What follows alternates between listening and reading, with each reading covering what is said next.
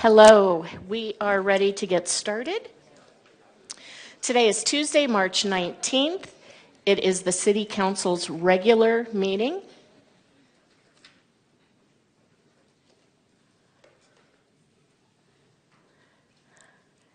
I'm calling this meeting to order and giving notice that the council may vote to go into executive session for any item listed on the agenda for legal advice. It will not be open to the public. Can I get roll call, please? Mayor Daggett. Here. Vice Mayor Aslan. Present. Councilmember Harris. Here. Councilmember House. Aloha. Councilmember Matthews. Aloha. Councilmember McCarthy. Aloha. Councilmember Sweet. Aloha. Thank you. I was thrown for a minute. Councilmember Matthews, would you lead us in the Pledge of Allegiance? It would be my honor. Please stand if you're able.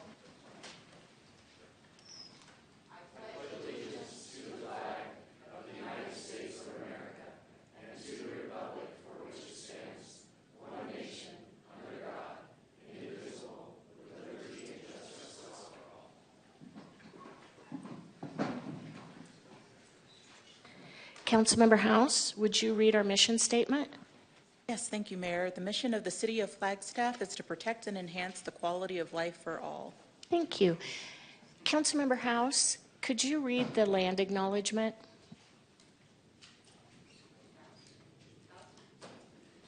Harris, one of you has to change your last name from an H.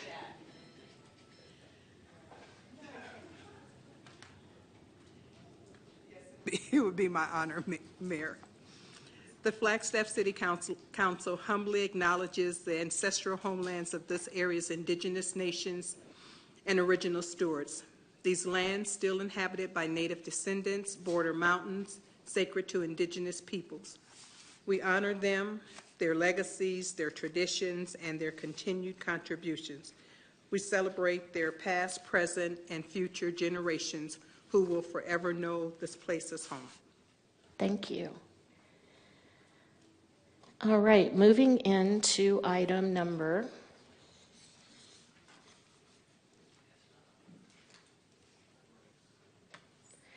4A, approval of minutes from previous meetings. Are there any minutes that council wants to talk about? If not, I will entertain a motion. Mayor, I'll move to approve the minutes as presented. Do I have a second?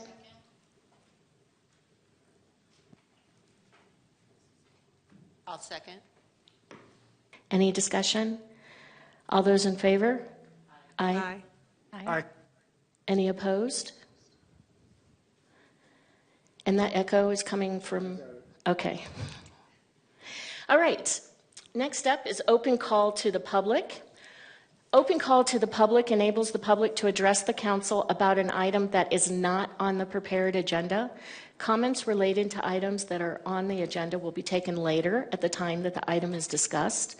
Open call to the public appears on the agenda twice, at the beginning and at the end. The total time allotted for the first open call to the public is 30 minutes. Any additional comments will be held until the second open call to the public. So if you would like to speak during open call to the public, please fill out a comment card. You will have 3 minutes, and there is a clock right in front of me. First up is Phil Goldblatt.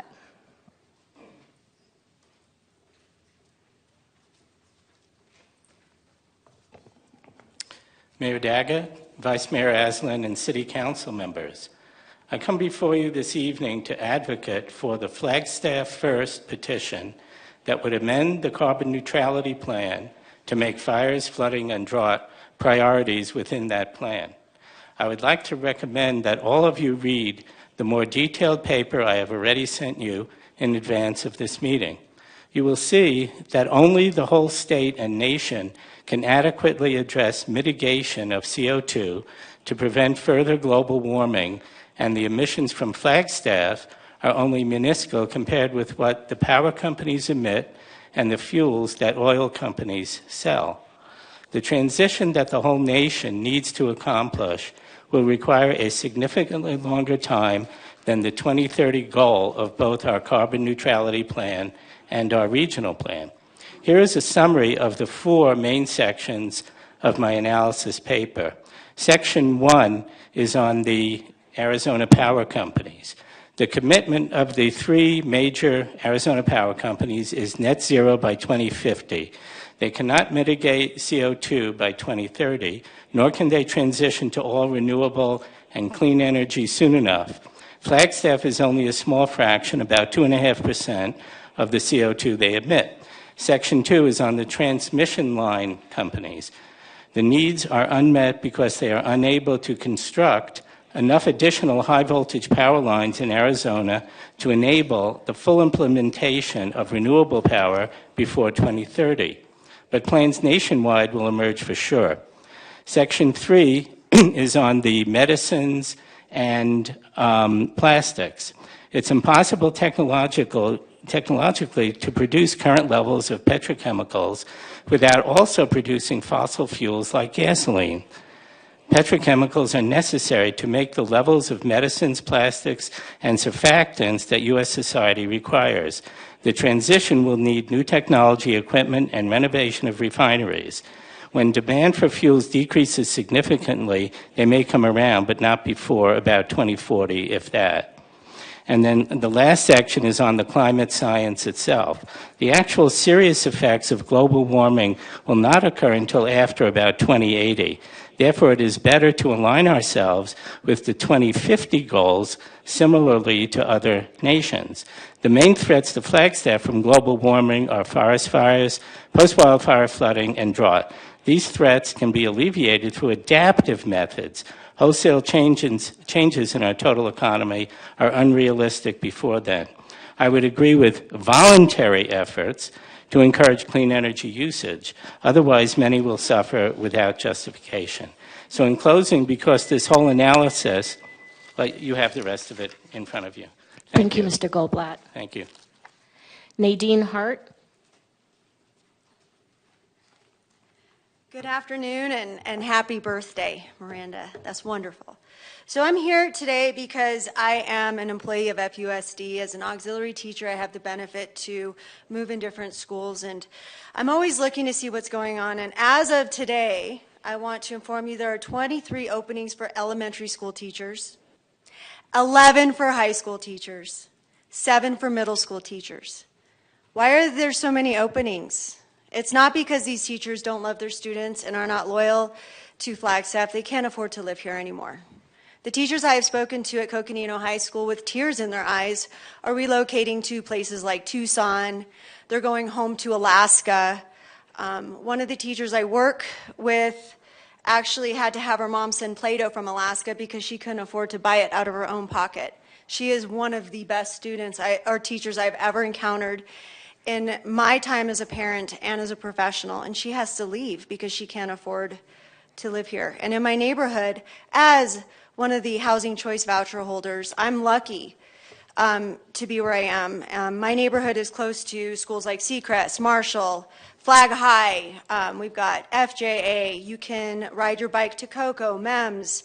There's 2 charter schools, Sydney's private school up on the hill. And these teachers are also feeling the push.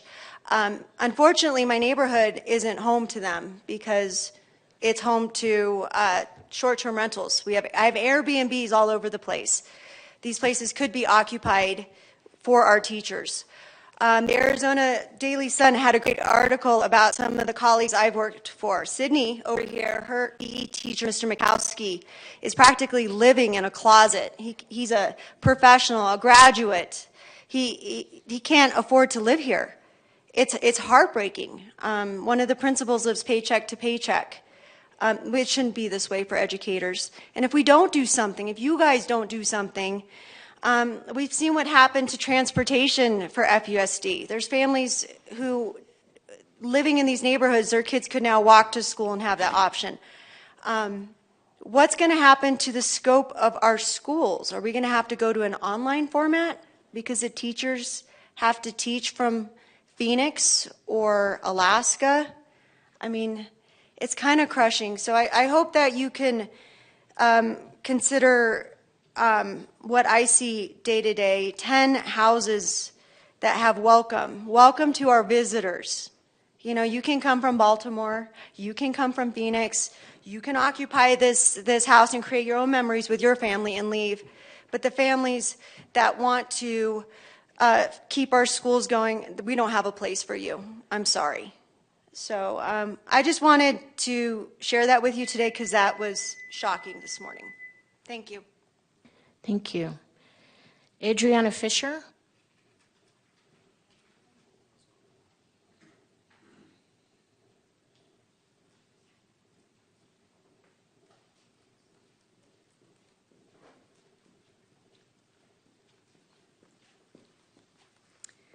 Good afternoon, Mayor and Council. I'm Adriana Fisher, and I'm the Housing Program Manager with the City of Flagstaff Housing Section. I'm excited to share some news with you about the launch of our new webpage on the city's website, which highlights home sharing resources. Per fair item request and a strategy on the 10-year housing plan, Protect 3.4, staff have conducted extensive research and analysis of potential home sharing programs to supplement the existing housing models already in our community. In case you're unfamiliar, home sharing is a rental agreement between a homeowner with extra living space and one or more individuals needing housing. This model of housing benefits homeowners who require or desire additional income. Depending on the agreement, homeowners may also benefit from assistance with daily chores such as cleaning, taking out the trash, shoveling snow, etc. Home sharing is also beneficial to home seekers by allowing them to live in a home they can afford in an established neighborhood and potentially closer to amenities like transportation, medical care, and shopping centers. The new webpage features home sharing platforms, similar rental resources, and a link to the city's fair housing webpage. You can access the website by going to, you ready?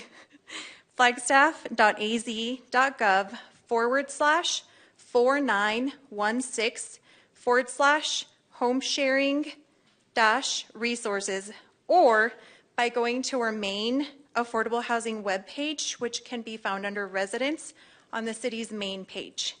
Housing staff have notified the community and potential stakeholders of this new resource through social media channels, phone calls followed by emails, and the continuum of care. We look forward to expanding our outreach in the future, and thank you so much for your time. Thank you. Next up, we have Tom Pearson.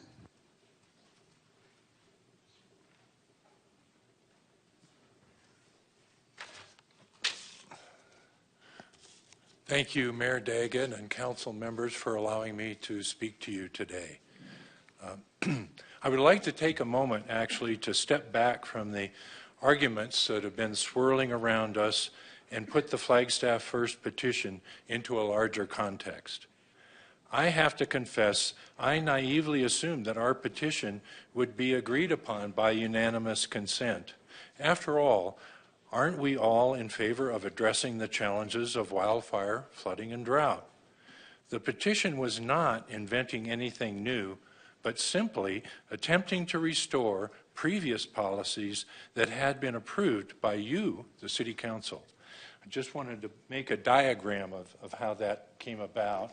So originally, and these are things I think we all agree on, sustainability is the goal, the long-term sustainability of Flagstaff. Climate action is the process. That's the global title for what we're trying to do. And universally accepted, it's broken down into two parts, mitigation and adaptation. And this was the organization of the 2018 Climate Action and Adaptation Plan. The name says that. It had both mitigation and adaptation in a balanced approach. But when we went to the carbon neutrality plan, this part was left out. It's not in there. It's in there a little bit. The forest mitigation was added with a later change, but predominantly the carbon neutrality plan is just this section alone.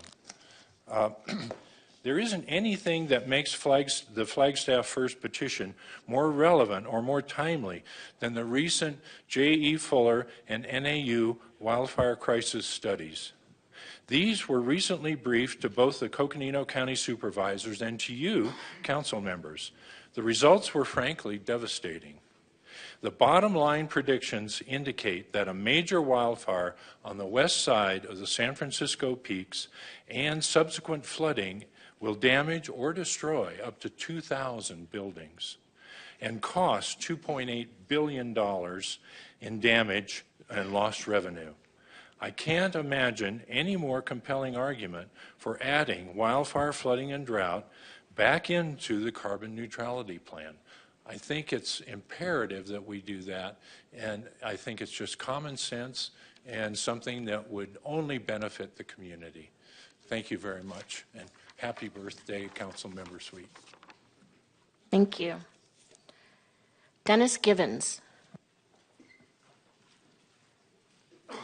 Thanks a lot, Mayor Daggett, City Council, staff, and citizens. I just came here today to read some passages from my favorite book, the United States Constitution. One of the passages I would like to read is the preamble. It says, "We, the people of the United States, in order to form a more perfect union, establish justice, ensure domestic tranquility, provide for the common defense, promote the general welfare, and secure the blessings of liberty to ourselves and our posterity, do ordain and establish this Constitution for the United States of America." And then I want to go ahead and read my favorite amendment. Excuse me, I dropped my bookmark.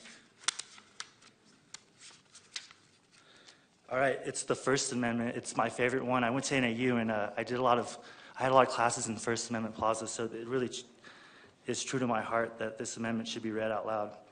"Congress shall make no law respecting an establishment of religion, or prohibiting the free exercise thereof, or abridging the freedom of speech or of the press, or of the right of people to peacefully to assemble and to petition the government for a redress of grievances." I really think that we should say no to theocracy, no matter what religion, be it Christianity, other religions as well. And I'd just like to tell a story about Joseph Smith Jr. He actually was murdered because he violated the First Amendment. And, oh Lord, my God, is there no help for the widow's son? So I think we just should say no to theocracy, and we want democracy from the river to the sea. Let's go us. Thank you, everyone. Have a great day. BJ Dempsey.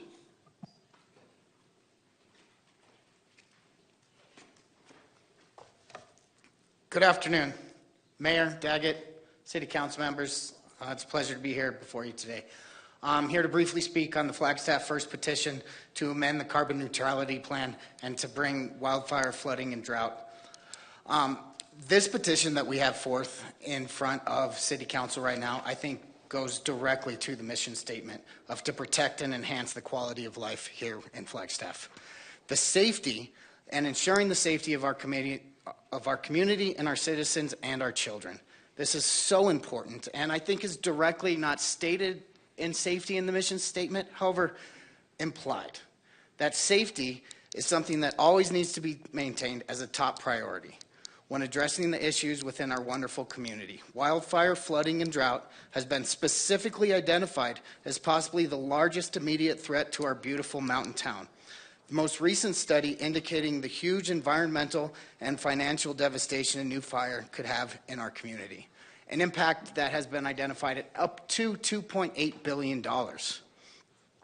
This devastation could have such impacts to Flagstaff that it would take years or possibly even decades to recover, if ever. Not only infrastructure-wise, but also financial implications to our taxpayers throughout the community, as well as businesses that we've seen through other issues like COVID have not been able to come back to the same when there is devastation and shutdowns that inhibit their ability to continue with business as is. Flagstaff's first efforts to modify the city's carbon neutrality plan have never been to eliminate the efforts to combat climate change, rather than to continue the focus on additional Flagstaff Commons specific action items. The carbon neutrality plan, I very much believe, would be so severely inhibited by our single greatest ally to carbon neutrality, which is our forests through here. Those are such great resources that are able to eliminate the carbon in the air. Those resources, if they were to be taken out of the air and turned into carbon themselves through massive wildfires, we would be getting set back so much on the progress that we currently have had. As leaders in the community, I definitely understand the tough and difficult decisions each one of you are faced on a daily basis. The people of Flagstaff have put their faith in every one of you here to help guide us to a prosperous future in our wonderful mountain town. When considering Flagstaff's first petition to prioritize wildfire, flooding, and drought on the carbon neutrality plan, I encourage each and every one of you to step outside, take a deep breath, and look at our glorious forests, and make sure we keep those for everybody, including our children, going forward. Thank you very much. James Schweikert.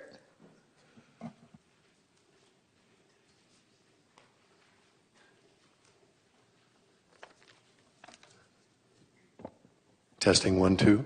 Hello, Mayor Daggett. Hello, council members. Happy birthday, council member suite.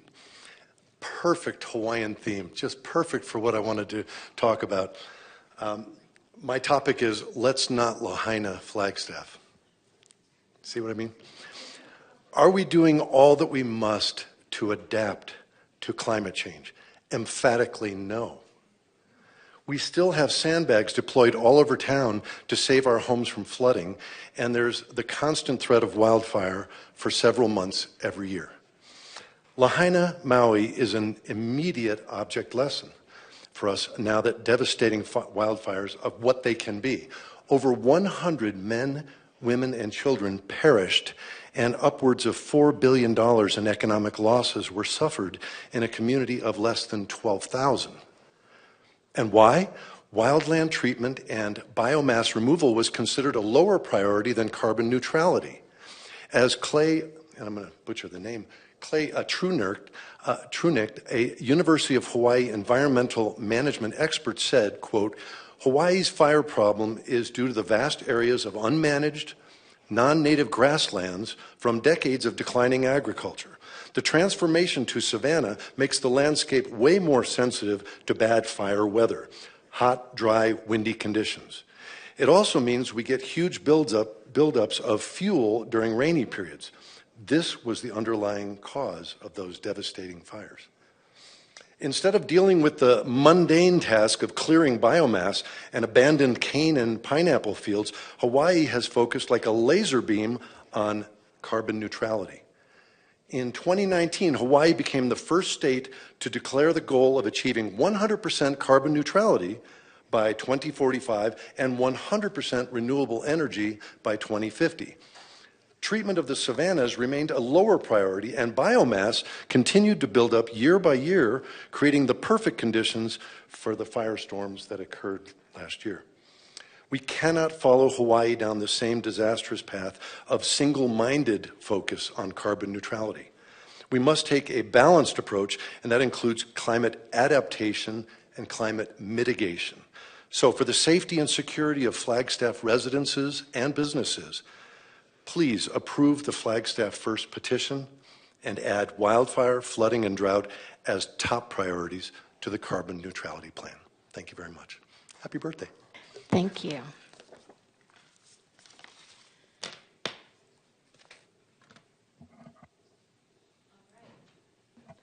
Moving down to council liaison reports. Let's start with Councilmember House. Thank you, Mayor. Nothing this week.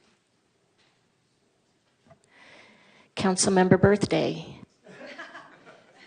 Thank you, Mayor. Thank you, everyone, for wishing me a happy birthday. It's been a good day so far. So my report yesterday was Transit Worker Appreciation Day. Mountain Line did a great job showing appreciation with breakfast, dinner, videos, written messages to the team. And I'm just so proud to be on that board and to watch them celebrate their employees. They do a very nice job with that. This Thursday, there will be a Water Commission meeting, 4 to 6 p.m. in council chambers. We will be talking about the Water Awareness Month coming up in April and the ongoing water rate study. Thank you. Councilmember McCarthy. Thank you, Mayor. I attended the Pedestrian Advisory Committee meeting this week. That's the main thing. Meeting I attended. Thank you. Councilmember Harris. I have nothing at this time. Councilmember Matthews. Thank you, Mayor. I, too, is very proud of Mountain Line. They do a lot of things that are unsung heroes to their employees, and I really appreciate being on that board and everything that they do.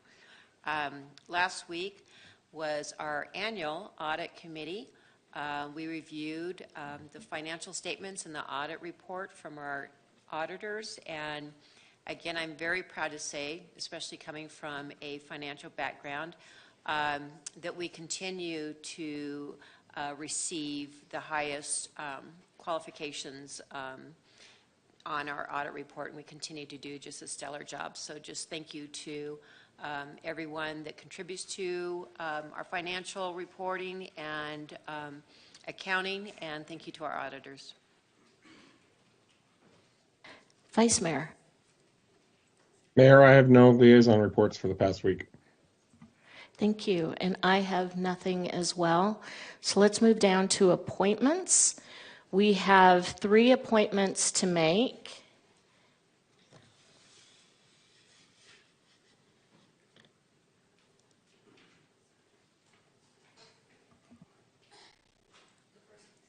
The first council member to make an appointment is Councilmember Harris.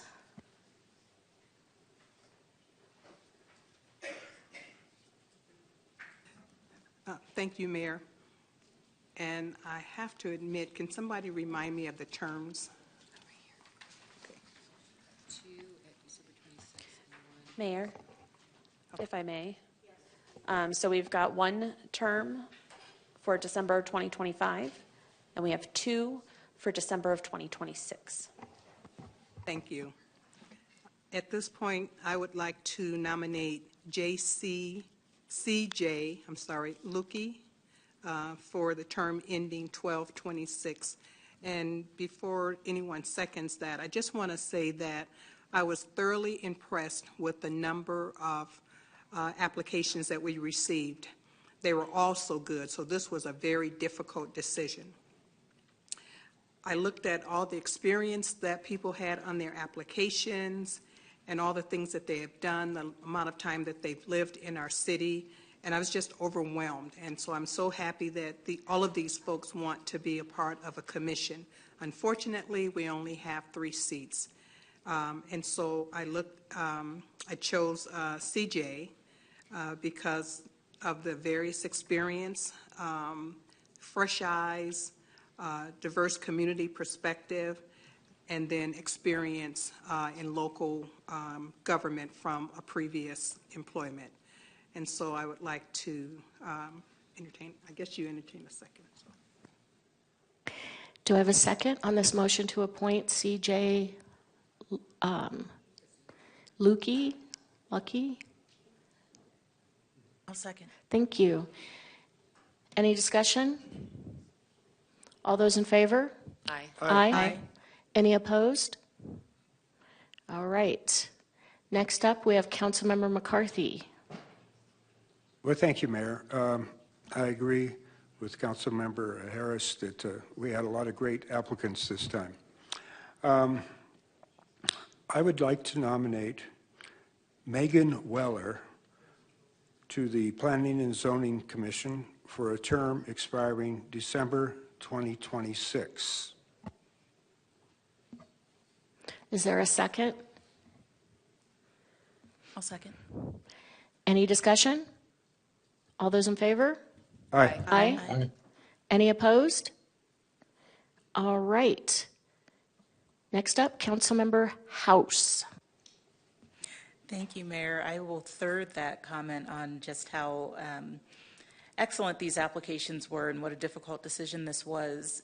In fact, my other two options were both taken, so I will go with Carlton Johnson to a term expiring, I believe what's left is December 2025.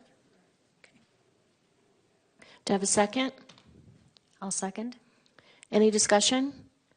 All those in favor? Aye. Aye. Aye. Any opposed? All right. Moving down, item number 8, liquor license public hearings. I am going to open the public hearing, and we will have a staff presentation on this application. Hello.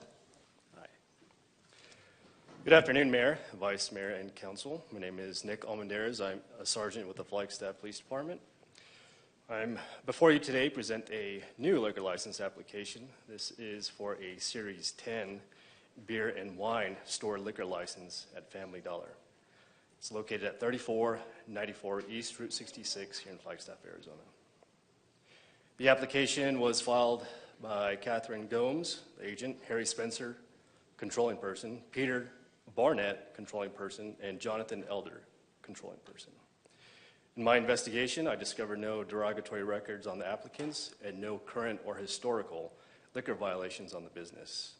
I found evidence the applicants had taken the mandatory liquor license training, and a representative of the business was invited to answer any questions.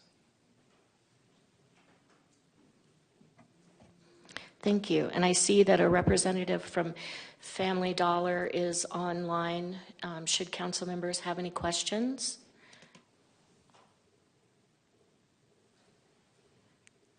Okay, no questions, no public comment. All right, I'm going to close the public hearing, and I will entertain a motion. Sorry, Mayor. I believe Vice Mayor's hand just went up. Vice Mayor? Madam Mayor, I don't need us to reopen the public hearing. What I'm going to do is, as I'm aware of an amendment that the applicant has provided preemptively for our consideration, I would like to recommend that we forward the application to the state with a recommendation for approval with the amendment provided by the applicant included. Thank you. Do I have a second? I'll second. Any discussion? All those in favor? Aye. Aye. Aye. Aye. Thank you. Any opposed? All right. Thank you, Sergeant. Thank you.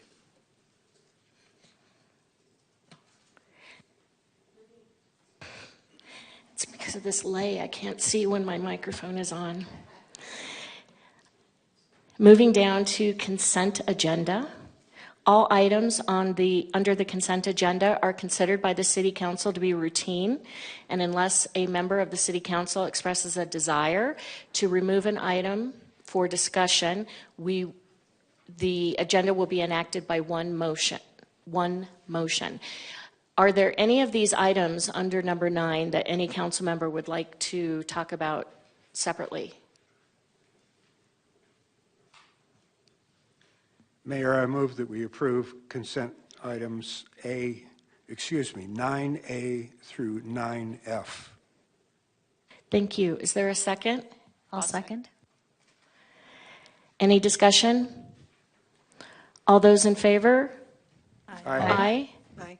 Any opposed? Okay, thank you. We'll move on to routine items. 10A, consideration and approval of contract ratification.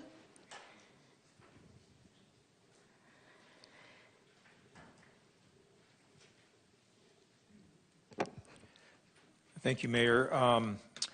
Greg Clifton, your city manager, and I'd like to speak briefly to this and then invite any others. I think Ed Shank and his team are available to answer any of the technical questions behind this very important project, as well as Emily from procurement. My comment simply is that before you is an item to there's a couple of things wrapped up in this, but one item that I'd like to speak to, and it is the $611,000 $1,398 item, and that consists of the box culvert.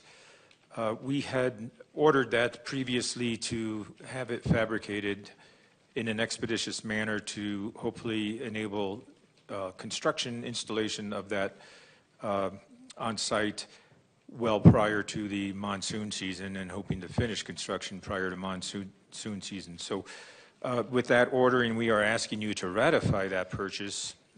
There are times where we do this. It's a little bit out of sequence, but there's always good reason. Sometimes, for example, during council recess, we may approve things and ask for your ratification upon return. So this is a little bit similar to that, entirely based upon timing. And I will let Ed and Emily speak to the remainder of the project, but I'm here to answer any questions you have on the ratification part of this, if you like. Thank you. Thank you.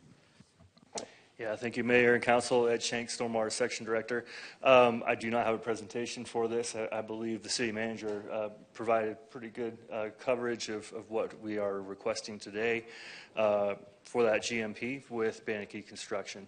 So the remainder of that GMP is a little over $7 million. The entirety of this GMP is funded through the state appropriation from last year, so that was appropriated at $8.99 million for this particular project, the Highway 180 culvert, as well as for detention basin maintenance for the regional detention basins. So we are within budget. Mac McNamara, the Water Services Engineer, is the project manager for it. We do have weekly technical advisory committees TAC meetings between Bannockey, ADOT, the county, and the city to move this project forward quickly. We do hope to have it substantially complete by July 1st so that it is complete in time for monsoon season. With that, I don't know if Emily has anything more from the procurement side, but happy to take any questions that council may have. Thank you. Thank you. Council, do you have any questions for City Manager or Mr. Shank? All right, I will entertain a motion. Mayor, I move that we approve the ratification of the contract. How much do I have to read of this? You could just reference item 10A. Item 10A. Second. Is there any discussion? All those in favor? Aye. Aye. Any opposed? All right, thank you very much. Thank you. 10B, consideration and adoption of ordinance number 2024-08. And we received a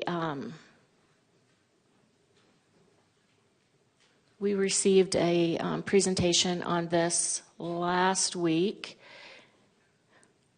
And staff has nothing else to add, correct? Yes, Mayor. Shannon Anderson here online with you. There's nothing else to add, but I'm certainly here to answer any questions that council may have about this ordinance. Thank you. Any questions, council? I'll entertain a motion.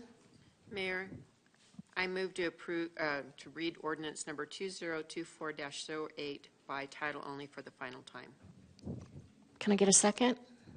I'll second. Thank you. Any discussion? All those in favor? Aye. Aye. Any opposed? Aye. All right, City Clerk.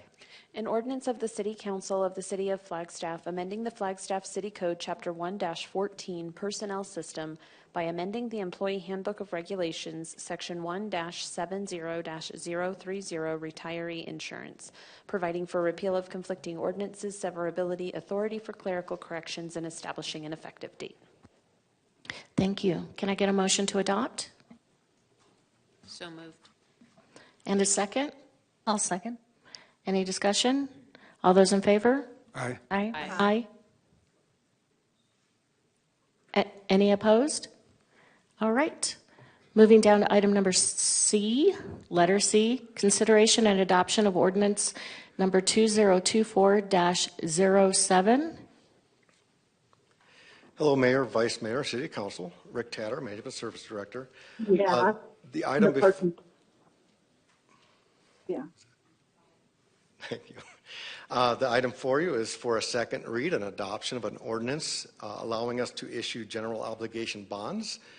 These are related to the 2022 election for infrastructure projects and housing.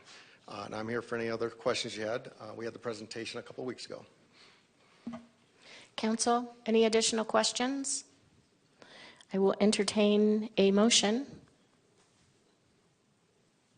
I move that we read ordinance 2024-07 by title only for the final time. Thank you. Councilmember House, would you like to second? I would. Thank you, Mayor. Any discussion? All those in favor? Aye. Aye. Any opposed? All right. City Clerk. An ordinance of the Council of the City of Flagstaff, Coconino County, Arizona, 1, providing for the sale and issuance of City of Flagstaff, Arizona general obligation bonds and general obligation refunding bonds in one or more series, and for the annual levy of a tax for the payment of the bonds. 2, approving the form and authorizing the execution and delivery of necessary agreements, instruments, and documents related to the sale and issuance of the bonds.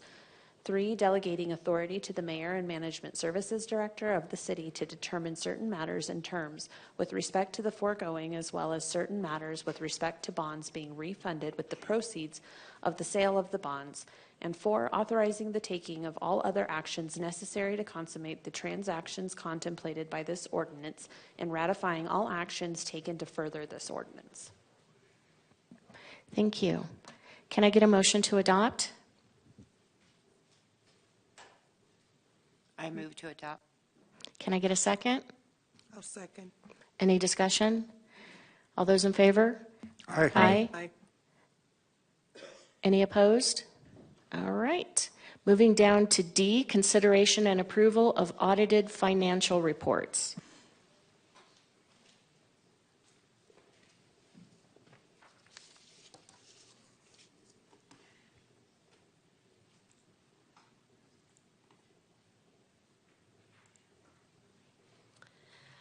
Good afternoon, Mayor and Council. Brandy Suda, serving as the city's finance director. I'm here before you for the approval of the fiscal year 2022-23 annual comprehensive financial statements and single audit report.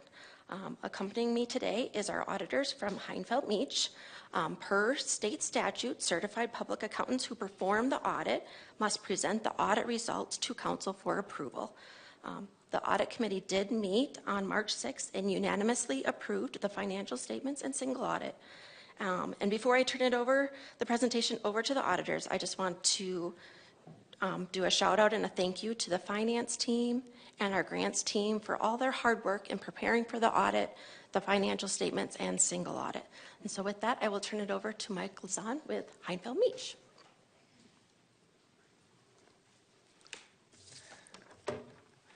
Okay. Thank you, Mayor, Vice Mayor, council members for having me here tonight. My name is Michael Lazan. I'm the audit partner with Heinfeld Meach, based out of Flagstaff. We are the independent auditors hired by the city to perform a number of audits. And we'll kind of go over the primary 2 of them, but there's a number of other ones we'll talk about briefly today as well. And as Councilmember Matthews mentioned, she was a part of the audit committee, and she got a 45-minute presentation of the audit report, but I promise tonight will be much faster than that. So I do want to say a special thank you to Brandy Suda, Heidi Derryberry, Martin Donahoe, who are primarily responsible for preparing the annual comprehensive financial report, the 200-plus page report that summarizes what we're going to talk about primarily tonight. I also want to say a special thank you to the finance department, grants, emergency management, procurement, airport, housing. We kind of touch a lot of different divisions within the city, and so we appreciate all of their efforts in getting all of this done. So, as Brandy mentioned, why are we here tonight? So we're required to present as the auditors to the council, either in a live format within 90 days of the audit completion, which we are within. So congratulations on that part at least. And then we're also required as a part of the city charter and state law to have an audit for the city. And then because the city receives and expends more than $750,000 in federal awards, you're required to undergo what's called the single audit. And we'll talk about some of that as well. And then obviously, we want to talk also about what the importance of the audit is. It's verifying management representation of the finances, demonstrating stewardship and accountability to all the different stakeholders within for the city, reviewing compliance with laws and regulations, and ultimately ensuring that the council was aware of how the audit wrapped up and presenting that information to you tonight. And so we are, as I mentioned, the independent auditors for the city. We were hired, this is our first year conducting the audit. We were hired through an RFP procurement process. And so I want to talk a little bit about how the audit process went. Engagement letter, initial planning started in July. We had site visits in August, October, and November, between 3 and 5 staff members on site, plus other members remotely. We were able to get access to the city's financial system. And so we were able to directly go into the financial system, run the reports we needed. And so we did appreciate information technology's efforts in helping us to do that. And then finally, both the annual comprehensive financial report and the single audit were issued on December 20th of 2023. And so I won't go into too much detail on this, but essentially the way we approach the audit is a risk-based approach. We're not testing every single transaction within the city. We're performing samples of disbursements, receipts, payroll, different compliance requirements under the federal programs that we're going to test. The federal government lays out, it says, okay, if you're going to test this program, you have to do this certain type of test work. And so we're just kind of following those guides to ultimately come to a point where we can issue an opinion on the audit reports. And so as I mentioned, there's a number of reports that we issue. The main two we're going to talk about is the ACFR, Annual Comprehensive Financial Report, the Single Audit Report, but there's also the HERF report, the EOLR, the Expenditure Limitation Report, landfill requirements, REAC for HUD for housing, and then the airport, the Passenger Facility Charge Program. And so the good news is all of these reports will have either met their deadline or will meet their deadline. We're still waiting on one more piece of information to wrap up the housing report for the REAC, but that will be completed shortly and by the March 31st deadline. Okay, so in kind of conclusion as far as the annual comprehensive financial report goes, the financial statements. The good news is we gave an unmodified opinion, which is the highest opinion we can give. And so that's not a statement of perfection. We are looking at the numbers, ensuring that they are supported, that if there's a revenue, we can see support. If there's cash, we can see a bank statement. We're tying out all the information, doing analytics. The purpose of the audit is not to catch fraud, but to determine if the material amounts on the financial statements are in compliance, are accurately supported and are in compliance with the state and federal requirements, and we can say that is true. We had no reportable internal control deficiencies to be reported for the financial statements. We did have some recommendations for management to improve a few processes, but nothing that arose to that level of being reportable within the financial statements or the single audit. One thing that I wanted to mention was that, as in last year, there was a new governmental accounting standard that affected leases. For the 2023 ACFR, there was a new financial statement standard that affected subscription-based assets or subscription-based IT assets. And the city was able to gather the information and make the appropriate adjustments. So we do appreciate their efforts on that. The report was issued in time to receive the GFOA submission for the Certificate of Achievement for Excellence in Financial Reporting, which the city has gotten for a number of years, including the most recent 2022 ACFR, and we anticipate that the 23 ACFR will receive the same award. And so finally, and then the last one I want to talk about is the single audit. The city qualifies as what's called a low-risk audit based on the previous audits that have been completed. No findings and not high risk for any of the other, what would cause you to be high risk. And so we had to test 2 federal programs, that had not been tested previously in the past 3 years, and that was the Emergency Watershed Protection Program and the Airport Improvement Program. And so on those two programs, the city received, again, an unmodified opinion on compliance with federal requirements, which is the highest opinion we can give. So that was a good job by both the grants division and the airport folks who were running that program. And total expenditures of the city of what came in from federal sources was $15.1 million. And the two programs we tested represented about 40% of the total. And that is the report. If there's any questions, I'd be happy to answer. The federal programs that you choose those randomly? So the federal government requires that for those programs which exceed $750,000, those programs are required to be tested at least once every 3 years. And then there are additional programs where the federal government has designated them as high risk. And then those programs are required to be tested every year that they go over $750,000, such as the coronavirus relief funds, which were not a major program in 23 because they didn't exceed that limit. Thank you. You're welcome. Council, questions, comments? Councilmember Matthews? I just want to say again, thank you for all the hard work for everyone. We have a lot of things in grants and procurement and the finance team, and thank you, auditors. It was a very interesting 45 minutes for those of us that are nerdy like that. And it was just really gives us a peace of mind knowing that we're taking good care of our taxpayer money. So thank you. And am I correct, there are 2 citizen volunteers on the audit committee, or 3? There are 3 public members. Thank you. All right, if there are no questions or comments, I will entertain a motion. Mayor, I move that we adopt resolution number 2024-05.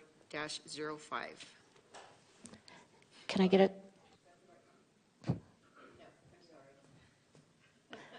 No, Approve the fiscal year ending 2022 to 2023 annual comprehensive financial report and the FY 2022-2023 single audit report. Can I get a second? I'll second. Any discussion? All those in favor? Aye. Aye. Aye. Any opposed? Thank you so much for all of your work. I know it's a year-round effort. Thank you, Council. All right, moving down to E, consideration and adoption of resolution number 2024-05 and ordinance number 2024-03. Hello, Tiffany. Hello, good afternoon. How are you all? Hope you're doing well. I do not have a formal presentation for you all tonight, as we've already had the first read on basically the resolution and ordinance.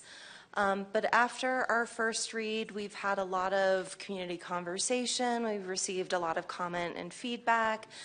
So I wanted to provide you all with an alternative tonight. And that alternative, I will pull up here quickly,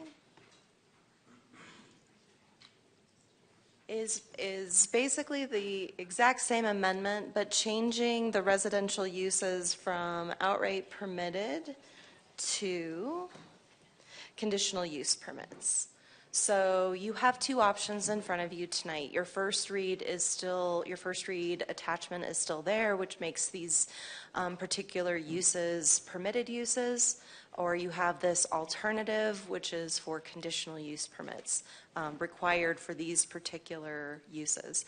I would just like to reiterate that the process of moving forward with this amendment was directly in relation to a strategy that was found in our housing plan. It did ask us to consider or explore. This is us considering and exploring. Staff moved forward with the best option at the time, but after community conversation, this may be an alternative that works better for everyone. I would point out that there are ways that we can streamline our conditional use permit process, both in the short range and the long range, and that's something we'd like to focus on because those are also comments and feedbacks that we got from other members of the public, which is, a big part of doing this text amendment was to alleviate some of the process in rezoning the property, and that maybe it's time we look at those processes and how to streamline them and better process all development cases as a whole. So we will be coming back with those as well. Following this item, there is also a resolution. I will say that that resolution was drafted based off of conversation from the last public hearing. That resolution primarily supports the first read draft, not necessarily the conditional use permit draft, but I think that that resolution works either way. It may just be less important for this alternative draft, depending on which way you go, and I'll be happy to cover that next, and if you have any questions, I'd be happy to answer them. Thank you. I'd like questions first, if anyone has questions. Councilmember Harris. Okay, so can you tell me why you looked at the conditional use? Why did you add that to the original conversation that we had? Sure. So after meeting with members of the community and having different conversations, some with council members, some with community members, it was felt that because there are properties outside of the city's control in the PF zone, that it might work better for other sites not controlled by the city to go through that process of a conditional use permit, which requires a public hearing before the Planning and Zoning Commission. It is a permitted use, but there is an additional level of vetting on top of that use to determine if it would be appropriate for that site and location. So who makes that decision when you do that additional vetting? Sure. Does P&Z make that decision? Who makes it? Thank you. The Planning and Zoning Commission right now makes the final determination on a conditional use permit. However, there is a provision that allows any member of City Council to appeal any decision of the Planning and Zoning Commission for any reason within 10 days of their approval on a conditional use permit. So if council should choose, they could always choose to have that heard. If not, and they believe the Planning and Zoning Commission made the right decision, can stand. So am I right that we have a couple, just we meaning the city, we have a couple properties, correct, that would fit into this zoning change? Is that correct? No? I mean, we have done some initial work at looking at properties, but I wouldn't want to say that this text amendment is only good for properties that are owned by the city. There are potential, maybe even with some Forest Service properties, potential with Flagstaff Unified School District, and those entities where they're a little bit more quasi or also governmental agencies, they also have land in the PF zone. And so this would also help us to work with those external agencies as well. So then if we go with this additional conditional use piece of the thing, then those folks, NAU, the school district, whoever, would have to get a conditional use permit for whatever it is they wanted to do? Is that correct? Thank you so much. NAU is not obligated to follow our zoning code. And in some cases, the Forest Service, depending upon what kind of proposal they would bring, may or may not. So, you know, when you're furthering that governmental interest, but we try to work with our community, external agencies, the county. Oftentimes when the county is working on a project, they'll come, that's in the city limits, they'll come through our development review process. And so a lot of our partners choose to do that because they feel that that's the best way to work with the community. But they don't necessarily have to, is that correct? When an entity is a higher governmental jurisdiction, they don't necessarily have to comply with our code. And in fact, the city technically doesn't have to comply with its own code either, but we do.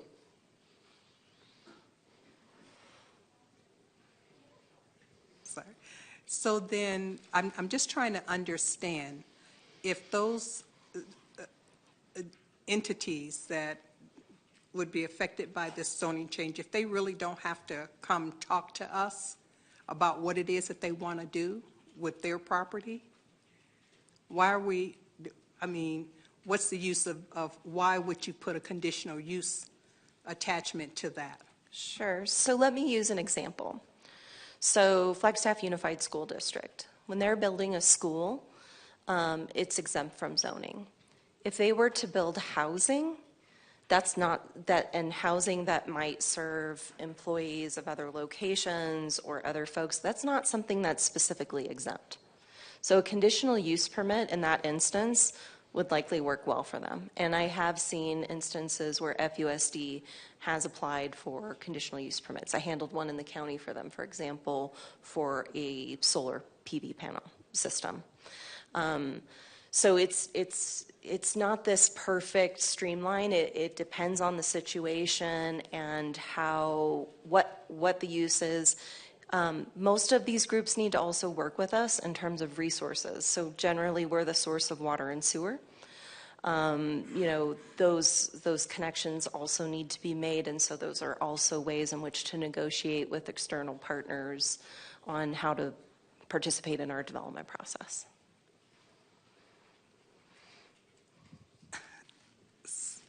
All right, I'm going to save the rest of my questions and comments until after other people have had an opportunity, because I have a whole lot more. Okay. Questions? Mayor, I don't have a question, but I have a little bit of background I think would be useful to the public before they comment. And Tiffany, I want to thank you. Tiffany and I had several conversations by email and in person, and I was concerned about, you know, FUSD, for instance, wanting to build housing, and under the terms of this, they could build a 60-foot structure. That would be the same size as the hub. Well, I thought there ought to be some kind of review in that process, and I might note that the one dissenting vote at the Planning and Zoning Commission, the reason they dissented is because they wanted a CUP, and the rest of the commission did not agree to that. So let's see.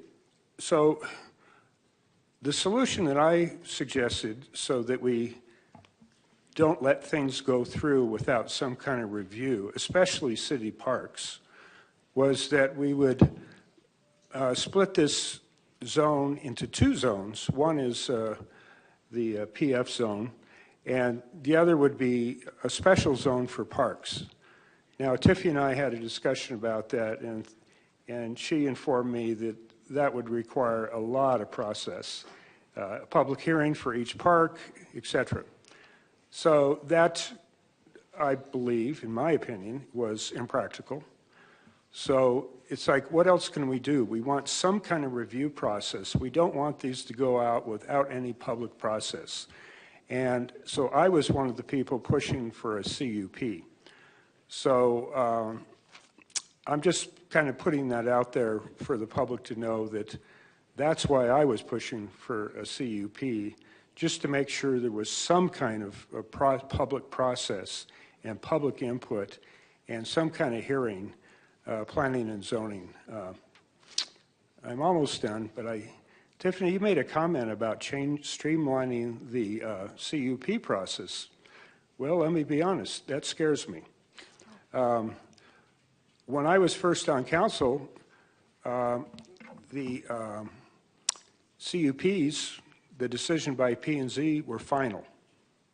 Now, the person involved could appeal it, but I pushed for a change in the procedure saying that in all cases, CUP's approvals would be informed to council, just so that council knows what's going on, and then we would have a provision, I believe it's within 10 days, you said, Tiffany, to say, hey, I want to review that. And I don't know if we've ever done that, probably not, but maybe once or twice, I don't know. But the point is, that's part of the checks and balances that I think we need. And I would be very hesitant to change our procedures on CUPs. There may be other minor aspects of it that I don't understand. Separate conversation.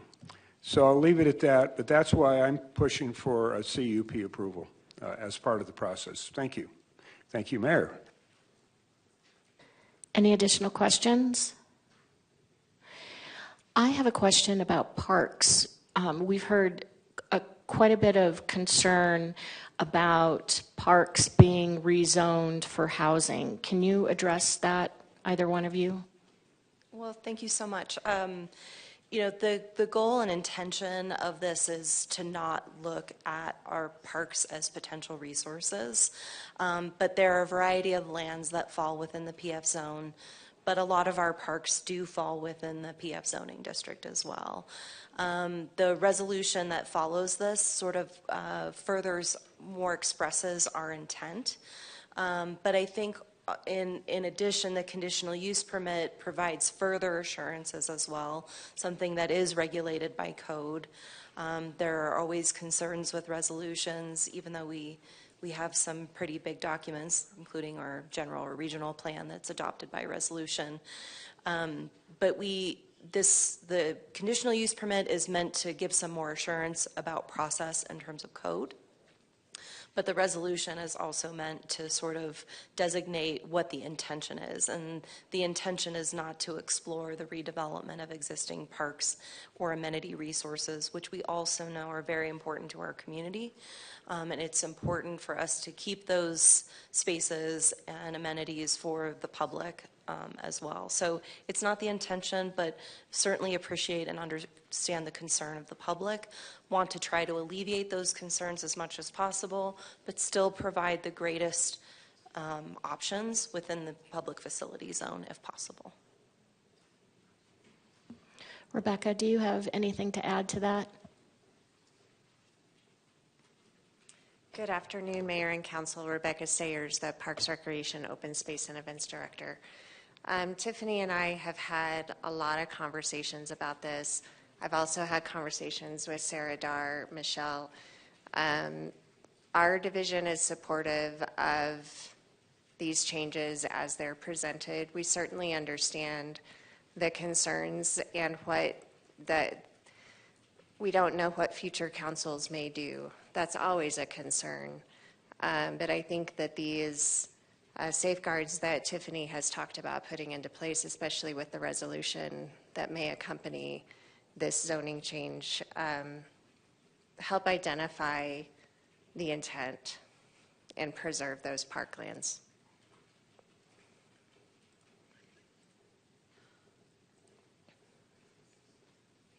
Councilmember Sweet and then Councilmember Matthews. Thank you, Mayor. I don't really have a question, but I do have some comments. I did meet with Tiffany and a few other staff members as well as community members on this. And first, I just want to really express my gratitude for the amount of time that everyone took with me on this. And I too am kind of echoing what Councilmember McCarthy is saying with the CUP. I as well was so happy when Tiffany brought this up that, you know, we can add this as another layer of community engagement with this, and I appreciate that, and I would like to see that as an option that goes through. So thank you. Councilmember Matthews. Thank you, Mayor. Tiffany, can you just re-clarify on the resolution that we'll get to, but they're the same conversation really.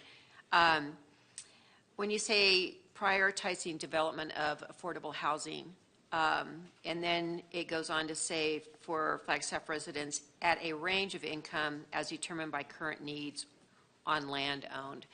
So is the term affordable housing the HUD term, the technical term for affordable housing, or is it just whatever the needs are? Because we need housing at all different levels. I met with a very successful business in town last week that all of their employees, the cost of housing isn't their challenge, it's the availability of housing for their income level, which then takes away from, you know, they're occupying houses that maybe someone else could move into, as we all know. So I just wanted some clarification on that resolution. Sure. So the housing strategy says to explore affordable housing options within the PF zone. Some of the feedback we had received after the first read was, you know, how do we assure that this is really focusing towards affordable housing? There are standards in the zoning code right now for when we allow incentives when affordable housing is provided, but it has very strict specifications on what income level is served in order to qualify for those incentives.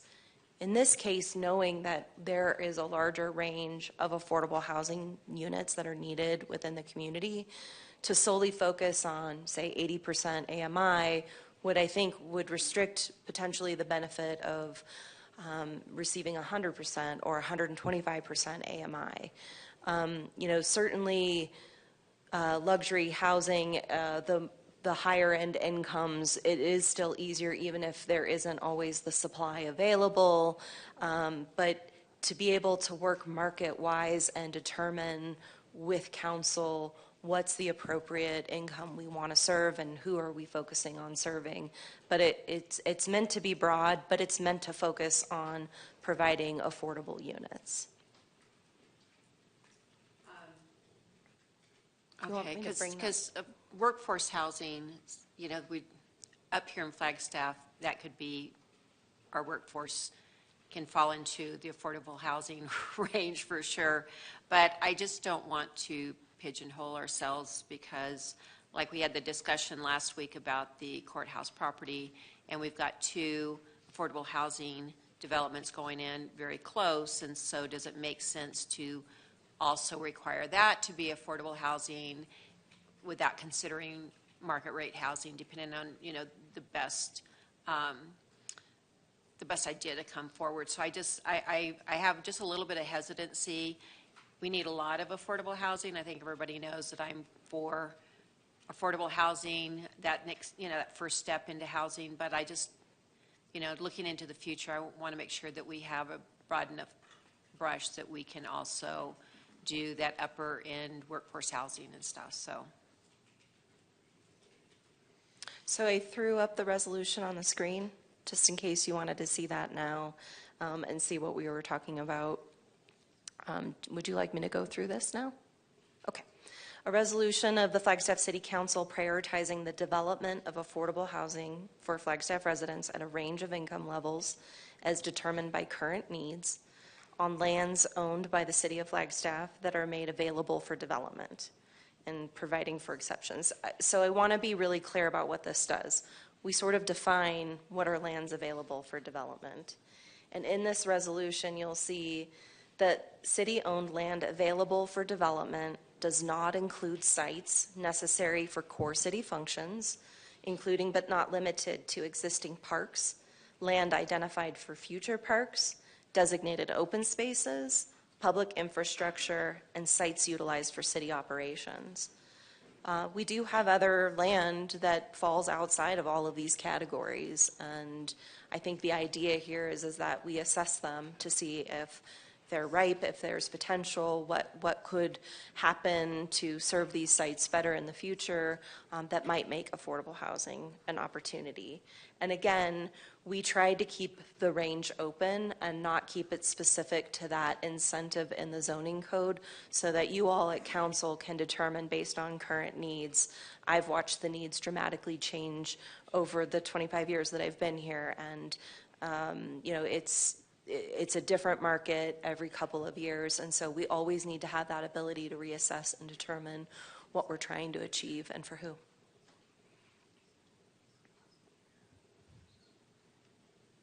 Councilmember Harris, did you have additional questions?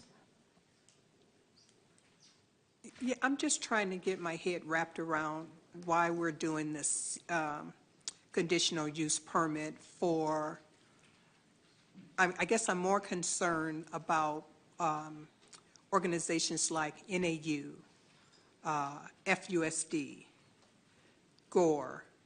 Well, GORE is probably not because they're private, but FUSD, NAU, the county.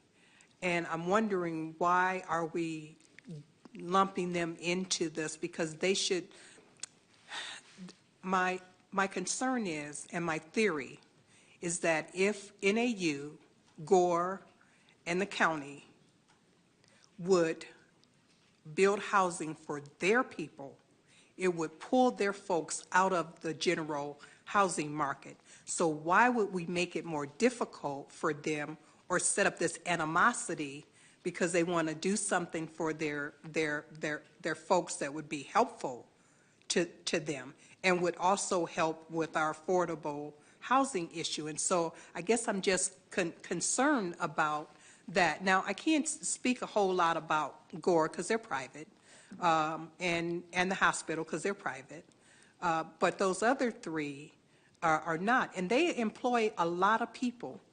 And all of their folks may not want to live in their housing because they wouldn't be able to, just like all their students wouldn't be able to. And I should throw in CCC also, because I believe they might have some land. I don't know for sure. And so I guess I'm just wondering, you know, those four big pieces, I'm just not comfortable with throwing them into the CUP category, because I think that what ends up happening is that we start pitting groups against groups. So group comes along, they want to do housing.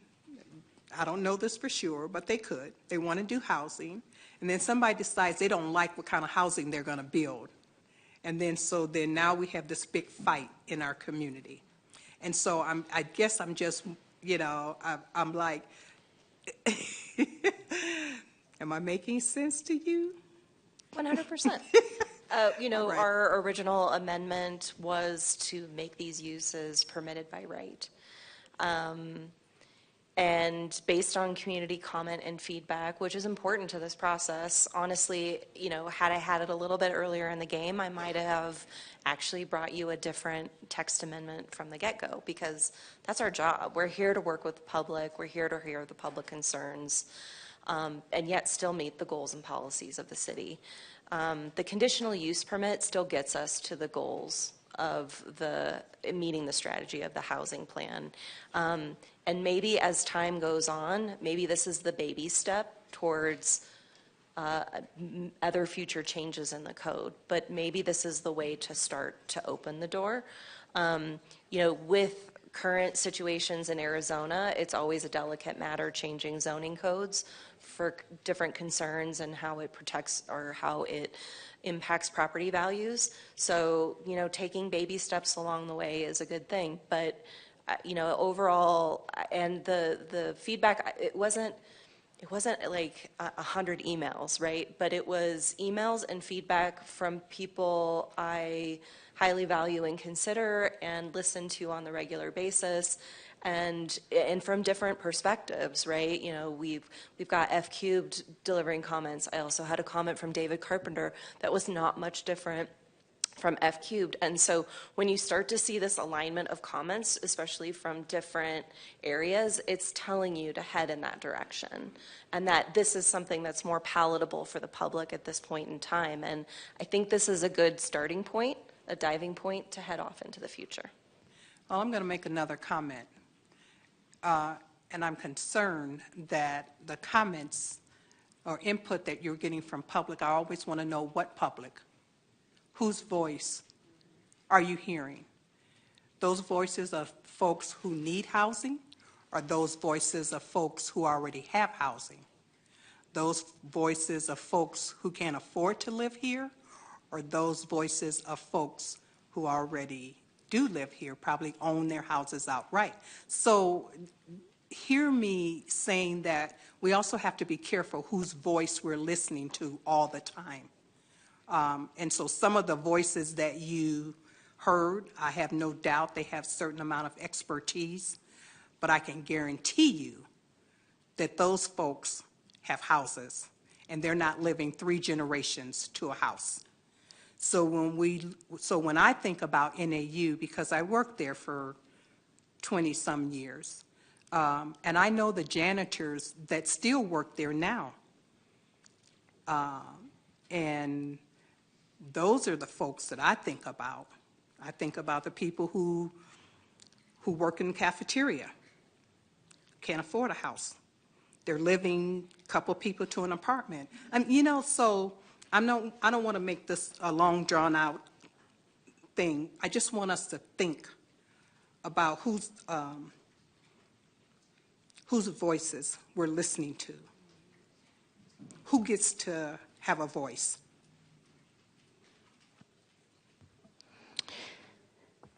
Yeah, just a second.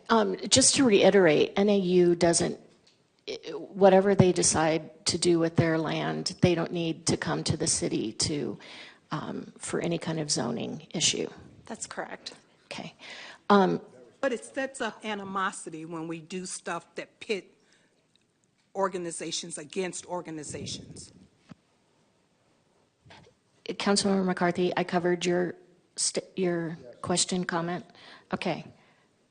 Councilmember House. I just want to clarify, in terms of the conditional use permit process, for those public entities that might have like private land like NAU or the school district, what would the process look like for them in terms of going through the conditional use permit process on what's essentially their own property? Thank you so much for that question. Right now, we have been processing conditional use permits by taking a project all the way through up to site plan review. And this is what I mean about fixing the process a little bit. The code is not specific that it has to go all the way to site plan, but we've really internalized that, and that's been our internal process. We're looking at taking it to the concept level, where maybe they haven't invested as much money in the application by having full architectural designs and all of those things, and then allowing the applicant, which is much more typical with a conditional use permit, and then allowing that applicant to go through the conditional use permit process. The conditional use permit process is a public hearing before the Planning and Zoning Commission. So we do at a minimum have to notice all property owners within 300 feet, place an ad in the paper, and put a notice on the site. We always do more than 300 feet. We never do the minimum. We always do more. That was one of the biggest levels of concern, was how those immediate neighbors get notified. So with that being said, it's important to note that a conditional use permit holds different weight. It is not a fully discretionary decision the same way that a rezoning is. Conditional uses are permitted uses. They're considered permitted uses.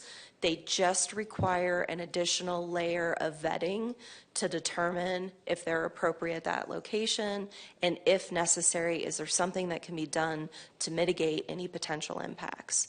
So, for example, when I've worked on residential conditional use permits, mitigation has included additional screening buffers or fencing separating a commercial to a residential use. The conditions are not dramatic, depends on the type of housing, but might be something like working on their impact analyses or some mitigation that's required as part of that, which we would ultimately do anyway. But it's an additional level of vetting that does go beyond staff, and then if there are significant issues or concerns, council has that leeway to see it move forward to them. So and when I talk about process, we are just trying to speed it up in the in-house portion of what we do. Councilmember McCarthy. Thank you, Mayor. Well, what you just described as things you're considering for CUP changes kind of puts me to rest a little bit. They don't scare me as much as things that I envisioned. Let me just ask you a question. So if this goes through, a 60-foot building would be required. What if the Planning and Zoning Commission or Council said, well, to mitigate that, we think that this building and this site should only be 50 feet high or should be 30 feet high? I presume that we could do that. Is that true? Thank you. So 60 feet is not required. It just is the maximum that can be obtained in this particular zoning district. Through a conditional use permit, it's always hard.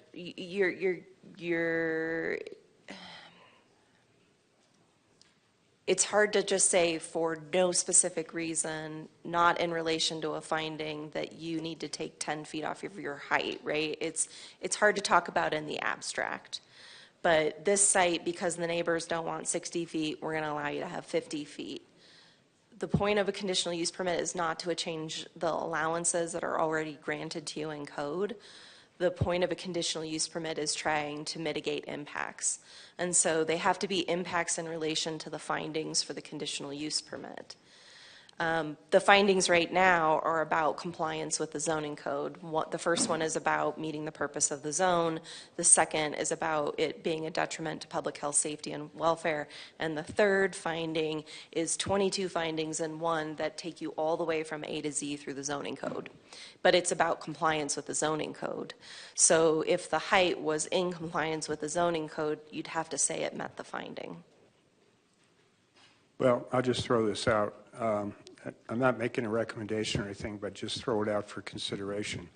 Does council want to, let this go through the way it is, allowing 60-foot buildings, or would it be better if we put some different allowable on that? I'll leave it at that for now. But if it might help alleviate the height issue for you, remember that the high-density residential zone has a 60-foot height limit. The vast majority of development in that zoning district is not 60 feet. So a significant portion of Sunnyside is in the HR zone. Same with the community commercial zone. Has a building height, maximum building height of 60 feet. So how you treat one, I mean, you either lower the building height for every use in the zoning district for PF. That's one possibility. But I think that's probably a different amendment at this point. Or you consider the fact that we have lots of zoning districts that have that 60-foot maximum, and that height is going to be one of those ways in the future that we're going to achieve the density we're looking for in this community. Well, there may be places where 60 feet is absolutely appropriate, but there may be other places that it's not appropriate. And I guess part of the purpose of the zoning code is to make sure that projects are compatible with their surroundings. So I would assume that that could be taken into account during the hearing. Thank you. Councilmember Harris, and then I think I'm going to go ahead and take public comment. Just a comment on that is that there are lots of buildings that sit in the South Side neighborhood that are not compatible with the surrounding buildings. And so that's probably not true. So, you know, it just depends on where you live.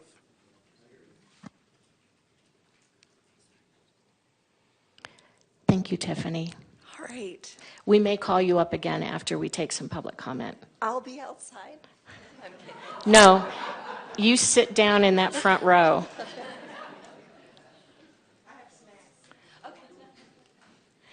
First up, we have Nadine Hart.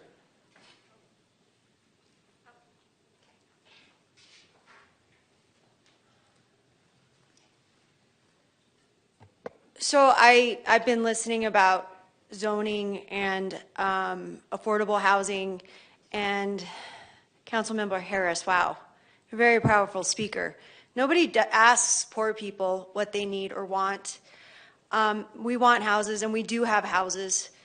The thing that I've suggested before, and I don't think anything is impossible, is rezoning around our schools. As I said earlier, where I live, there's access to Seacrest, Marshall, there's FJA, there's Flag High, there's Coconino High School if you ride a bike, the 2 charter schools up on McMillan Mesa, there's MEMS, there's even Puente de Hoyo. Those houses sit vacant. It's not about building up and putting poor people in big apartments or creating inferior housing for teachers. We have it. We just need to readjust and work with what we have existing. What you said was powerful. It's easy to sit there when you have your house and you're lucky to have a mortgage payment, but when you're someone like me with a housing voucher who came before you with weeks being away from homelessness because people don't have to consider my money. Even though the money's there, they don't have to rent to someone like me. It's heartbreaking. And I don't think anybody should have to go through that again. The housing was there, and luckily somebody took an amazing chance on me, and we have to, as a city, take a chance on other people. Because being poor sucks. It sucks to have to think that your house could be sold so that somebody can build a high-rise to profit off the backs of the poor, because one apartment building is going to make millions of dollars versus one house where our teachers want to live and where our nurses want to live, and the people who are the backbones of our society, the people who built Sunnyside.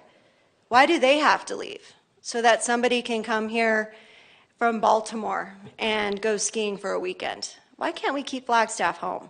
So when it comes to zoning, I think we should work with what we have and consider the people in our wonderful city of Flagstaff. Thank you. Thank you. Michelle James.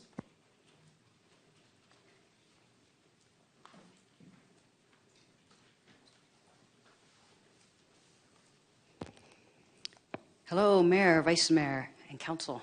My name is Michelle James. I'm the Executive Director of F Cubed. F Cubed has a knowledgeable, active, and engaged board of 10 people. I'm joined tonight by 5 of those board members. I'd like to introduce you to them very quickly. Susie Garrettson is our F Cubed president. They're all in the same row there. Marilyn Wiseman is next to her. And next to her is Celia Barrett. And next to her is Sandra Labarsky, and then Marcus Ford, who's our vice president. For the last 2 months, F Cubed, and I mean that beyond me, the board as well, has been carefully considering the impacts and potential consequences of this proposed zoning code amendment. To determine impacts, we exhaustively reviewed the map and list of all the PF zone lands in the city. As there are very few city-owned parcels zoned public facility that are suitable for dwellings, talking to Tiffany, she said there were 2, to be exact. Right now, the primary beneficiaries of allowing residential uses by right in the PF zone are the private landowners of larger vacant and semi-vacant parcels. These include FUSD, the Museum of Northern Arizona, and Lowell Observatory.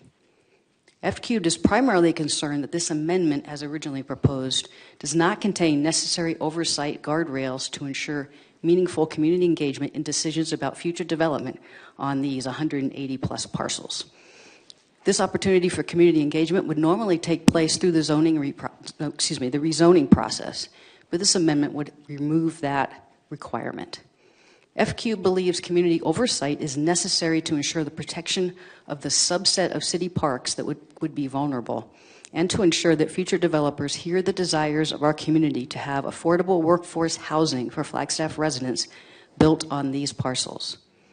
We're pleased to see that staff is now providing you with the important option of requiring a conditional use permit with the adopted zoning amendment language. With the CUP requirement in place, the public will have the ability to provide feedback to the Planning and Zoning Commission, the body which approves or denies CUP requests. We strongly encourage the Council to adopt the CUP requirement with this resolution and ordinance. We also urge you to approve the separate resolution, 2024-11, that spells out the intent of the Council to prioritize affordable work housing for the city-owned lands. The residents of Flagstaff want to be made aware of and be provided the opportunity to be involved in important city decisions. The adoption of this proposal with the CUP amendment requirement provides a minimal level of oversight and is absolutely necessary to ensure that the city and the public together can identify and mitigate impacts.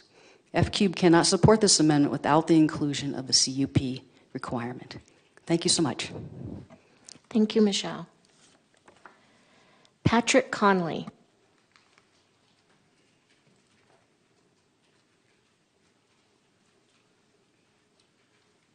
Good afternoon, and thank you, Mayor, Vice Mayor, council members. I just spent last week in Maui, so it's really like a little homecoming here with all the ladies. My nieces came out. I've lived in Flagstaff for 45 years. I've lived in Coconina County since 1971, lived up in Marble Canyon, then moved down here. I grew up in an area with great density and mass transit.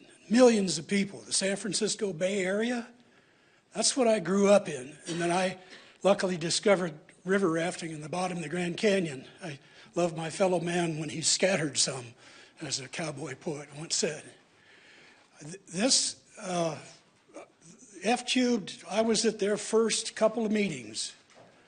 That was a long time ago. I fought against the Peaks Scenic Parkway, which would have rerouted Highway 180 right through Buffalo Park. So I've seen lots of things, lots of councils come and go, seen lots of changes in this town. Not all of them have been for the good either. Many of them have been for the poorer as far as quality of life.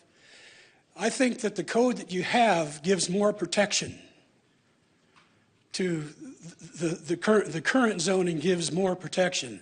The F-Cube says, well, let's compromise and go with conditional use permits. But that's a big drop down from a zoning change.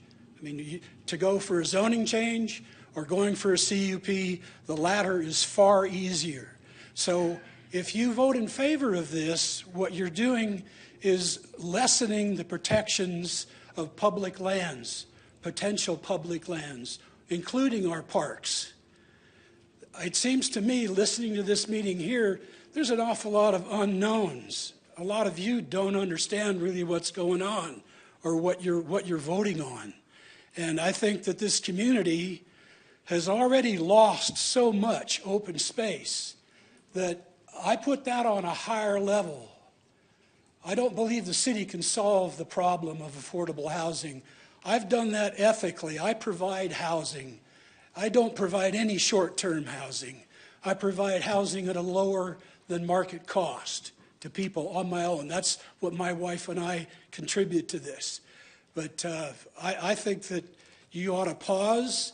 If you don't understand what the ramifications might be of this action, then don't take it.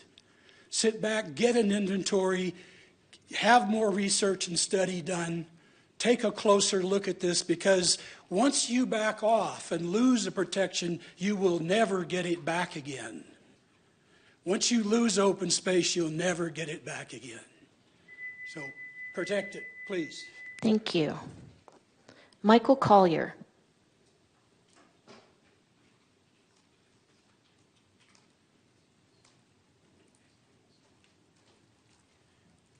Mayor, City Council, thanks for the opportunity to speak to you.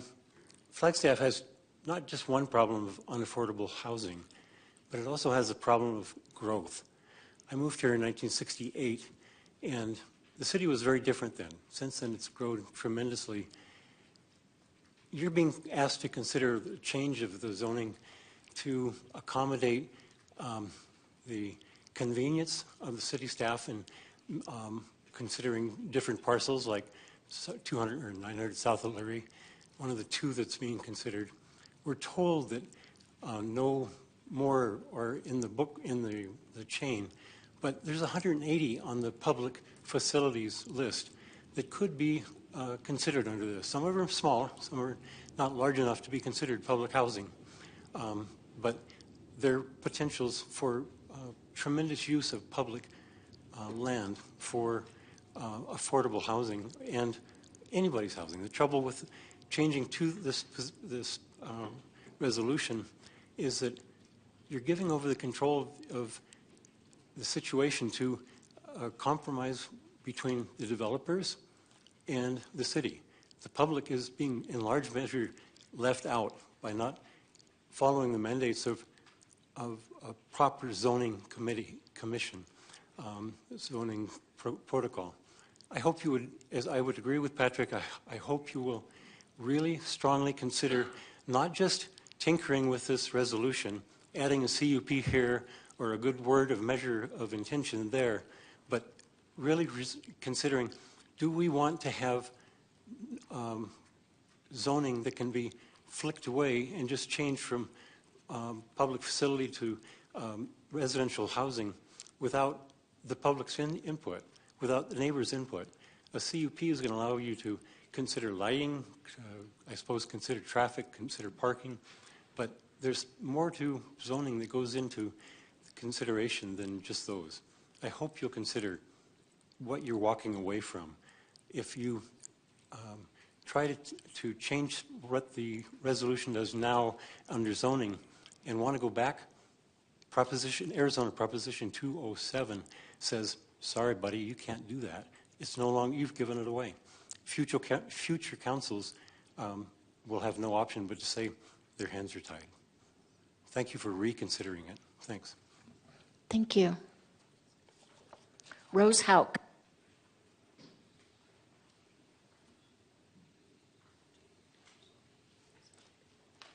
Thank you, Mayor and Council. Rose Hauk, I live here in Flagstaff, lived here for a while.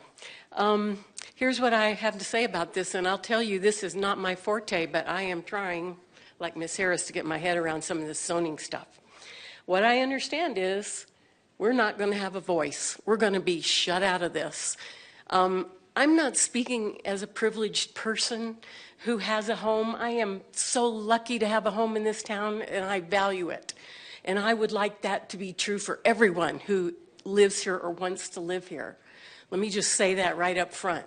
But what we're doing with this is no rezoning process. How can that be? That is the citizens' main opportunity to have something to say about what's going to happen to our neighborhoods. Yeah, we like our neighborhood. We want it to be a reasonable place with wonderful neighbors who can afford to live there. But taking away rezoning, no public hearing, no petitioning for supermajority vote, no chance for a referendum to overturn a rezone. We just had some experience with that.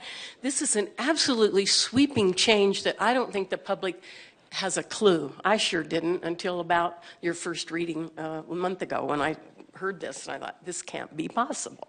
180 parcels, PF zone. Let me just read what PF zone says in the code. Intended to preserve and encourage the establishment of public lands and to provide an area within the city for active and passive recreation uses, parks, public open space, governmental buildings and facilities, schools and school grounds, quasi-public buildings and facilities, and related uses. That's PF.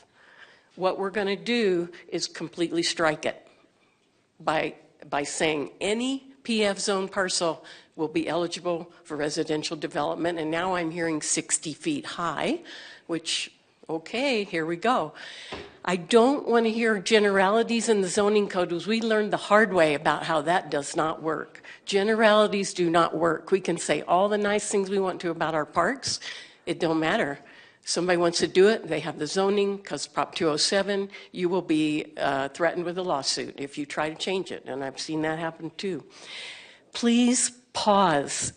Allow a fuller, open public discussion of this so that people can know more than when a CUP comes up. That's way far down the process. CUP, I don't think that doesn't work for me. I want to see this whole thing aired.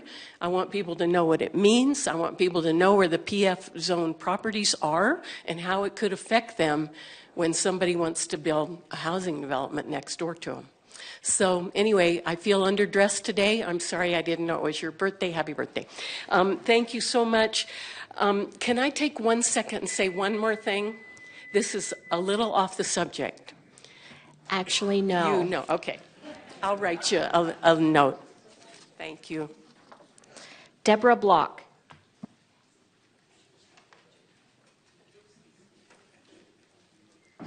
Afternoon, Mayor and Council. As a 30-year resident, I'm concerned by the proposal amending the Flagstaff zoning code to allow residential uses as a permitted or conditional use in the public facility zone, utilizing the development standards of high-density residential zoning. While I laud the efforts to prioritize affordable housing, there is no guarantee, particularly with a caveat in a sister resolution that states prioritization would be, quote, at a range of income levels as determined by current needs, end quote. I don't even know how to parse that. I recognize that housing is considered affordable if the cost does not consume more than 30% of household income, yet the disparity between those either unsheltered or on the edge of homelessness, or even the middle class like myself, and those who can afford the multi-million-dollar homes in Pine Canyon is vast. Though covering a range of income levels, this hardly seems an equitable allocation. Also, I am not convinced that a CUP would ameliorate potential misuse of public lands. Over the years, I have watched developers win repeatedly in the pursuit of profit rather than meeting the needs of the community. Am I idealistic? Yes. But 25 years ago, we purchased a house downtown that my husband and I could not afford today. We have watched our neighborhood be set by short-term rentals, house flipping, and the construction of luxury apartments, none of which enhance the quality of life for the majority of residents. Indeed, these things degrade the city for permanent residents and further inflate housing costs. I couldn't determine the precise number of short-term rentals or second home mortgages, but they are exhaustively advertised and growing in number. Other than the revitalization of downtown, I do not see development compatible with community values occurring with any regularity. This resolution supports, quote, increasing the number of available and affordable housing units, end quote. It further states that the amendment would, quote, facilitate the development of all housing types, end quote.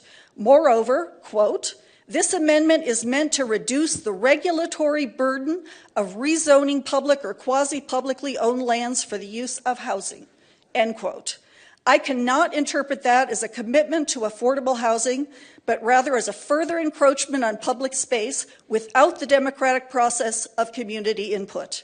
I do not support this resolution and ask that you reconsider and look at the impacts carefully. There must be pathways to righting our housing crisis in less cumbersome ways that allow public comment and preserve public space. I would also like to remind you that in the table, in the intent, the line, the PF zone is intended to preserve and encourage, it's crossed out. Thank you. Karen Enyedi.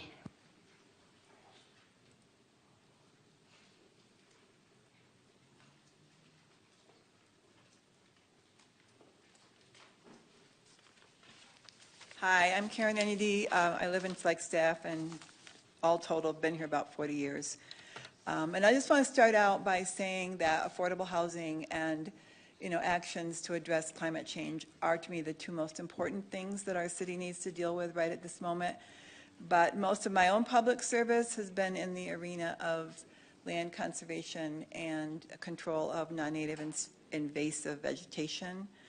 But it is, I don't want to repeat everything that's been said, so I'm going to just say that I also noticed that, in the Exhibit A that accompanies the zoning code use table of the newer alternative version, the conditional version, so to speak, I did notice that what was striked out, to preserve and encourage the establishment of public lands, and that was, kind of the opening phrase of the initial zoning for PF. That bothered me a lot.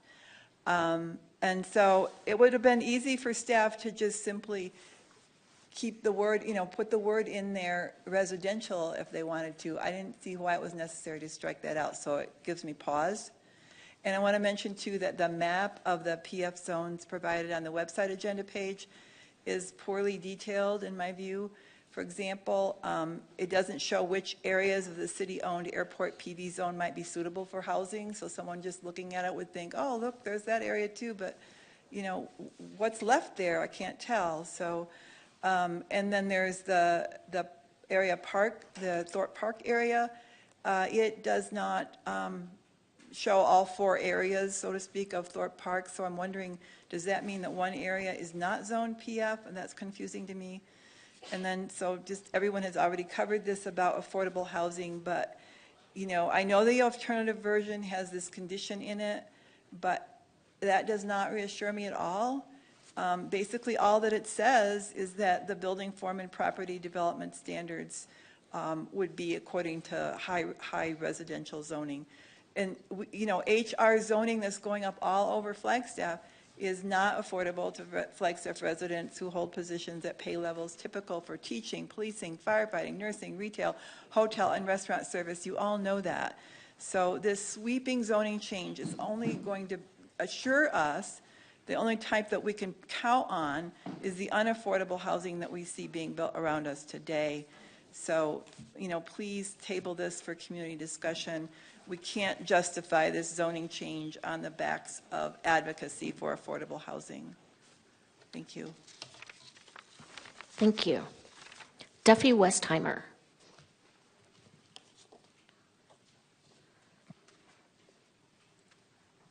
Hello, Mayor and Council. Duffy Westheimer. I've lived here for like 43 years, mostly downtown.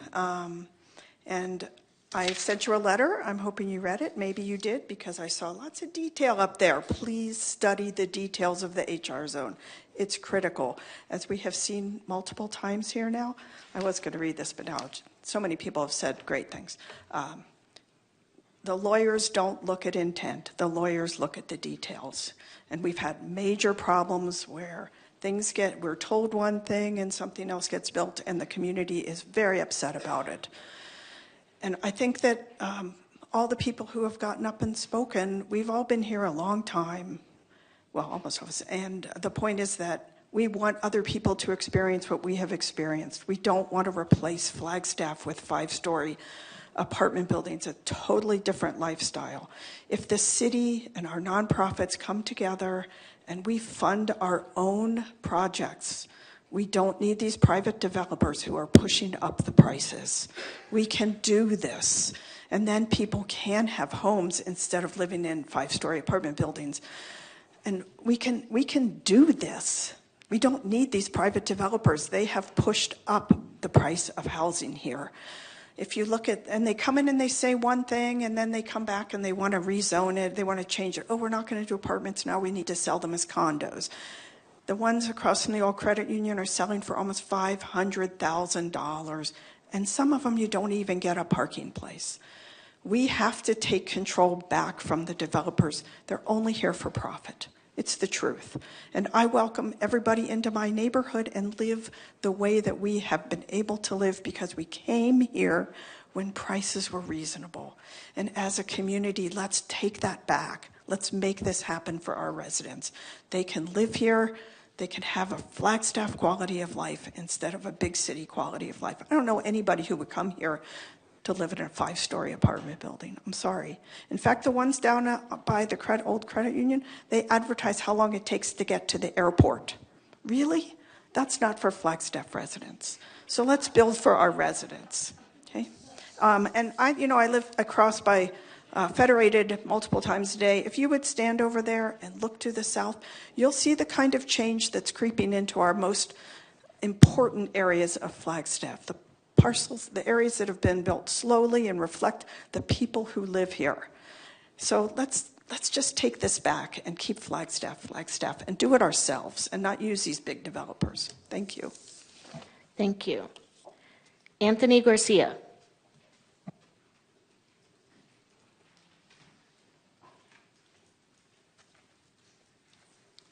Hello, Madam Mayor, Vice Mayor, and Council. My name is Anthony Garcia, 2212 North Center Street. And I'm hoping to add a little bit of context to tonight's discussion. I didn't plan on speaking. But listening to the group, I agree with Rose and Michael that it would be nice to just leave this alone. But the reason we're here is because affordable housing, or the housing department here, is really going for anything they can. They're way past the low-hanging fruit. They're doing great on their grants and other things that they can to get through housing.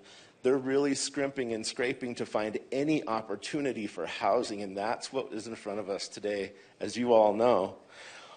Now, since we're taking away a zoning part of this and adding it to the PV zoning, the reason that we needed the conditional use permit, and I'm kind of looking at you, Deb, because you're actually the reason I came. I was listening in my car, and I was like, I got to stop by there and just, because I think what you're fighting against is the same thing that the conditional use permit would actually be fighting for, and that's to make sure that we're not rail-headed or, you know, kind of pushed into a corner by unbridled development, so to speak.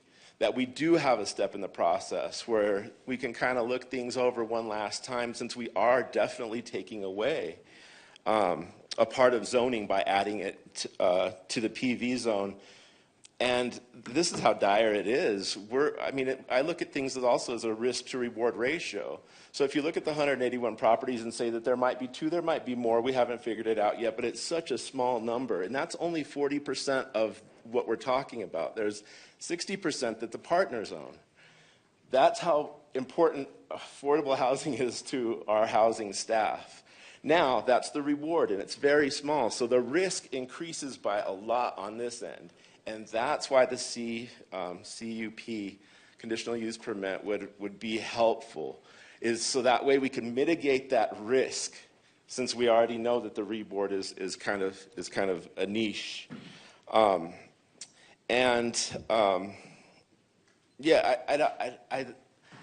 think we're kind of fighting for the same thing. I think that we all want nobody to feel outplaced here, and in order to do that, let's not forget that the city is what's kind of leading, you know, the other 60% that are also community members. The city is the leadership for that. So beyond this amendment, you know, once we put this to the side, it's up to, you know, all of us as leadership to take it to the 60% that, you know, that we don't have as much control over, and let them know what we care about, you know, face to face. Because once the resolution's passed, that's all we have. But beyond that, we have our own voices to communicate with them and let them understand what our expectations are. Thank you, Council, and happy birthday, Miranda. Thank you. Tyler Denham.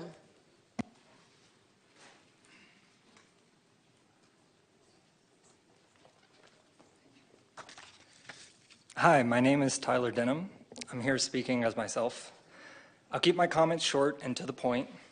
I hope you'll support the change to allow residential and public facility zones, and I think requiring a conditional use permit is an acceptable compromise to allow residents a voice on future developments. Flagstaff has a housing crisis, you're all aware.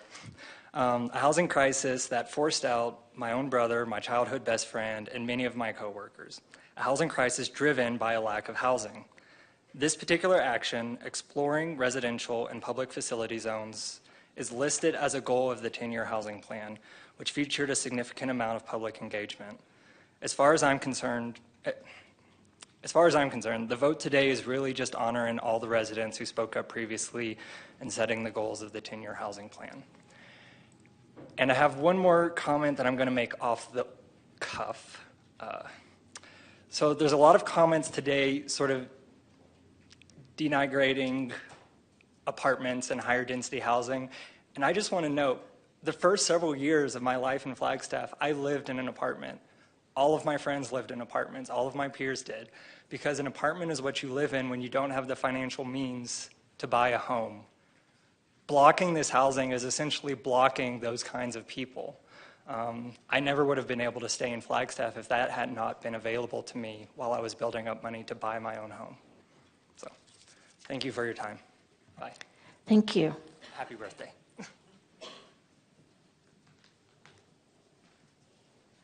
All right, so that concludes public comment. Councilmember McCarthy. I move that we move into executive session. I'll second. Any discussion? All those in favor? Aye. Aye. Aye. Any opposed? Okay, so for the public, we are going to step out and consult with our attorneys, and we will be back in hopefully a couple of minutes.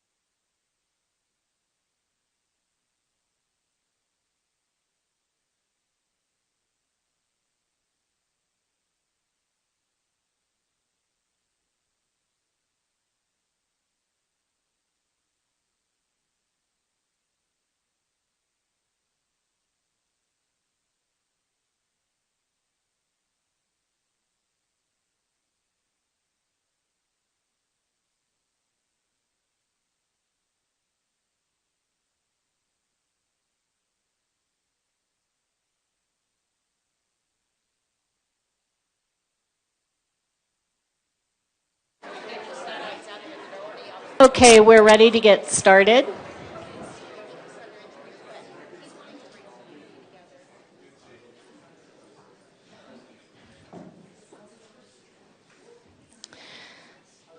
So we are still on item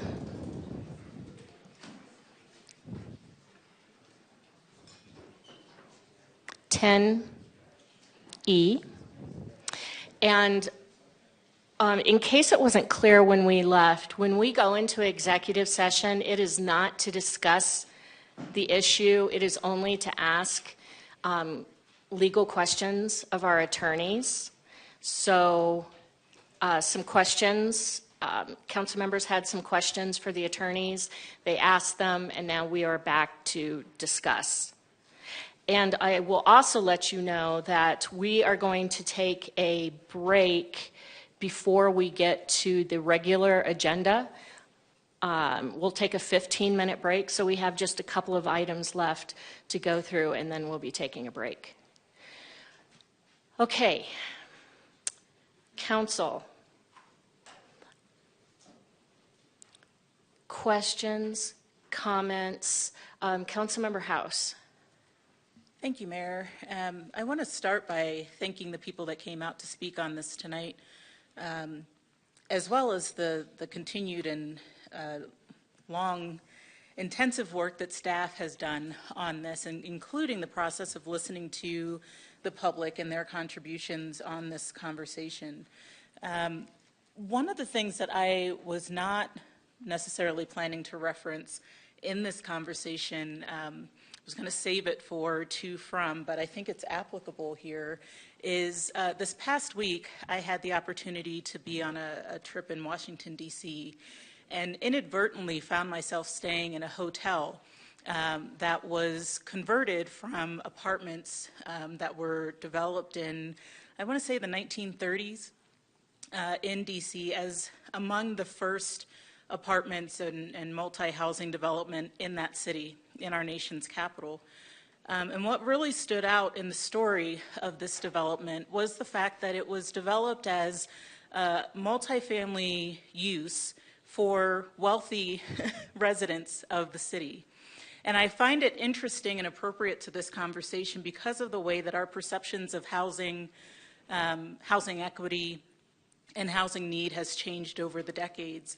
It was converted into office buildings and office space as the population there began moving into suburban neighborhoods and single-family homes, and determined that the apartments and the full-floor units that they were in were no longer matching the lifestyle that they desired. Not that it was no longer good housing, not that it was no longer acceptable housing, it was just not good enough for them and for what they desired. And so I find that very interesting in terms of the conversation that we're having tonight. As we think about so many things, in particular the conversation of what our community needs, what is upholding and preserving and ensuring the quality of life for all who live in our community, from the wealthiest to the poorest in our community. I think it's unfortunate that so much of the conversation about what is affordable has become a conversation about what the poorest in our communities deserve. I think it's unfortunate that the conversation of styles and types of housing has become that sort of conversation as well. But coming back to this and this amendment, I look at this proposal as something that is addressing a number of our community needs in a way that bypasses the common conversation that we have about competing needs. It looks at them in unison.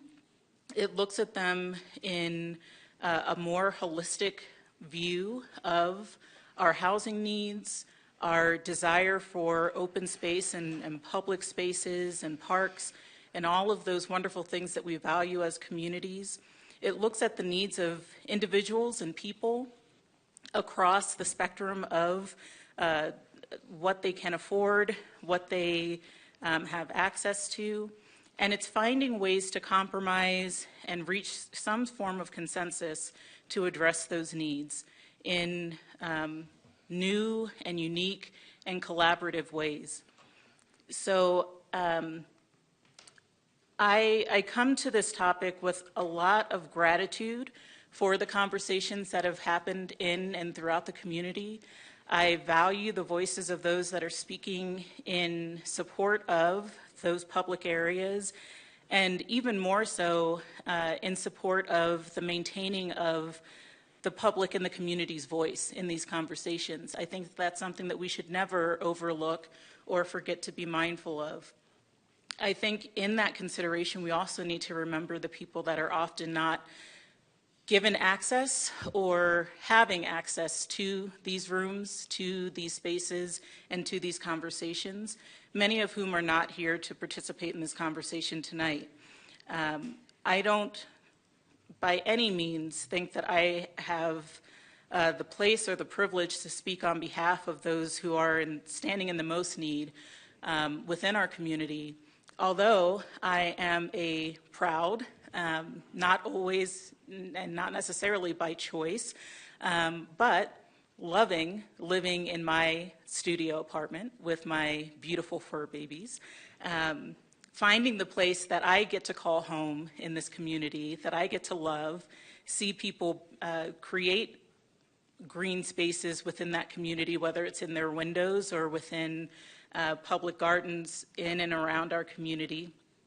But seeing those settled in the midst of a nearby park, in the midst of other single-family homes, in a historic neighborhood of this community, and seeing how Flagstaff can accommodate all of those needs in and through our neighborhoods in these unique ways is very telling to me.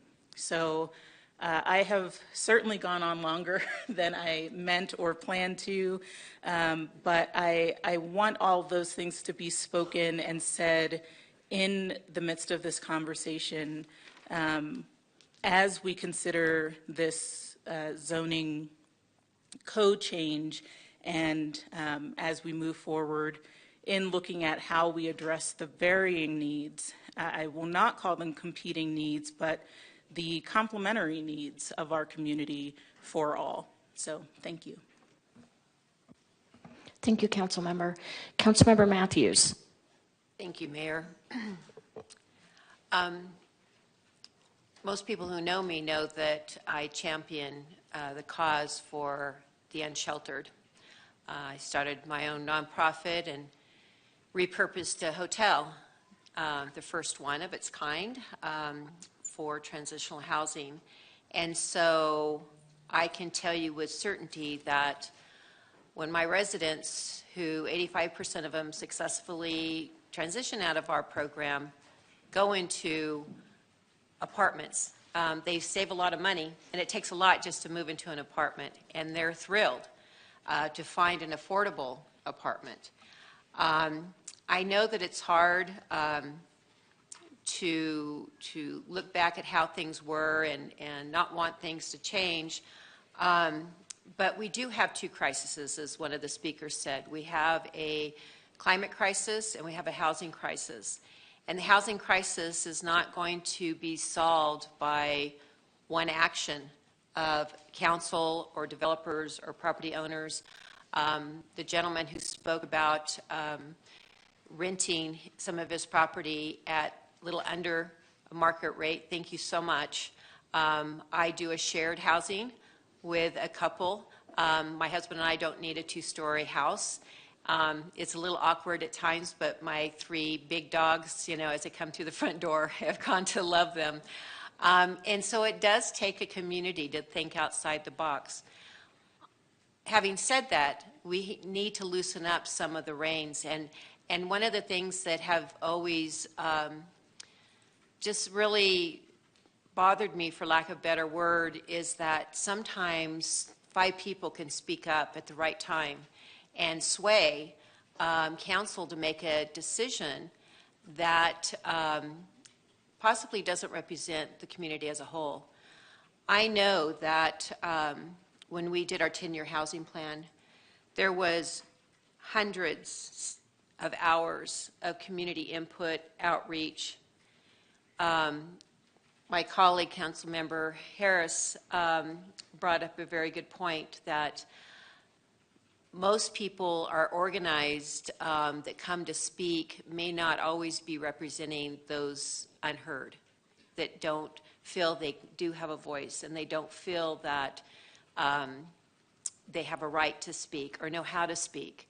And I look back at the hours that our housing department put into the housing plan that mentioned this while we're here today to get to this point, because it was part of the housing plan. It was part of the endless hours of staff and volunteers and community that probably more of them are the ones that are most impacted than the ones maybe that know to send us an email and stuff. So I don't want to lose sight of that. I do like the conditional use permit. This is probably not the time, but I would like to revisit maybe the authorities of the P&Z. I know that we get so wrapped up in, it's a full-time job, and I don't always look at the agenda of the P&Z to be able to jump in and say, wait a minute, why'd you guys vote that way? Maybe I'm opposed to it. And I had only 10 days, and so most likely 99.9% of those decisions may get past me. So maybe we can do something about that. But definitely putting that layer in for the conditional use permit. You had up here the ordinance or the resolution. Could you pull it back up? So when I, go in the numbered ones, the second page. So section 2, section 1, 2, and 3 really provide me some comfort in knowing that we are saying that city-owned land available for development does not include sites necessary for core city functions, including existing parks or future designated parks. And so that is a layer of comfort that I have. I will be supporting this with a resolution, and I too appreciate everyone's input. Again, when I first decided to run for city council, one of my motivations was there's so much that goes on at the city council level that we don't know about.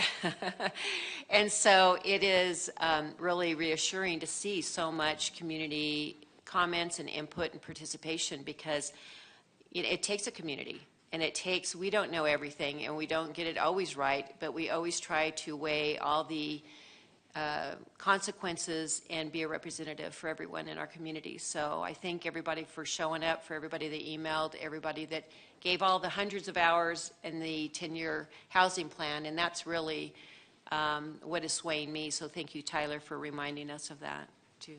That's all I have. Councilmember McCarthy. Well, thank you, Mayor. I'll just mention quickly that I'm in my 8th year on City Council, and before that I was on the Planning and Zoning Commission for 6 years. I was the chairman for a part of that. And most of the decisions that we make are pretty easy, but not all of them are. Some of them are difficult, like tonight, for instance. I want to thank the public for coming out and speaking their mind, regardless of which side of the issue you're on. And I would just say that I guess I have some concerns that a conditional use permit does not adequately protect the city from possibilities. Thank you. Councilmember Sweet. Thank you. I don't have a whole lot of new things to add. My colleagues did such a wonderful job. But again, staff and the community, I've read all the emails. I appreciate all of the time. And this discussion tonight, it's great to see everyone in the room. We may not all agree, but I can tell you we probably agree that we're in a housing crisis. So I do think this moves us in a good direction. And I will support this only with the CUP added on. And again, we're all here for the same reason. We're saying the same thing. I think we're going to get there, and I appreciate all the comments, and thank you. Thank you. Councilmember Harris. I'm sorry, I can't get my thing to work. So, all right, so I do have a couple things to say. Housing is a human right, and we need to recognize that. We need to put people first. We need to not get sidetracked by our fear, and we need to not let people make us afraid. Oftentimes when we're trying to make these kinds of decisions, there's a lot of rumors out there. And I heard yesterday that we were going to take all the parks in Flagstaff and we were going to give them to developers so they could build luxury apartments. I don't know where that came from, but it's out there. And I try to let people know that is not what this is all about. But people will use those fear tactics to get people to do the things that they want them to do. And so we as a community have to just be mindful of that. We have a housing emergency. We're in crisis here. We're not going to fix this overnight, but we're going to fix it one project at a time. We heard from folks that have been here for a long time and that they remember Flagstaff the way it used to be. They remember when they came here and they could afford to buy a house, and that was great. If it were not for me having housing as part of my salary when I worked at NAU, when I came out here, I would never, ever have been able to get into my house. And so I believe in the power of what communities and what businesses and what employers can do for their employees. We can all agree to disagree, but we do not have to be disagreeable. And our community needs to recognize that, because we're not going to accomplish anything if we walk around being mad and angry and upset with each other because we have a different opinion. So it's important for us to remember that. I know a young couple, and they have 2 children now, and they're living in a 1-bedroom house or apartment. That's not conducive for those young kids, and it's not conducive for their parents. They can't afford anything more than that. And some people might say, well, it's not my fault because they had 2 kids. That's not the issue. The issue is that they're a growing family, and that's what they have. They want to live here in Flagstaff. I know another couple that work for the city, and they have to live outside of the city because they can't afford to live in the city. And we count on them to do the work for the city, but they can't live in the place that they have to, that they're working and that they're serving us. And then the last couple lost their apartment and had to scramble to find, and they work for the city too. They had to scramble to find somewhere else to live within a matter of a short period of time because their landlord decided that they wanted to sell their house because they could make a lot more money. And too bad that there was a family there that needed that space. So when we talk about housing and who deserves housing, we need to think really, really hard about all these folks that are sitting around here who are the people out at the counter that are serving us when we come to pay our bills, the officers that are sitting in the back, the folks that are cleaning this building, the folks that are cleaning our parks, keeping them up. We need to think about them because those are the folks that can't afford to live here. And so I will be supporting this ordinance when we come up to vote. And I will be doing it with the CUP, even though I don't agree with that. But for the sake of getting this done, I will compromise. Thank you. Councilmember McCarthy. Yeah, I just want to reflect on, I said that I first got elected to council 8 years ago. The issue when I ran for council was the hub, the 60-foot building. And I don't think that I can support a measure that will in effect allow that tall of a building to be put almost anywhere.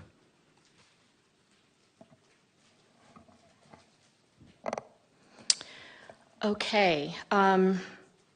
First, I want to thank staff and appreciate staff. I know that this has been a lot of work. Is that Tiffany beside you? No. Okay. So she's still in the front row. Thank you. And thank you for listening to the public and meeting with so many of us and really having some great discussions about this and what it means to Flagstaff in the future. And I want to thank more generally all of our staff, because this council has made it clear that we want to be addressing our housing emergency and our climate emergency in everything that we do. And so when you bring items like this forward, I'm very appreciative. You've heard us, and you're helping us.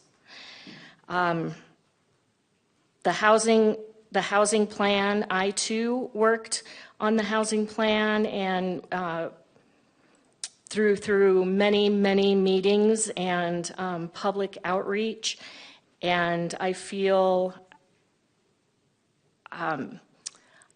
positive that our housing issues will be addressed one decision at a time. I echo what everyone has said. There is no magic. There's no one thing that's going to solve this issue. And council, I don't know that we hear it more than others, but we hear a lot of heartbreaking stories from people who have invested their lives in this community and want to continue to be part of this community, but are finding it nearly impossible to stay. And so I'm always feeling like we're at a crossroads of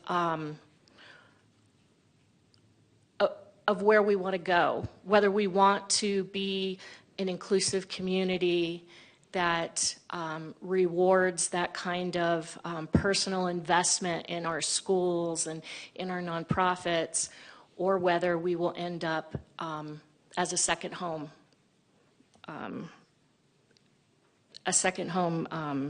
community. I appreciate the emphasis that's been put on protecting parks, and I appreciate the concern that the public brought to us about protecting parks. I think that it's something that we need to make sure that we state front and center that, and I believe that we all do, want to protect our parks and also want to protect future parks. We've got some exciting plans. As soon as we get the money, we will be doing those. And the CUP is a public process, and a council can request that the planning and zoning's decision comes to us for further investigation into the CUP. So, because I recognize the housing emergency, because I'm invested in finding solutions to our housing emergency, because this protects parks is just another tool in the tool belt, and importantly, for those of you who brought forward the conditional use permit as something that we needed to add into this, thank you. Because it is so critical to keep the public process while still addressing our housing needs. So I will be supporting this with the CUP, and I believe that Councilmember House is ready to make a motion. So when you do, if you would just make sure that you indicate which version? Thank you, Mayor. I did have one clarifying question before I make the first motion on this. In terms of adopting the resolution, is it necessary to add that language about the inclusion of the CUP, or is that only part of the ordinance? So the exhibit is part of the resolution. So what changes is the exhibit to the resolution. So just select which exhibit you're approving for that resolution. And I think it's called alternate. The revised Exhibit A Revised. Thank you. would be what you would include in the motion. Thank you. So I move to adopt resolution number 2024-05 with the revised Exhibit A associated. Madam Mayor, I second that motion. Is there any discussion? All those in favor? Aye. Aye. Any opposed? Opposed. City Clerk. Mayor, I actually don't need to read that one. That's an adoption, and then we'll move to the ordinance in which I'll read. All right, okay. So down to F. Did someone say something? Yeah, there's two more on this. So I'll move to read ordinance number 2024-03 by title only for the final time with the amendment including the conditional use permit. Thank you. Is there a second? Any discussion? All those in favor? Aye. Aye. Aye. Now? Opposed. An ordinance of the City Council of the City of Flagstaff amending the Flagstaff City Code Title 10 Flagstaff Zoning Code by adopting by reference that certain document entitled PZ-23-00136-Residential Uses in the Public Facility PF Zone, providing for penalties, repeal of conflicting ordinances, severability, and establishing an effective date as amended. Thank you. Another motion? Thank you, Mayor. I move to adopt ordinance number 2024-03 as amended. I'll second. Any discussion? All those in favor? Aye. Aye. Aye. Any opposed? Opposed. Thank you. Moving down to F, consideration and adoption of resolution number 2024-11. Mayor, I'd like to read resolution number 2024-11 by title only. Thank you. Is there a second? I'll second. Any discussion? All those in favor? Aye. Aye. Aye. Aye. Aye. Any opposed? All right. A resolution of the Flagstaff City Council prioritizing the development of affordable housing for Flagstaff residents at a range of income levels as determined by current needs on lands owned by the City of Flagstaff that are made available for development, and providing for exceptions, providing for repeal of conflicting resolutions, and establishing an effective date. Thank you. Motion to adopt? Mayor, I move to adopt resolution number 2024-11. Thank you. Is there a second? I'll second. Any discussion? All those in favor? Aye. Aye. Aye. Any opposed? All right. Moving down to item number 11, public hearing items. And again, after this item, we're going to be taking a 15-minute break. So I will open the public hearing. And this is a consideration and adoption of ordinance number 2024-10. Thank you, Mayor. My name is Wesley Welch with the Planning Department, and we're going to present to you a Wildcat Industrial Park Direct Ordinance rezone. There was a lot of information in the staff report and in the attachments. I'm going to go over kind of the main points, and we can talk afterwards. So just a little overview. The property is located at 6500 East Route 66. It's going to be kind of over by the wastewater treatment plant, Picture Canyon area. The applicant wishes to utilize a portion of the existing mine that's no longer viable to lease out as contract yards. So right now it's zoned as rural residential with the resource protection overlay. The resource protection overlay was added when we did the new zoning code, or it was in the zoning code in 2011. It's been a mine. It's been a mine for a long time. So we are going to rezone it with heavy industrial with the resource protection overlay, even though there aren't many resources left on site to protect.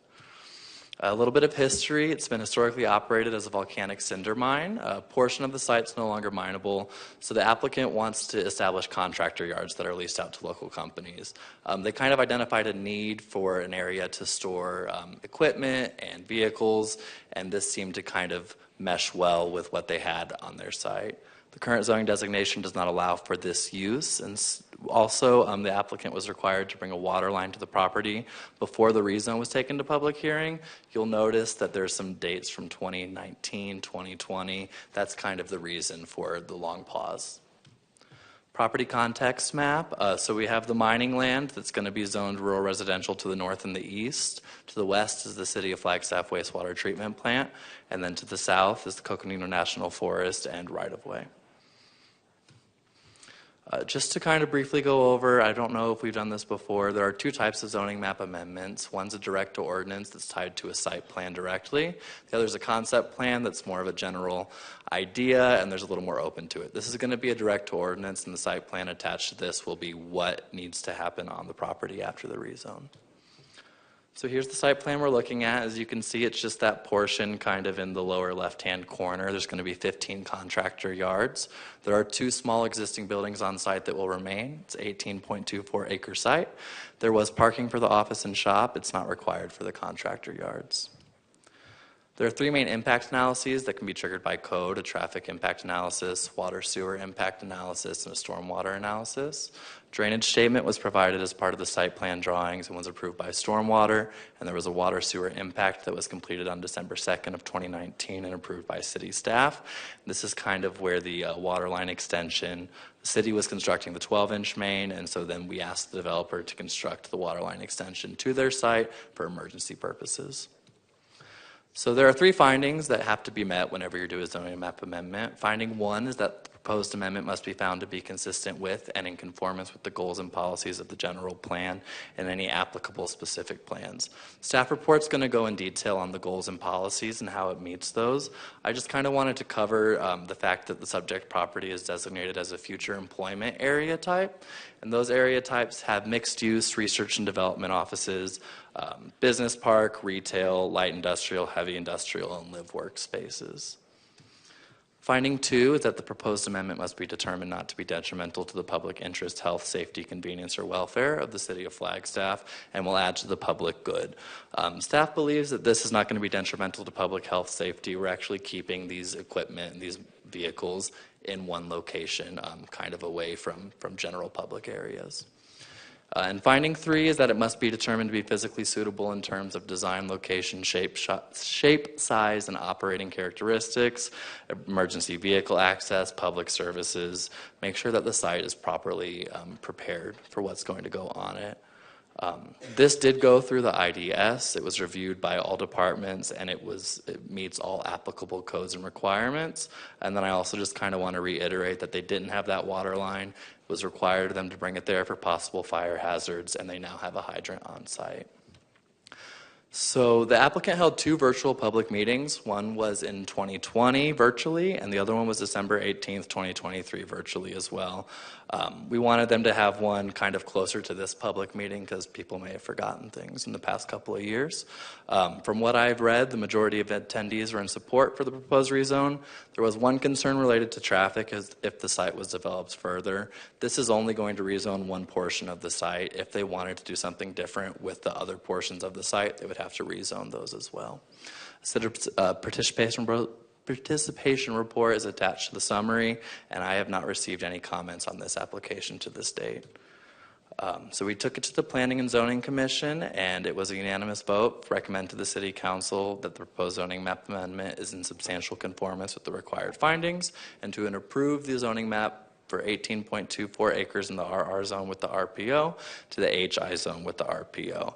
We did place a stipulation that afterwards they would have to reconfigure the parcels to eliminate any split zoning, so that 18.24 you could see earlier was on a few different parcels. That's going to become one parcel in and of itself. I know we have the applicant. We also have some people to talk. Do you have any questions for me before we proceed? Yes, Councilmember Matthews. Thank you, Mayor.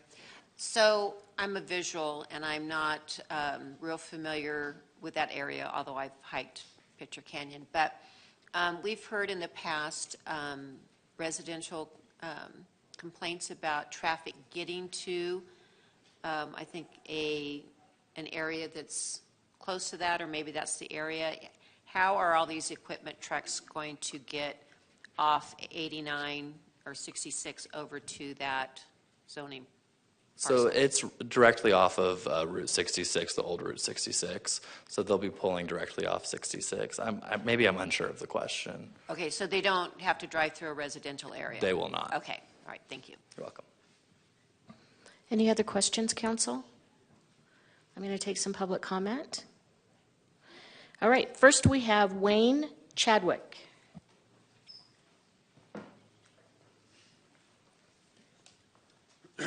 Thank you. My name is Wayne Chadwick. I own Flag Truck Center, which is about 1.5 miles to the west of Roberts Place.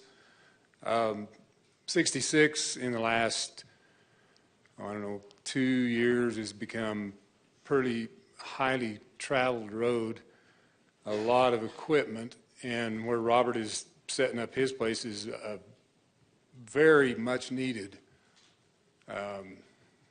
place for people to park, people to get out of traffic, not park their trucks or their equipment at their houses. It's essential. They're just down the road from me, like I said, like 1.5 miles. Many of those people that are parked there are my customers, and it's extremely convenient for them where they're not having to drive all the way across town to one of the other shops, or somebody coming to their house to work on their equipment. I think that's a great thing, and it's definitely needed. Thank you. Thank you. Julie Smith.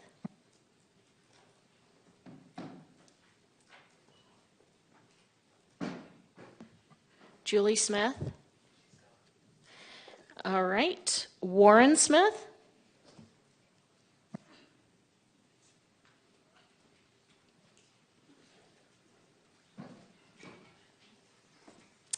Good evening. I have been a resident of Flagstaff for 55 years and in the construction business to boot. So I say that because the project for the industrial park is a great idea, that it is out of the congested areas, easily accessed from I-40 to Route 66, right on in. No problems with, residential areas or anything like that.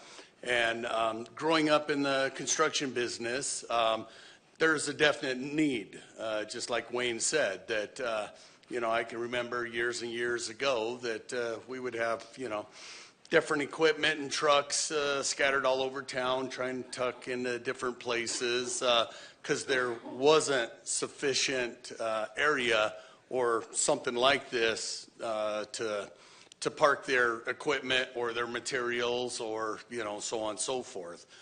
So I am highly supportive for this, that I think it's a great idea.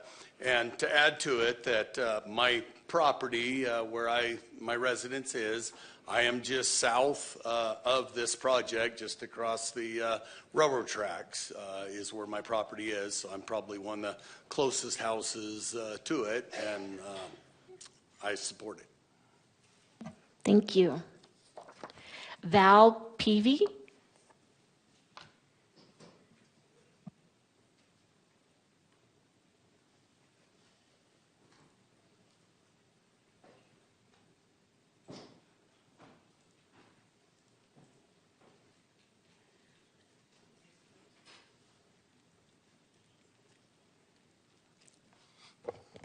I'm Val Peavy, at 5335 Snowball Drive, Flagstaff, Arizona. I've lived in Flagstaff since 1960, and there's been a lot of changes in Flagstaff, some for the good, some for the bad, and this will be one for the better, because Flagstaff does need a place that trucks and equipment can be parked, which as a mining site, there's already equipment and everything there. And the access, I'm in and out of there constantly, and I've never seen any problems with traffic going in, going out. And as far as it being a residential area to ever build houses, no one wants to build a house next to all those sewer ponds because they do smell. So, and I think this is one of the best sites for what Robert has planned. And when the Miller family says they're going to do something that's done right and always to what everyone wants, he is looks into what the public wants and the people, and that's why we're here tonight. I support this totally, and that's all. Thank you. Council, any additional questions or comments? And if there are none, I will entertain a motion. Mayor, before we entertain a motion, we'll need to close the public hearing. Oh, yes. Sorry, I got ahead of myself. I might have already been thinking about the break.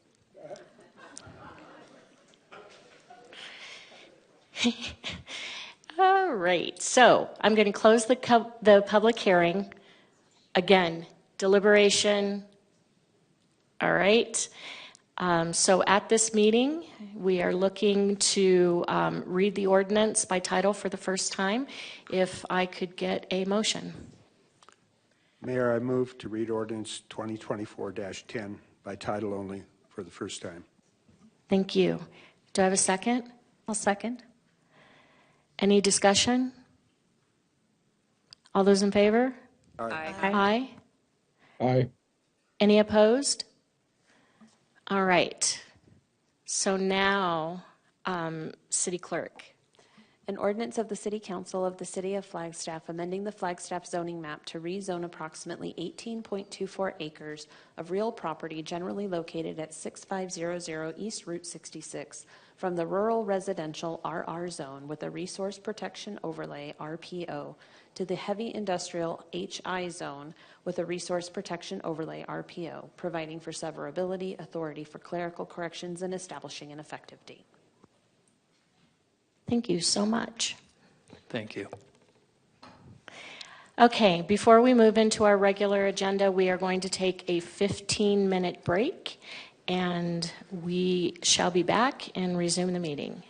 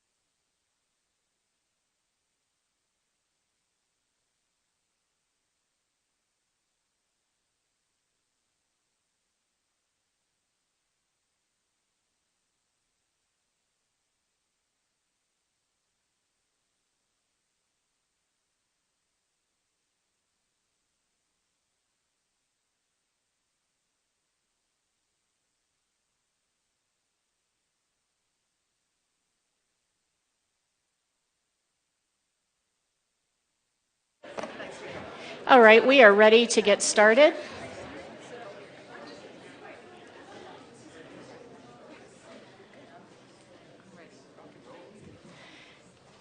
We're on to our regular agenda, 12A, Parking District Enforcement Update and Consideration and Adoption of Resolution Number 2024-10 and Ordinance Number 2024-06. Good evening, everyone. Good evening, Honorable Mayor, Vice Mayor, council members, and city staff, as well as the public. I am Gail Brockman. I'm your parking manager for the city of Flagstaff. And before we move to the first read by title only of our ordinance tonight, I do have a short presentation. And if you have any questions at any times, please feel free to stop me and ask those questions. I would like to include that there is one additional slide in this presentation that was not included in your original packet. And I added it just for a little bit of clarification. It's the same information. I just believe it's easier to read. So I'll let you know when we get there. Okay. So as I said before, it's just a brief overview of downtown parking. We're going to talk a little bit about our enforcement policies. And then we're going to go over our code updates. Okay, first our parking district overview. Overview. As many of you may know, Park Flag manages parking on over 60 square blocks downtown, as well as the South Side neighborhoods. And just this last year, we added parking management to the Flagstaff Municipal Airport. What you may not know is Park Flag employees, specifically parking aides, are employees of both Economic Vitality, which we love, and as well as Flagstaff Police Department, which we also love. This is what gives us the authority to issue parking citations within the city of Flagstaff. We issue warnings and citations for all Title IX traffic code violations regarding parking. It's not just a failure to pay the meter, it's also parked illegally in ADA spaces, too close to fire hydrants, not in your lines and marks, as well as others. Downtown, we continue to issue 3 times the amount of warnings as we do citations. Yet Park Flag manages an internal repeat offenders list that identifies over 500 individuals that have 3 or more unpaid parking violations. Since the program implementation in 2017, Park Flag has always processed citation payments exclusively through the program. Internally through the program, I apologize. We only enter citations into the municipal court when an individual chooses to contest a parking citation. This approach has limited Park Flag's ability to address individuals with multiple citations. Current code does include procedures to create an immobilization list for these repeat offenders. But without Park Flag entering all citations into the court system, we are facing challenges in collecting outstanding fines, fees, as well as adding vehicles to a potential immobilization list. The program's inability to address repeat offenders has had negative impacts on the program. Not only does the court see a loss in citation, fines, and fees, but it's cultivating poor parking habits in the downtown district. It is also creating low morale amongst parking staff. To address this, Park Flag begins to enter all citations. You know what, I apologize. It told me to switch sides and I did not, maybe. One, 1, 2, 3. We're still on the right one, okay. To address this, Park Flag plans to begin entering all citations that are not paid in the Park Flag system within the allotted time. Currently it's 14 days, 15 days. If they're not paid within that allotted time frame, they will be entered into the municipal court. The changes that you see before you today are going to clarify how we manage and enter our citations into the municipal court. There we go. Beginning next month, April of 2024, Park Flag will begin processing citations using the existing code authority. We'll be entering citations into the municipal court, which will begin to give us the capability to establish an immobilization list for unpaid parking citations. Now, vehicles will be only added to an immobilization list after they have received 3 or more parking citations for the same vehicle, and those 3 citations have been processed through the court and a judgment has been made. These judgments can either be made through default, meaning the offender did not pay or contest the citation, within the specific time frame, or by a judge's decision finding a defendant responsible during a parking hearing. During this process, we have been updating the Downtown Business Alliance, providing them with information that they can then share with their board on a regular basis. We have also drafted a letter, it is pending legal approval currently, to be sent to all registered owners who are on our current scofflaw list, we call it, who have 3 or more unpaid parking violations. Okay, so this was the slide that seemed like it was a lot to read and get through as I explain the new process, what the new process is going to look like. So I've created just a little bit of a chart. Maybe the color makes it better, I don't know. But this is our new process for issuing citations and then entering them into the court. On day 1. So first, a notice of violation will be issued to a parker or a violator at the time of a parking infraction. It will be placed on the vehicle as specified in the current code. The violator will then have 15 days to pay the fees and the fines that are stated on the reverse side of the parking citation. They can either pay it or they can contest it through Park Flag at that time. On the 16th day, if they have not paid and they have not contested, that notice of violation will be entered into the Flagstaff Municipal Court as a citation. And then the violator will have an additional 15 days to either pay or contest the citation through the municipal court. If after 30 days the court has not received payment or a notice of intent to contest the citation through a parking hearing, a default judgment of responsible will be issued. So after three unpaid parking citations, the city will then send notice of the impending placement on an immobilization list. The registered owner will then have another opportunity to pay those outstanding fines and fees to the Flagstaff Municipal Court. If the owner of the vehicle, if the registered owner, if whoever is, this is based on license plate numbers and vehicles, so it could be anybody that is driving the vehicle. If the vehicle is found downtown in the parking district specifically, and they've chosen not to pay their fines and fees, it's very possible their vehicle will be immobilized or even impounded. At that time, the registered owner will need to pay the parking tickets along with the fees associated with immobilization, towing, and storage in order to obtain a release of that vehicle. So those are that's going to be the new process for us, issuing citations and then entering them into the court. Do you have any questions at this time? Council, questions? Councilmember Sweet. Thank you. Thanks for the presentation. Parking downtown's always been tricky, and I have myself gotten a couple of parking tickets, and it's, I pay them, and I guess I'm really glad now. I am wondering, how do you notify the owner of the vehicle? Is it certified mail? How do we know for sure that they get the notice? So the way the process works, the citation will be placed on the window. We usually place the citation on the, and I might be going a couple steps back, but I will get there. The citation is placed on the vehicle, either the window. Sometimes if it's a motorcycle, it's by the seat. If it's a large truck, it might be on the door handle. And they have 15 days to pay or contest. At the time we enter it into the court, we will be sending a letter to the registered owner that they have received a violation, because sometimes it's not the registered owner that's driving the vehicle. So when we enter the citation into the court, we'll be sending a regular letter to the registered owner saying you received a citation, it's being entered into the court.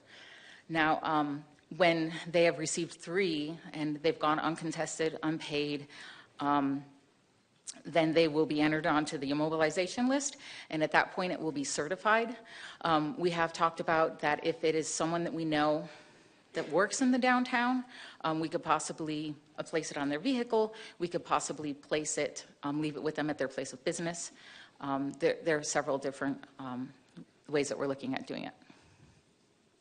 Thank you. I guess my concern, and you kind of answered it, was that they get a certified letter. to make sure that we know that they received the notification. Oh, you are. Oh, go ahead, Marianne. Sorry, Councilmember Sweet, just to give a little bit more information, there are going to be some updates to the ordinance, and one of those is in doing the legal research to determine notice requirements for this type of thing. It does not have to be certified, and so therefore it won't. Thank you. Thank you. Thank you, Marianne. I'm glad my help is here. I want to say thank you to this team that's helped me through this process. It's Marianne Sullivan and Anya Wendell and David McIntyre, as well as Heidi Lofgren and Jessica Cortez from the court. I'm nervous enough up here talking about parking because I know it's a hot topic. So I really appreciate having back up here tonight. Any other questions? Council, additional questions? Councilmember Matthews. My name's not on that list, right? No, it's not. No. I haven't got a ticket in a long time. Okay. And I've received my warning too, so anybody can get a parking ticket. Okay, so if you don't have any questions about the process, we're going to move into the next slide, which is describing the actual parking code updates. So these code changes were not only needed to address the repeat offenders, but these code changes needed to clarify how citations were processed by Park Flag, as well as how parking citations were issued and processed by the Flagstaff Police Department.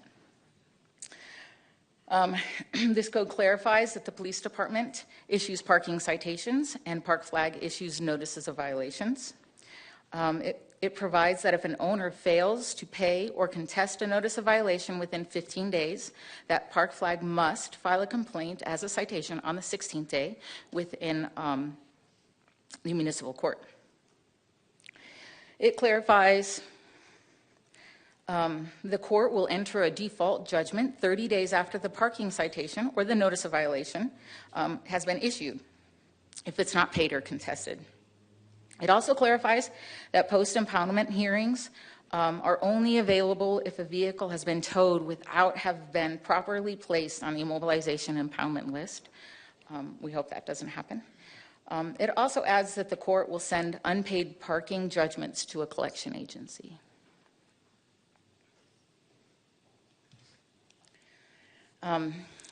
Once we have completed both reads, next steps would be to notify the public as well as our repeat offenders. We do plan on notifying our repeat offenders, but we will notify the public as well about Park Flag's intention to use a mobilization list and impoundment measures. And if the ordinance is adopted, the parking code updates will be effective 30 days thereafter. So, any other questions? Council, questions, comments? Okay. All right, I will entertain a motion to read the resolution.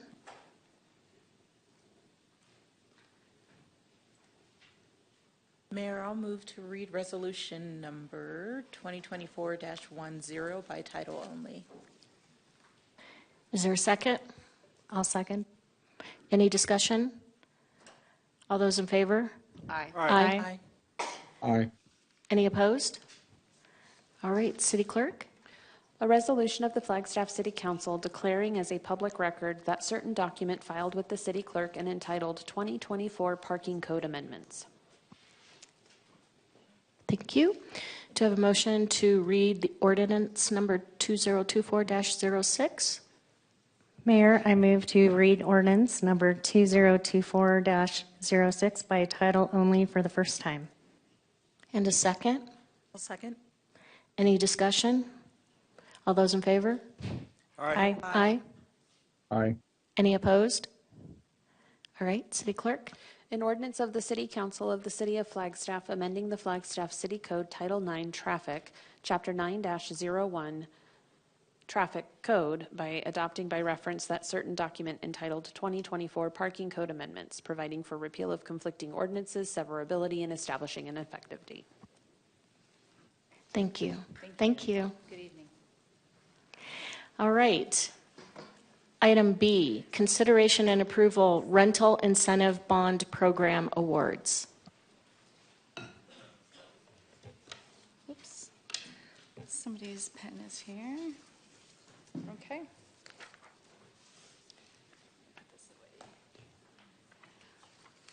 All right, it's been really fun seeing everybody's colorful decorations, looking up and seeing color instead of normal brown desks. How do I put this into present mode?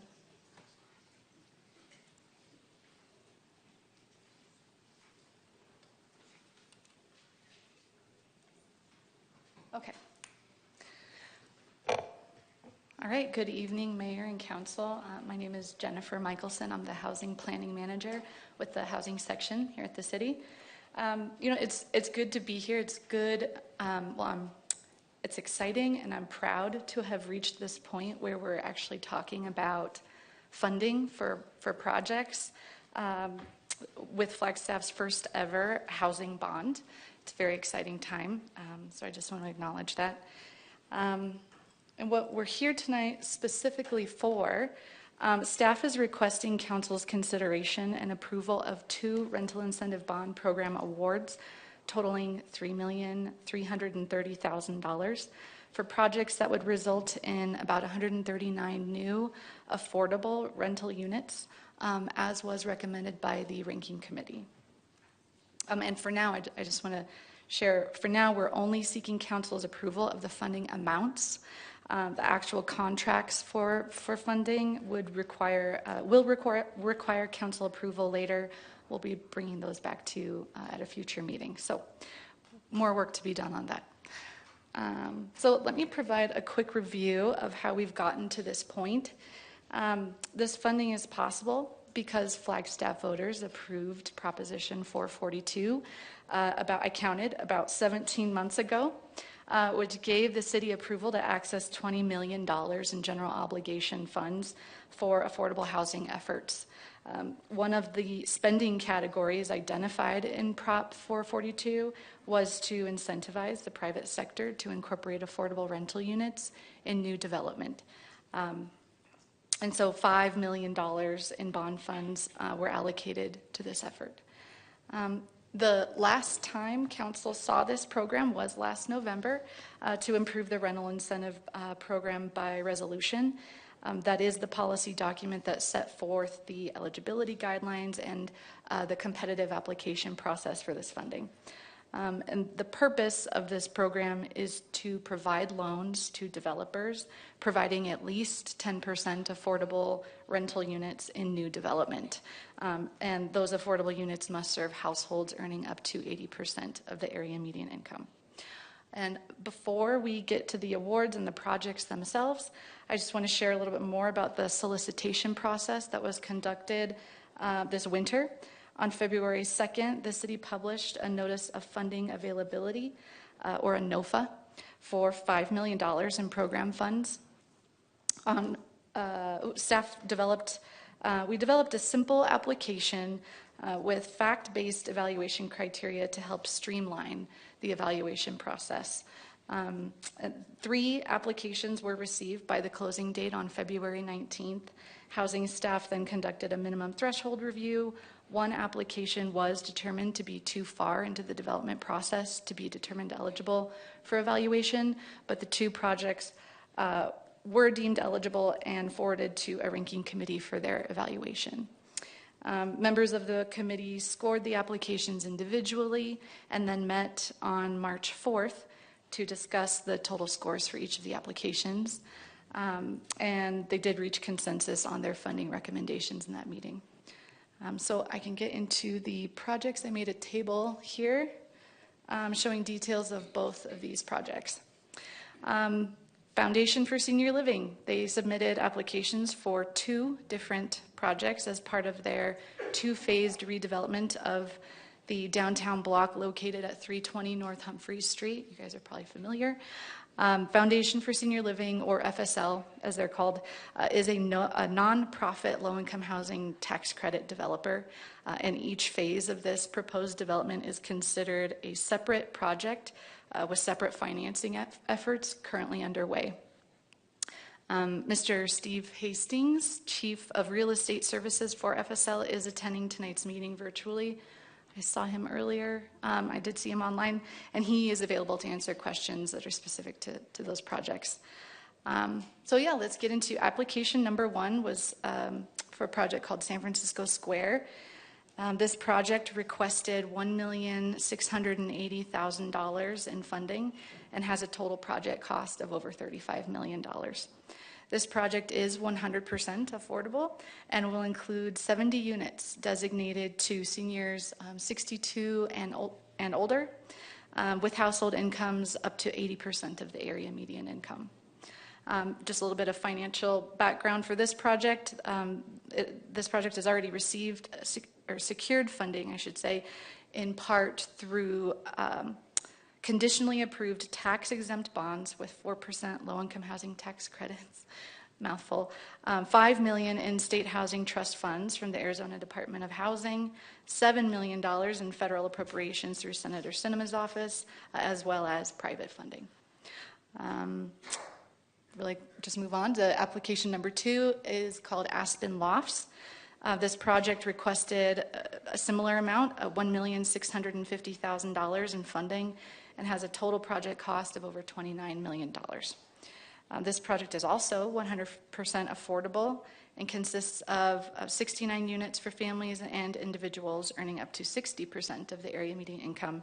I know that's what that table says. I just want to note here that I learned yesterday from Steve that the number unit on this project is in flux due to funding concerns. Unfortunately, we all know costs have increased dramatically since this project was conceptualized.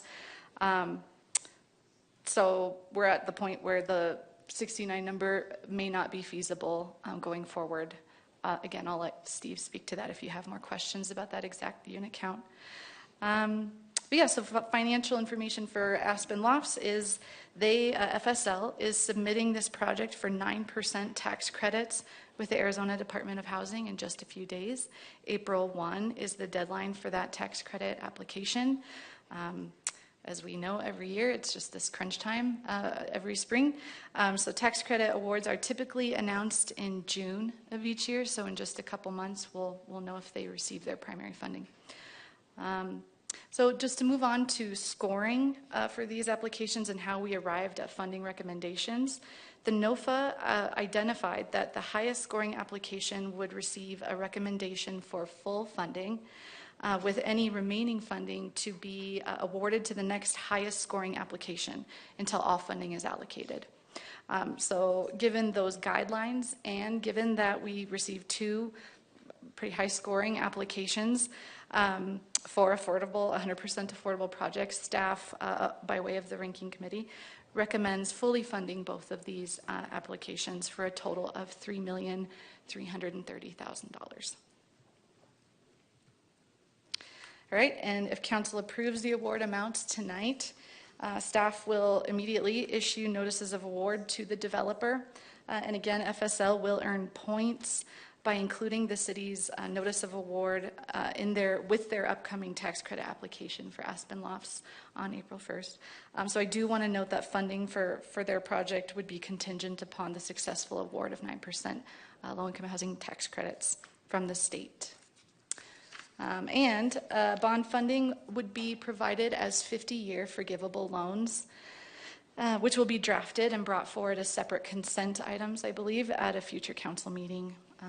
And that just, the 50-year term means both projects have agreed to keep those units affordable for 50 years, which is about 20 years longer than is typical in a lot of light tech projects. So we're really proud of that. And per the adopted policy, the Rental Incentive Bond Program policy document, the remaining $1,670,000 in program funds will be made available again through a subsequent NOFA process.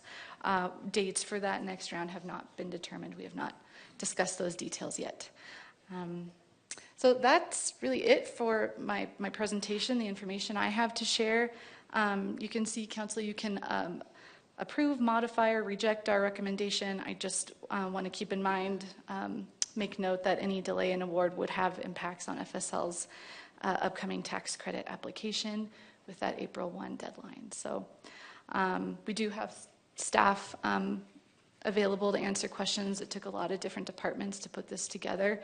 So I'm appreciative of all the help we've all received getting this to this point. So yeah, we look forward to your direction on this. Any questions? We do have a couple of questions. First, we have Councilmember House. Thank you, Mayor. Thank you for the presentation. Very excited to see these options coming forward and this program moving forward. I'm just wondering, in terms of the Aspen Lofts Apartments project, with the unit count being in flux, and I'm assuming the number of the ask being based on both numbers were fairly close to each other, and I think it was probably based on the unit count. Is that amount of the award also in flux with that, or are they hoping to stay with the amount of the ask? Since this information is so new, we have not discussed how what the impact would be to the final loan amount. I imagine it would be fair for FSL to request to keep their original funding request, given some slight changes over time. But I guess I would defer. I don't know if we have specific rules about how we want to be calculating that. But from my perspective here, I do believe we have some flexibility. Could we hear from Mr. Hastings about why the unit count might differ? Yes, can you hear me okay? Yes. Thank you, Mary Daggett, council members, Ms. Michelson. I did get to hear the conversation you had earlier today about the affordable housing. And I can tell you, I work all around the state. We've got a property up on McMillan Mesa, Flagstaff Senior Meadows. We have properties in Williams, Cottonwood, Show Low. And you just got an excellent staff. City Council's always been willing. So the key for us is not so much barriers and problems along the way. It's just finding enough money to pull these deals together. And so thank you for considering our request for bond funding.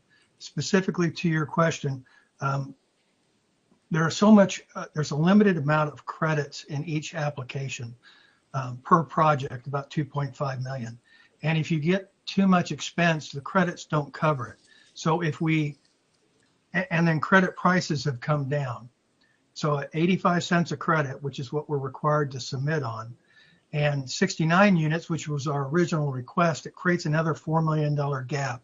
If we slide that back down to 65 units, keeping the original 70 for San Francisco Square and just reducing those 1, 2, 3 bedrooms down to 65, we bring the finance back into alignment and makes sense again. And if we're awarded the 9% credits for Aspen Loft with this funding, we can go forward. We don't have a gap. Thank you. Councilmember House, was there another part of your question? No, that was it, but I do appreciate that follow-up and the explanation. And just to clarify, I wasn't opposed to the idea of leaving it at the same amount, and really hearing that it's maybe a 4-unit-ish difference doesn't really raise any concerns for me, but it is helpful to have that information on where, that funding gap lies for you all. So thank you for that explanation. Councilmember Matthews. Thank you, Mayor. I didn't have a chance to look before today, and I couldn't recall, what was the estimated hopeful unit number of affordable units that we would get that we stated in our bond question? Yes. Was it 400? It was it was a range. It was 400 to 500. So when I was developing these kind of questions and scoring, with our team trying to figure out how to encourage people to make their request in accordance with like a per unit subsidy amount. So if we have $5 million and our goal is, let's say, 450 units, we were looking at a subsidy per unit of about $12,000 if we were to spread it super equally across, every affordable housing unit being created equally. So that was a loose target, and we made some scoring scoring in the application questions. I don't know what's the word, kind of line up with how close is your request to $12,000 per unit. And so, the closer you were to that $12,000 mark, the more points you got. And so the further you deviated, the more you were asking for per unit, you got fewer points. And so in knowing that costs have gone up since, what was that, I don't know, the bond committee would have come up with that number with staff making projections and assumptions about the rate of affordable units we've received in the past, I don't know, 5 years. So that 400 to 500 number was hard to come by a couple of years ago, and I think it's even harder, to get that same number of units delivered with the same amount of money. So I was expecting us exceeding that $12,000 per unit subsidy. I appreciate that, and I think just for future bond questions, I think staff and council, we need to be sensitive to that, to not overpromise, because we're a far cry from 400, because now we only have 1.6 million left of that part. So I just wanted to point that out.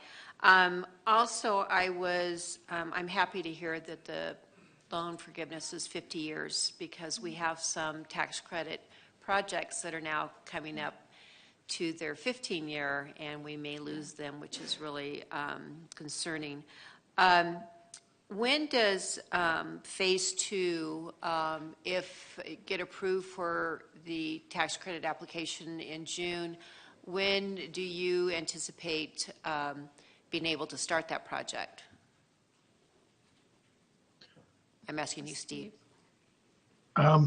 Weather's a big factor, as you well know. So when we get the award in June, we'll start meeting with city staff again, get the final designs ready, get our permits submitted, start staging materials, and as soon as the ground thaws in the spring of 2025, we'll start construction. Thank you. That's all the questions I had. Councilmember Harris. Okay, so the hope is to break ground in 2025, correct? Mm-hmm. Okay. All right. So right now we're short like 4 units from the original, correct? Yeah. All right. So building costs and a whole bunch of things are going to go up between now and 2025. What's the assurance that we can still get those number of units? That's a good question, but if we get an award, it'll be for 2.5 million in low-income housing tax credits, and at the 65 level, we can cover all those units. There may be some incremental change in what the price of the credits are. Plus, we have a $1,100,000 contingency, because like you observed, these costs, you can't pin them down till you're starting to work. So we do have some contingency built in. Thank you. I have a couple of questions. Can you describe more about why the phase of development matters in the criteria? By the phase Again, for Steve? No, I'm sorry. Sorry. In terms of the city's criteria and I why see. the one project wasn't eligible. Right.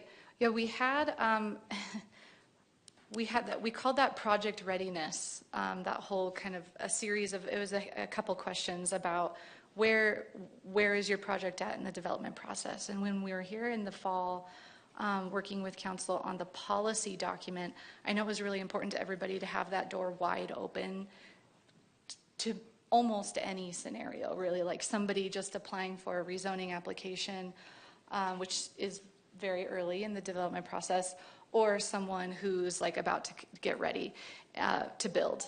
And that can be a 2-year process, really, that we've seen at the city. So we understand that people are always at different phases of development, not to mention the time it took for us to get this program ready. We were watching and kind of tracking some of these projects make advancements in their construction. So we just, it was a hard thing to do, but we did have to find an actual cutoff mark that made sense. And that cutoff mark was a at-risk grading permit or a grading permit, which is the phase right before you start going vertical. I don't want to get super technical, I'll leave that to somebody else, but that was, we discussed with staff internally what is an appropriate spot to make that cutoff mark before a project is being built and ready to be under, or possibly even if they've been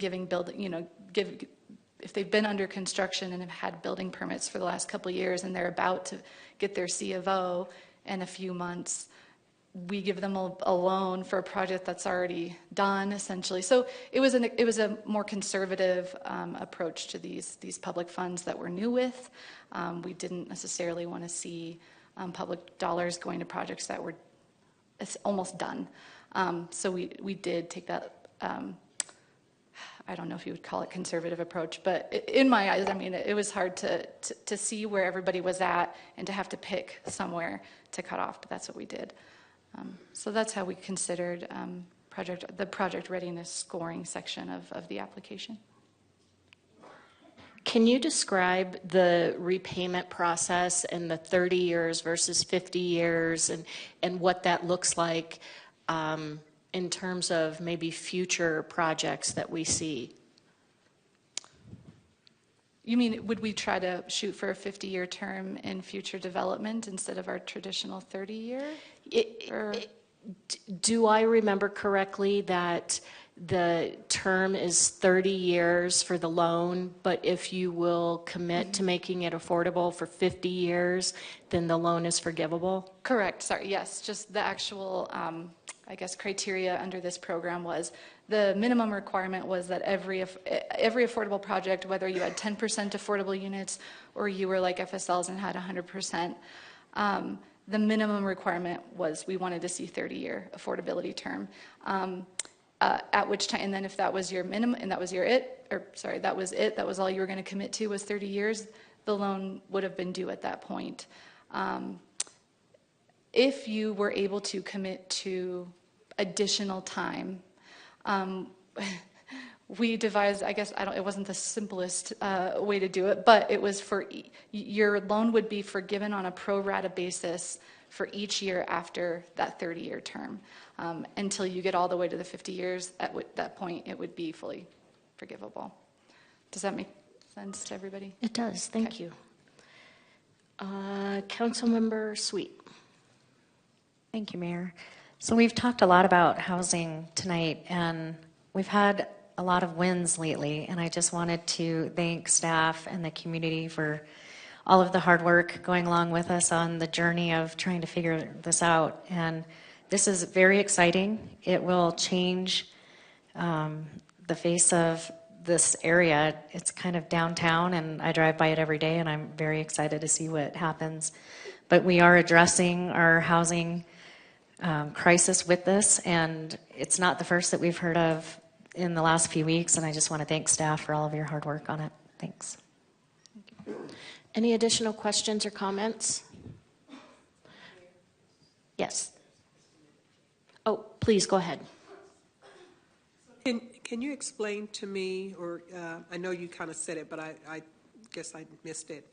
So at what point would a project not be eligible? Are you trying to get projects that are in the planning stage? Like this is what, a year and a half out? And so is that where you are? So any project that a year and a half out, 2 years out, 3 years out, what's the? It's hard to assign a timeline to it, but yes, the goal is to have the door open to projects that are beginning up into they're about ready to go vertical. And the thing is, in the last couple of years with the housing market going so crazy and labor shortages and, material cost increases, we've seen a lot of projects just stall, where they went through a rezoning or a bit like a lengthy process with the city, and they got real far, but they just have not been built.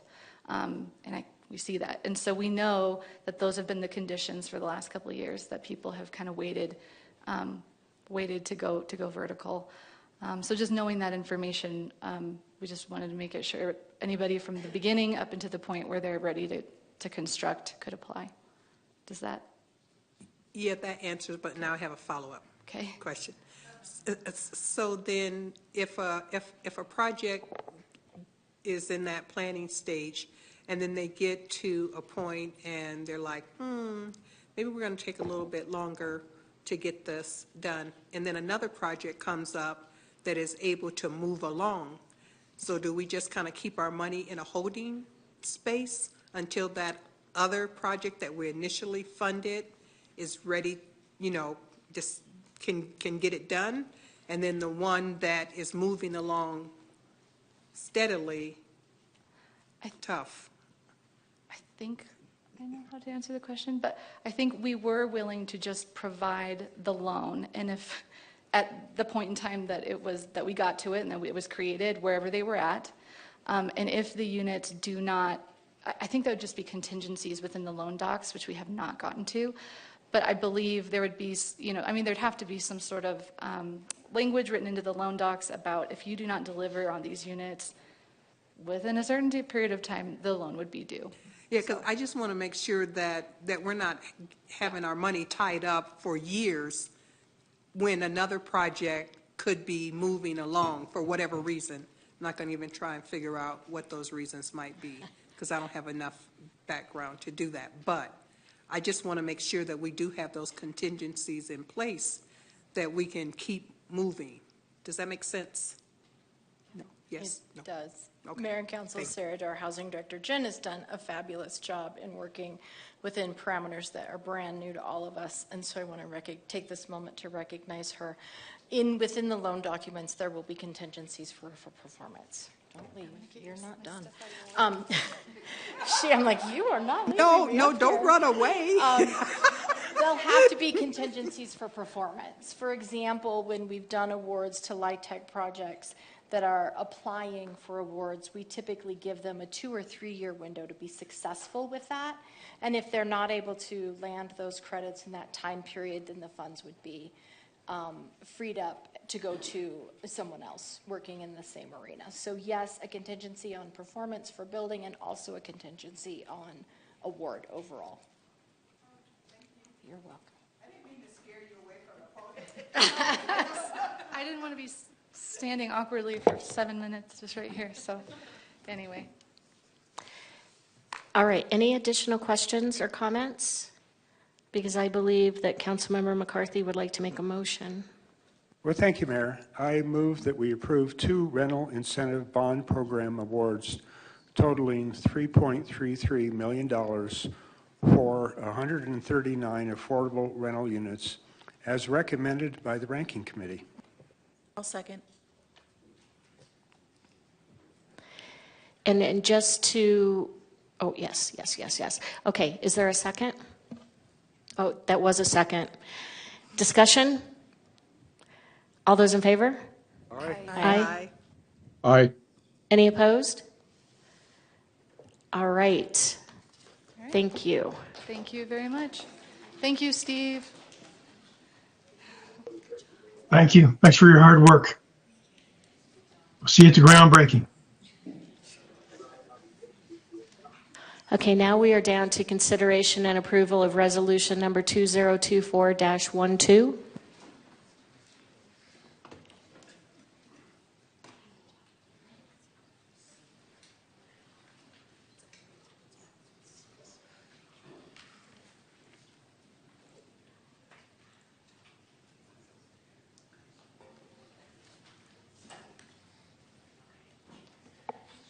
Good evening, Mayor and Council. Dave McIntyre and a team of city staff from all over the place that have worked on this particular item for some time. Luckily, you have a lot more expertise in the room than I can bring. So this item is related to an airport parcel, and it's a ground lease and development. To provide some context, you can see here the parcel outlined in orange. You can see I-17 identified. That is the interchange with Fort Tuthill and Coconino County, and the airport just to the southeast of it. And so any questions on where the parcel is? Excellent. A little bit of data about the parcel itself. Cross streets are at that Pulliam Drive and JWP, John Wesley Powell, for those who don't speak an acronym, and approximately 31.5 acres. It is zoned currently highway commercial, which is intended to stay, and it was released by the Federal Aviation Administration in 1988 to the city for the purposes of airport development, which is an important item in relation to how it's used. We do have a long-term and ongoing relationship with the Federal Aviation Administration, and we have been in contact with them significantly regarding this particular development, partly to make sure that we're working within their regulations and requirements, and also to guarantee to them that the use that they released it to us for is going to be what we use it for. So we did a site use assessment and concept plan some years ago. We actually worked with airport consultants to look at the parcel and try to identify what the best use would be for activation of the airport and the creation of jobs. We did determine through the FAA that no residential is allowed in the area. That's common around airports. We then used that site assessment and some of the parameters to talk to council at the time, and went forward with a statement of request for qualifications. The main goals for this particular parcel were airport revenue and activation and jobs economic development. At the end of the RSOQ, council approved the selection of Genterra, and we began our negotiations that have culminated in the action being asked for this evening. This is just a reference to the past. This is not actually what will happen per se, but you can see that a number of different options were provided with a significant number of different ways that the parcel can be used. The focus of it really is more on flexing industries, medical office, things of that nature, and we'll talk a little bit more about that as we go.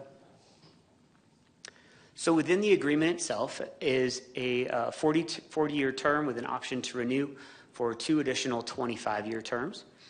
The lessee will pay fair rental value for the lease term, and the way we determined that is through an appraisal, but with a built-in escalation. Additionally, there is a process for further appraisals if either side feels that the market has changed and that the escalation hasn't reflected market changes, we can do an appraisal to make sure that we're back on track and receiving that fair rental value. The fair rental value based on an appraisal at the outset is $527,500, and that escalation I mentioned earlier is a rent increase of 2% annually. Some of the key terms also include that the rent is actually deferred for years 1 through 4. This is to, before they're able to move forward with the project, help to not stress it out too much. But it's important to know that it's not forgiven, it is deferred, and therefore that rent will be recaptured, as you can see, with a 15-year amortization at 2.65% interest. And we came up with that interest rate based on the historical earnings of city reserves to make sure that the city is still getting basically what it would have been. Rent is also variable, again, as an effort to de-stress the project before it gets to a place where it's able to generate enough revenue. And so that rent is variable for years 1 through 9, and then the recapture of that variability is in years 10 through 17. But again, every dollar comes back to the city over the time of those first 20 years. The lessee is going to be completely responsible for the construction of public infrastructure. This is a very expensive endeavor, and so that is part of why we wanted to make sure that the project was not stressed, and is also required within the lease to complete the development plan for it within 30 months. The lessee may build the project in phases, but must be complete with the entire project within 25 years. As we said, speaking to uses, we didn't want to box in too much because part of what we're looking for from our partner in Gentera, the lessee, is that they do a market assessment and we determine what the right uses are there, what some of the best uses are there. But we really were focused on what we call primary sector jobs, if you will, jobs that are not focused specifically on retail, but may provide more diverse and resilient parts of the economy. And so you can see that we did put in a provision that no more than 50% of the property may be used for short-term lodging, such as a hotel, retail or restaurant uses. The remainder of the parcel will be research and development, manufacturing, logistics, or other uses of that nature. The buildings will meet or exceed sustainability standards adopted by the city, constructed by, and they're going to be privately owned, so they will be subject to tax. But at the end of the lease, all those buildings revert to ownership by the city. Gentera is here. Tim Kinney from Gentera is here, as is Rich Bowen, so they're available to answer any questions, and we appreciate their participation. We also, as mentioned, we have everybody from your finance director to your planning director to Stacy. You know what? I'm not going to try to name them all because I'll forget somebody. But there's a lot of really smart people here who worked hard on this, and so questions that that I might stumble over are going to be available. Can I offer any additional information? And the topic has been a subject of council meetings for at least the past 4 years, 3 or 4 years. The history of the parcel goes, I could get into a long dissertation No, I don't on the want parcel, that. but we'll avoid that. But yes, this particular transaction has, the negotiations have lasted for some years. That RSOQ, I believe, was issued in 2020. Okay. And yes, you've heard a lot about it over the years. City manager. Thank you, Mayor, Council. Thanks to Dave McIntyre and thanks to the entire team. And there are many names on that team, and most of them are in the room tonight. There's been considerable effort at the staff level to get this in front of council this evening. It has been discussed over the years. I want to, in addition to offering my thanks, which are genuinely stated, this is a big deal. This is the culmination of a lot of work. And this parcel has been vacant, of course, for decades. Under city ownership, it's been vacant, of course, forever, but it's been suitable for development for some time. And so that just, again, underscores the importance of this evening and what happens going forward. The reason it's so significant is this, of course, was pursuant to the FAA released to the city for airport purposes. Our airport operates as an enterprise fund, and I can share with you, having spent a lot of time budgeting over the last few weeks, it's critical that we find a revenue stream for our airport. You know, and we have management here. We have the greatest management in place that to take our airport forward, and we're looking at, you know, all kinds of opportunities. Hopefully new airlines at some point, new routes, you know, and we'll get things revved back up at the airport to see it start generating the revenues that it did pre-COVID. This, and even though it's years away from seeing revenue realization through the rents that Dave just walked you through, is going to be monumental for helping our airport to sustain its enterprise status. This will be a big revenue generator over time. So we're not going to see that right away, but the approval tonight and getting this now buttoned up and proceeding with the eventual development of this parcel is going to do a lot for our airport and specifically for revenue, sustained revenues over time. I want to remind council, and it was actually a previous council that made this decision, but the idea was to lease it rather than to sell it. The sale of the property would generate one-time funds, which would be, you know, a big shot in the arm for airport revenues. The lease of the property over time, over decades, will be a sustained revenue source that will help. and provide much more long-term dependability on that revenue source. So I'll stop it there. I really am thankful to the team. I'm thankful to Tim Kinney and his team for being such good partners in this project, and really excited for what lies ahead. Thank you. Councilmember Matthews. Thank you, Mayor. Tim and Rich, thank you for your patience. My gosh, I don't think I'll ever get used to government work. It takes forever. Welcome back, Jack. He came here to celebrate. He's been at it from the beginning, I think. And just looking at all the staff members that have had a hand in this, you know, taking up 2 roles and just endless hours of work and negotiations and stuff. I just want to say thank you to all the staff that have put so much time and effort into it. I'm excited that this is actually on the agenda tonight, so hopefully it goes well. I'm excited to see we need this type of development in this industry in our town to help create better jobs and really support our economy. Good paying jobs is another answer to our housing issue, and so it all goes full circle. So thank you so much for sticking with us and getting this done. I appreciate it. Are there any additional questions or comments? Because Councilmember House has a comment and then a motion, so I want to take any additional comments or questions before that. Councilmember Sweet. I'll make this short and sweet. It's my birthday, I'm allowed to do that.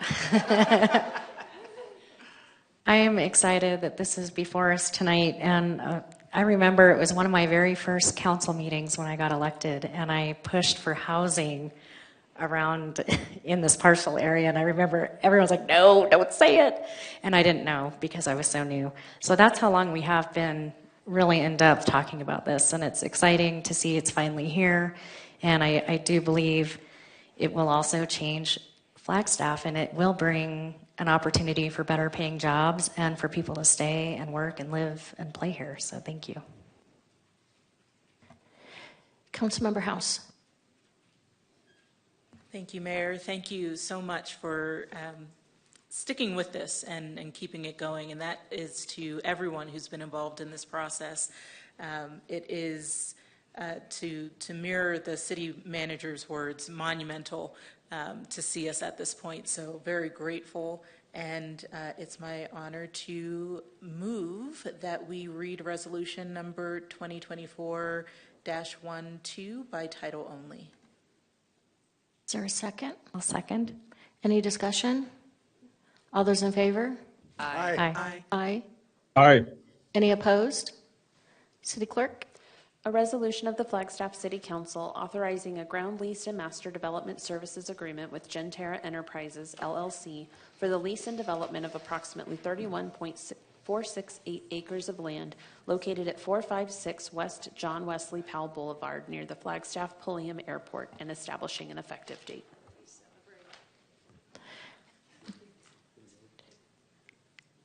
Let's get serious.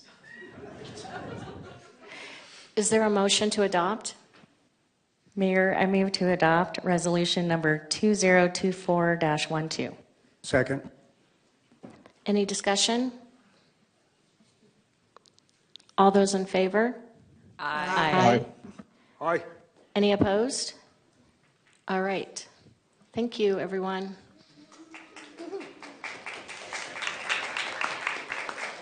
Thanks for acknowledging Jack Fishett as well. He has left us before it got done, but he did a lot of the work, and happy birthday.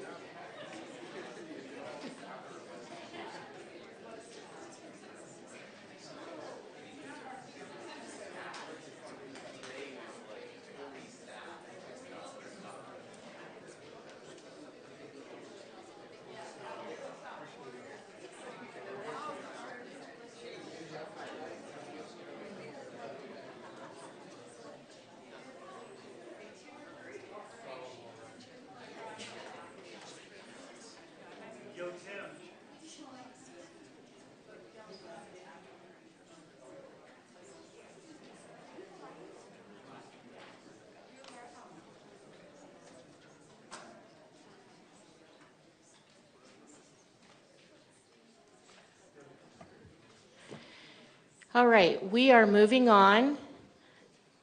So those who are not moving on with us may leave the chambers and continue your conversations outside. We are down to item number 13, future agenda item requests. And we are going to be taking public comment, and I want to remind us all that there are going to be different viewpoints expressed here tonight, and I don't allow showing of support or opposition to things that are said at the dais. I want everyone to have their right to express what they want to express to the council. And again, this isn't to make a decision for the council to do a resolution. This is just looking for 3 members of the council to move this forward to another regularly scheduled council meeting. And the individual who turned in the petition didn't file a card, so I didn't, but Joe, you did. Would you like to introduce the petition? My 3 minutes? Yes, but I will also give you 3 minutes as a commenter on the matter, but you can introduce the petition to the group. Okay, well, thank you, Mayor, council members. My name is Joe Bader. I live in Flagstaff. Recently, we submitted to the city clerk a citizens petition with 73 signatures asking you to pass a resolution calling for a permanent ceasefire and a just resolution of the Israeli-Palestinian conflict, of which we're all aware of now. An additional, FYI, an additional 226 residents signed an online petition with the same resolution. Okay, so that's just about 300 people. That's 120 more than the maximum occupancy of this room. To recap, what we all know today is over 32,000 Palestinian residents of Gaza have been killed, over 70,000 have been wounded, at least 12,300 children have been killed. The UN reports that more children have been killed in Gaza in the last 4 months than have been killed globally between 2019 and 2022. Famine stalks the Gaza Strip now, and several dozen children have already starved to death. This will only get worse unless the war on Gaza stops immediately. Given that our tax dollars are being used to provide the weapons Israel is using to commit what many feel is genocide, this is an urgent moral issue that we all need to take a stand on. If you vote to place this on your agenda for a full discussion and adopt the ceasefire resolution, you will be in good company. In addition to the wishes of your 300 Flagstaff constituents, at least 70 cities around the nation, including South Tucson, Arizona, have adopted various ceasefire resolutions. 2/3 of American voters across the political spectrum support a permanent ceasefire. A majority of Democrats, Republicans, and independents. Elected bodies at all levels have taken stands on national and international issues in the past, from Vietnam to ending apartheid in South Africa to immigration rights, climate justice, etc., and on many issues. And you can do the same tonight by taking a stand in support of a ceasefire in Gaza, or taking a stand in support of moving it to an agenda in the future where you discuss this matter. The misery being inflicted on Gaza now and its impact on the people in the region and in our own country is city business, we believe. There are people in Flagstaff who have family and friends in Gaza, the West Bank, and in Israel. And there has been a rise in Islamophobia, anti-Arab sentiment, and anti-Semitism nationally as a result of this war, which can impact us here in Flagstaff as well. putting this on your regular agenda and then voting to adopt the ceasefire resolution that will be sent to our congressional representatives and to the president can help provide political pressure that could stop the killing and move toward a just resolution of the Palestinian-Israeli conflict. I know you can do this. We are counting on you to stand up and do what's right. Thank you. Council, do you have any questions for the petitioner? All right, we're going to move on to public comment. Janet Wessels.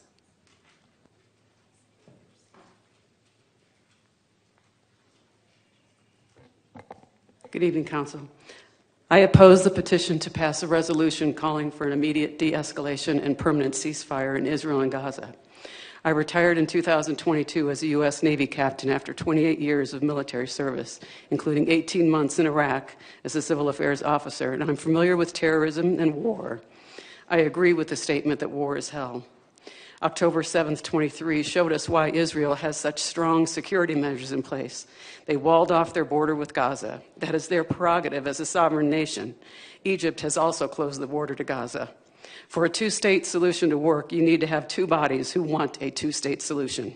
Hamas does not want Israel to exist. From the river to the sea is calling for genocide, for the state of Israel to cease existing.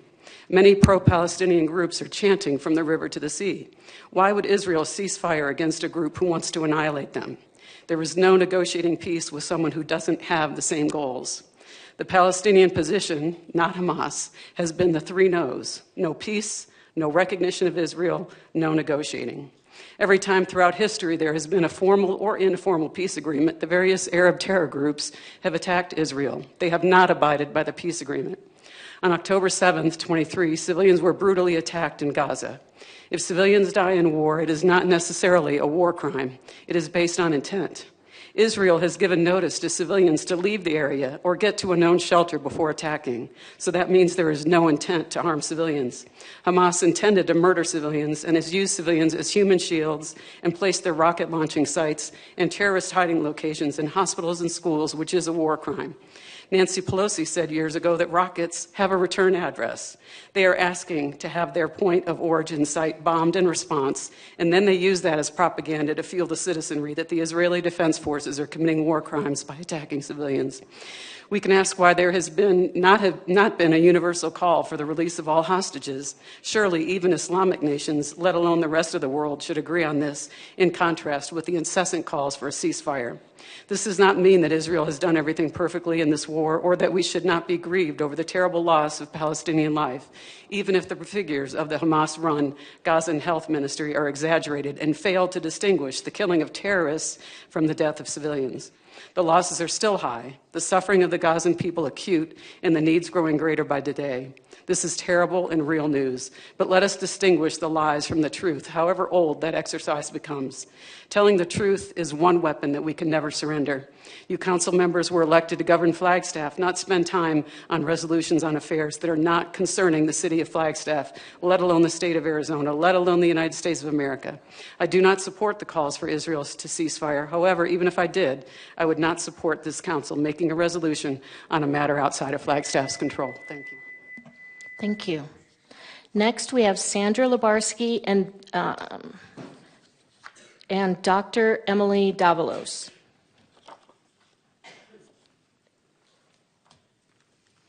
Good evening, Mayor and Council. My name is Sandra Lubarsky, and I am here tonight to ask you to place the resolution for a permanent ceasefire between Israel and Gaza on a future Council agenda.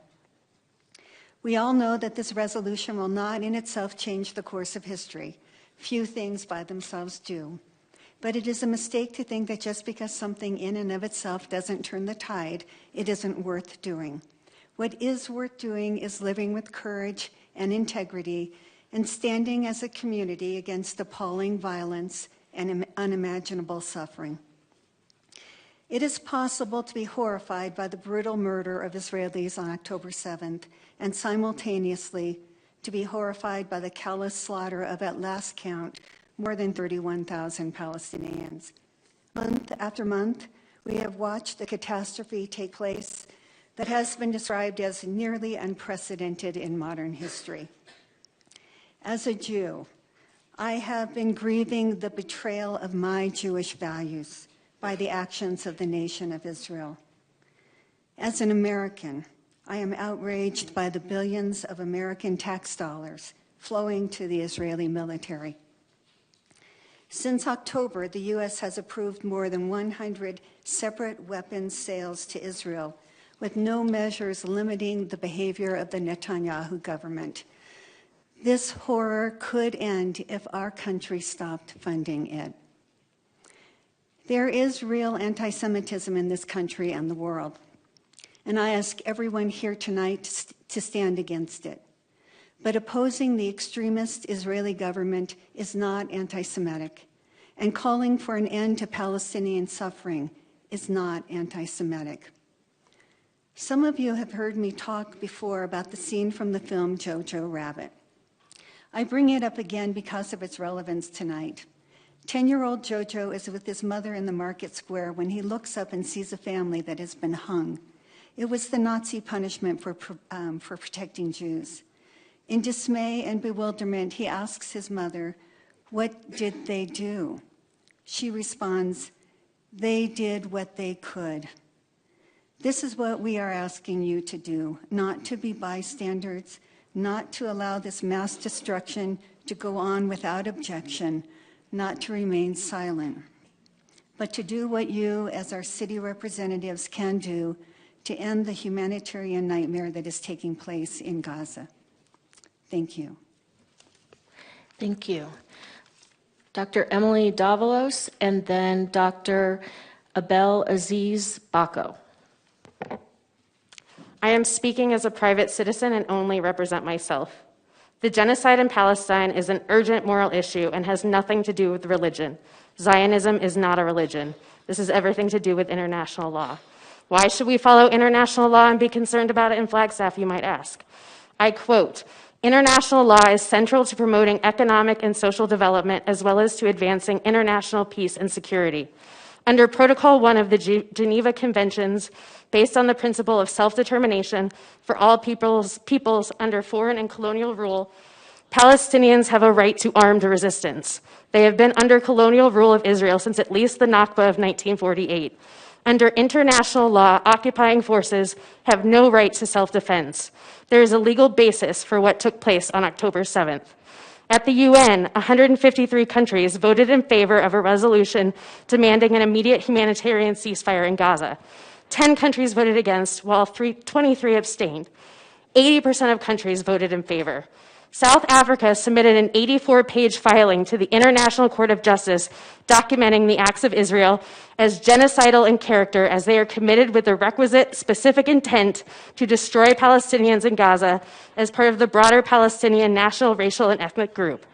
The United Nations top court ordered Israel to do all it can to prevent death, destruction, and any acts of genocide in Gaza.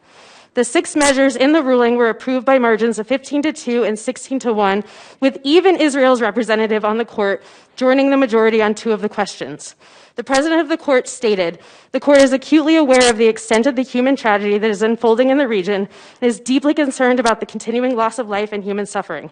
The court ruled that Israel must do all it can to prevent genocide, including refraining from harming or killing Palestinians.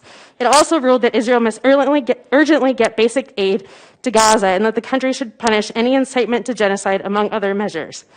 Amnesty International stated, "The decision is an authoritative reminder of the crucial role of international law in preventing genocide and protecting all victims of atrocity crimes. It sends a clear message that the world will not stand by in silence as Israel pursues a ruthless military campaign to decimate the population of the Gaza Strip and unleash death, horror, and suffering against Palestinians on an unprecedented scale.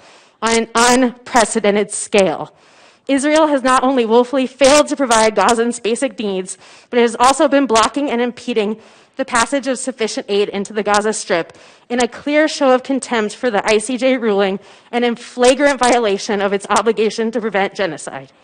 You have a choice and a chance to stand on the right side of history against genocide, or you can choose to be on the wrong side, as silence indicates complicity. Please approve this agenda item." Dr. Abdel Aziz Bako, and then Reverend George Dorado.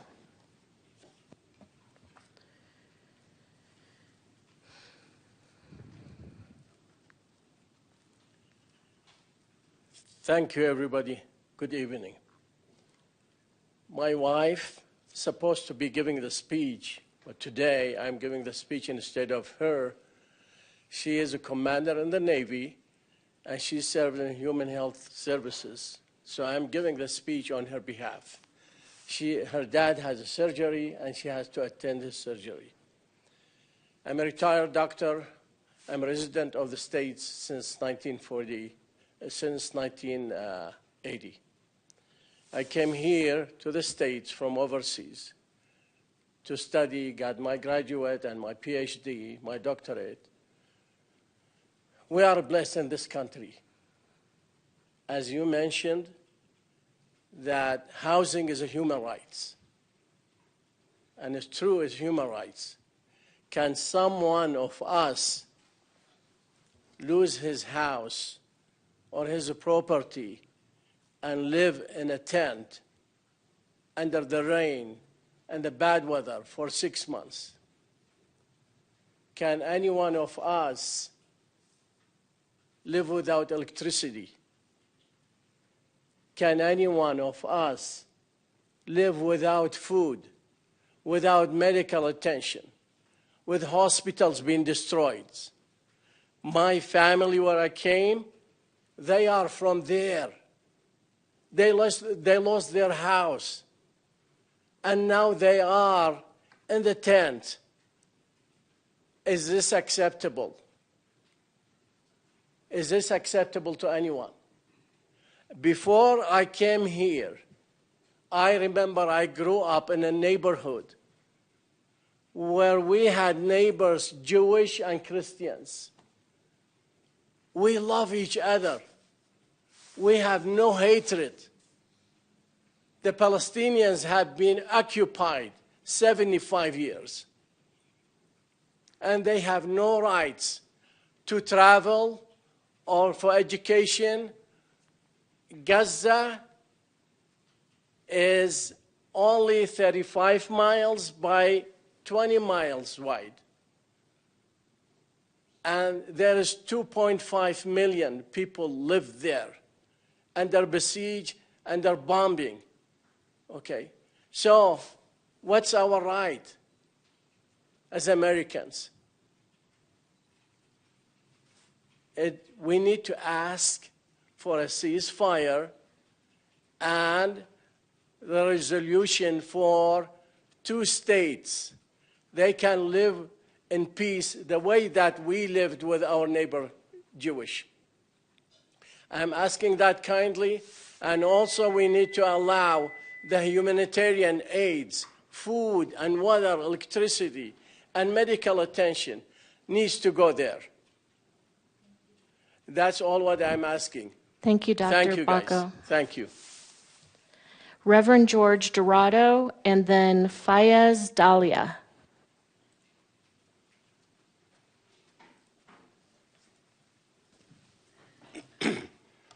Honorable members of the council, Mayor, I would like to express my appreciation for allowing me to be here and speak out for those who cannot speak for themselves. I am originally from Guantanamo, Cuba, and coming from a lineage of Sephardic Jews who were forced to leave Spain under the persecution of the Catholic kings and queens in Spain.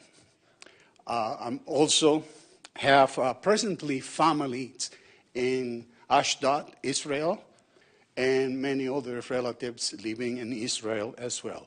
I am not a practicing Jew. I am an ordained clergy of the United Methodist Church and have been serving for over 30 years of my life, currently under retirement. The reason I'm here is just to, number one, be able to exercise the freedom and the liberty that we all enjoy in this country, something that is precious. I appreciate the civil way we express our different opinions. And again, I am very, very glad that we are willing to disagree without jeopardizing our personal safety. As a seminarian, I engage in social activism and community outreach efforts in the city of Chicago. As a pastor, I asked the bishop to send me to the south side of Chicago to start working with the community that were very under economically advantaged. So they were very repressed community, full with problems with gangs, drugs, prostitution, from the ages of 10 all the way to 20, 21 years old in the street of Chicago. When I was in the south side of Chicago, I dedicated my life to saving human beings. Not just saving for Jesus, like the cliche, oh, I was saved. No, saving human lives for real, by providing the resources necessary for those children and family to have a home, food on the table, and clothes to wear. Today, I was pleased to hear that you, council, were entertaining the possibilities of building houses for people who are homeless, building social services for those who are in need, for those who are marginalized, for those who are somehow oppressed by the economic system, that we are all part of it. I was very impressed by that. I'm sorry, but your time is up. Please, I implore you, consider bringing that agenda into the council and moving forward from that point on. Thank you. Thank you for allowing me to speak. Fayez Dahlia, and then Dawn Keller.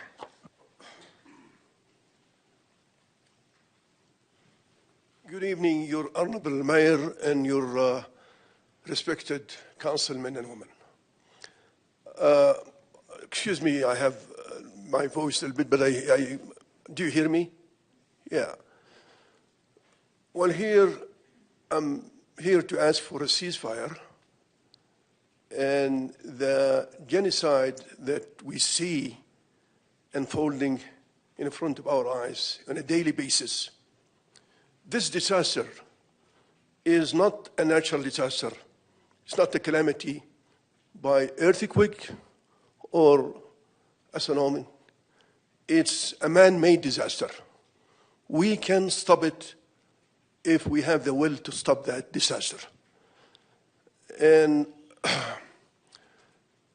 as some old people with visions, respectful George Washington himself warned us in his last speech to the Congress not to be entangled with some states, any state. And probably some people think at that time he was thinking of France because it was on our side. And here we see ourselves entangled against the whole world from a racist, fascist, Nazist, Zionist country.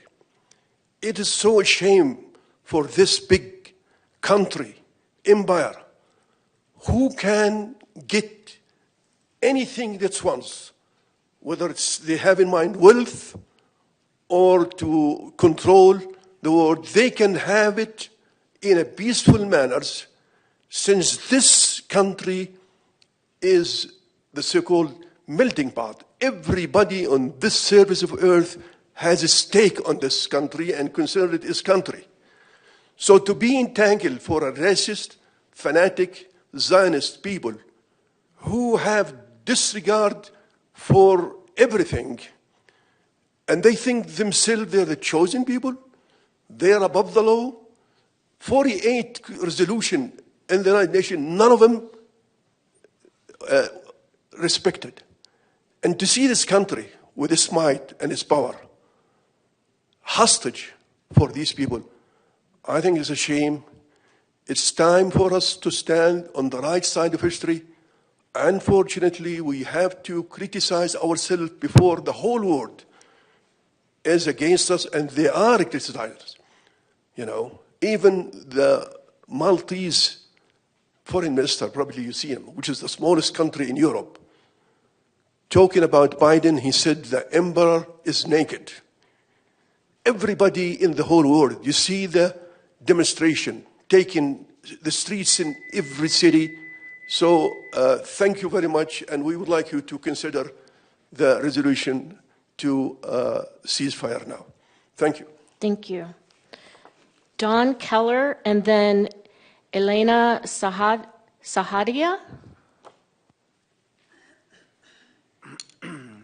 Thank you, Council. I'm here as an American and a 50-year resident of Flagstaff and in support of a ceasefire resolution.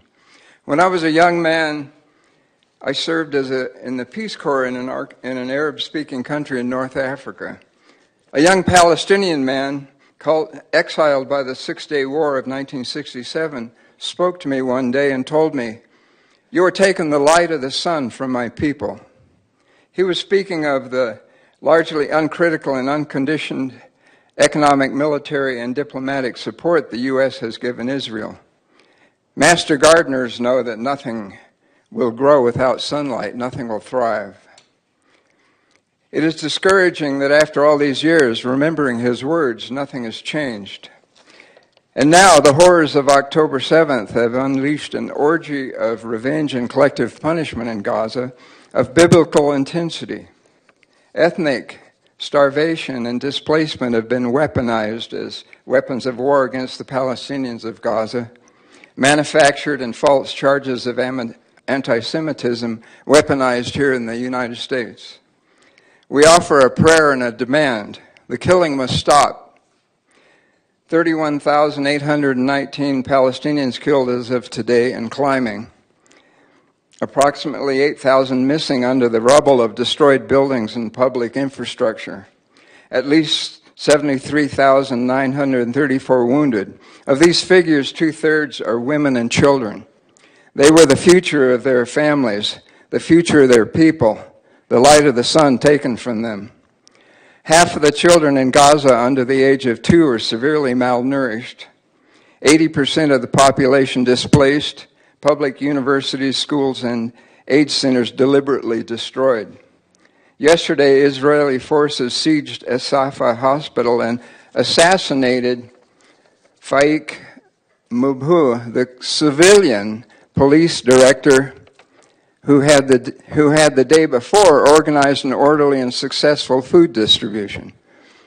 This is the weaponization of chaos. It's reported today that Israel has apparently started an offensive on Rafah without official announcement to avoid international pressure. It's very important that this end. We can disagree whether this is a war against Hamas or a disproportionate war of ethnic cleansing on the Palestinians of Gaza.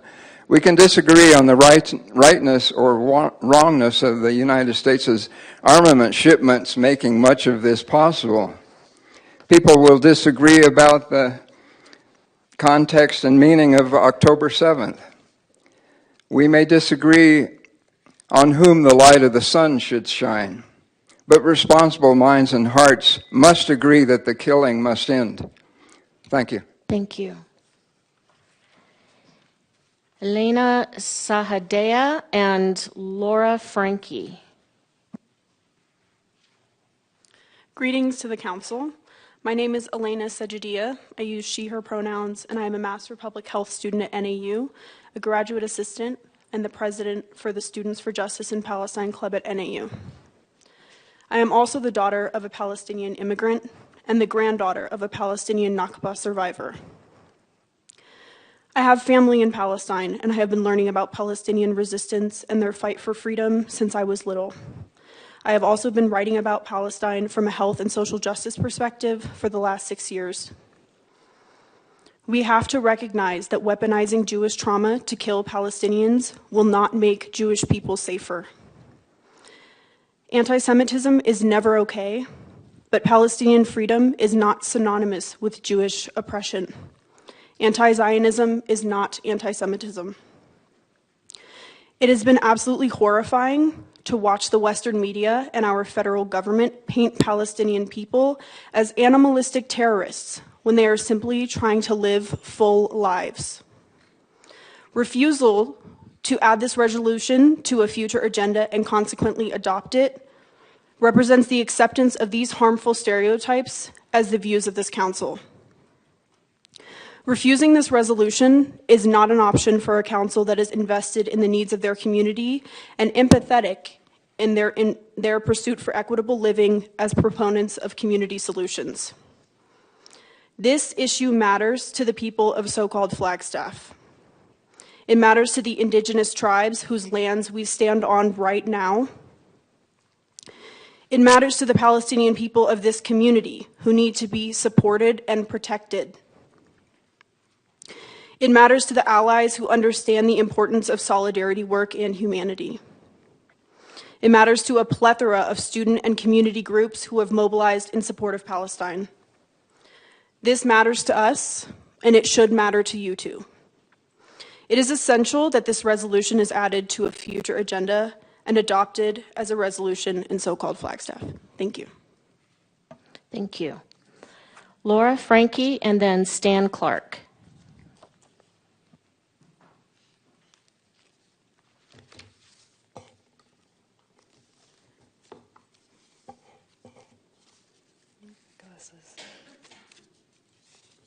Good evening, aloha, and happy birthday. My name is Laura Kishfranca. I live here in Flagstaff in Sunnyside. I moved back in 1998, but graduated from Flag High, so I've been here a while. Been to a couple of meetings, but this is the first time I've spoken because this really hits home with me. So I'm going to start off with some quotes, and then I'm going to tie it all in. I think there are many people in the United States who don't know Palestinian question. What is it? So we want them to only know who the Palestinians are, to know that they are people like others, have brains, have shapes, like people everywhere. I heard that some people there say that Palestinians are like animals or something. We want the people in the United States to know that we are people like them. We have the same intelligence. We are simple people, kind people. We are Palestinians, people, not more. Another quote. Why doesn't American press tell Americans what's going on here? The Americans are good people. They believe in things. They believe in justice. These are quotes from a photography book made in 1980 and 1982 when local photographer friends, John Running and Sue Bennett, visit the Middle East. Here's some of their quotes. Our taxi driver was Palestinian. We asked her about Palestine, and a big bear of a man broke down and wept, sobbed. It's been 32 years. They act like it happened yesterday. I don't know the pain that stays so strong after 32 years. That's from Sue. And another quote, let the American people know that there are people living in refugee camps in the Middle East who are being bombed with American-made bombs dropped from American-made Phantom jet fighters. Where I'm going with this is a book that's over 40 years old. This is nothing new. These were photographers with the lens that showed us Palestinians and their heart. Right now, currently, we all have lenses on Palestine and Gaza right in our pockets, in our hands, and we can't deny what we're seeing, right? Live actions from people on the ground. Our photographer friends and such. I'm going to skip because I'm running out of time. So currently, on day 165, through our iPhones and social media, our current lens on Gaza and surrounding Palestine can't be ignored no longer. We are witnesses to this ongoing brutal occupation for over 75 years. And now the Palestinian people are showing us live unfiltered images, stories and truths of genocide instantaneously. I ask you to look at their brave courage and pass the ceasefire resolution. Thank you. Thank you. And if you ever want to look at any of these books, come find me. Stan Clark and then Dr. John Vadaz.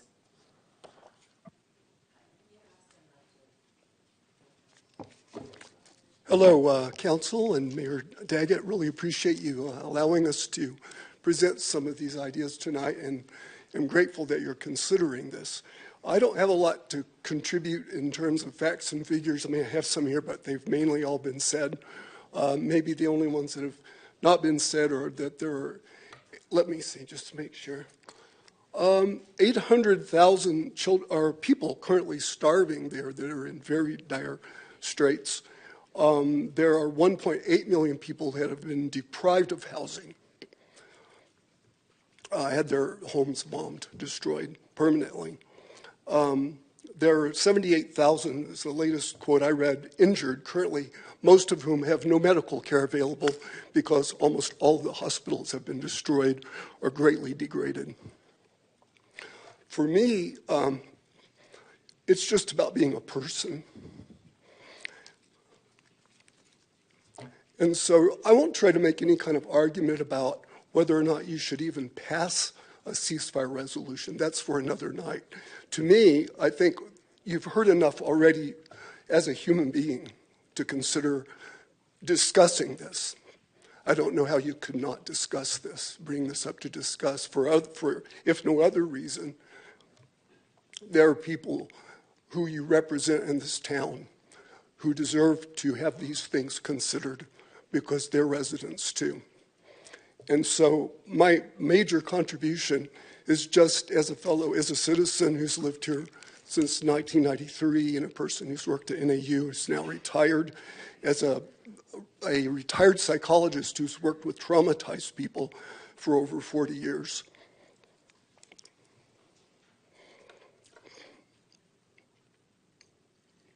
Please consider this resolution. Thank you.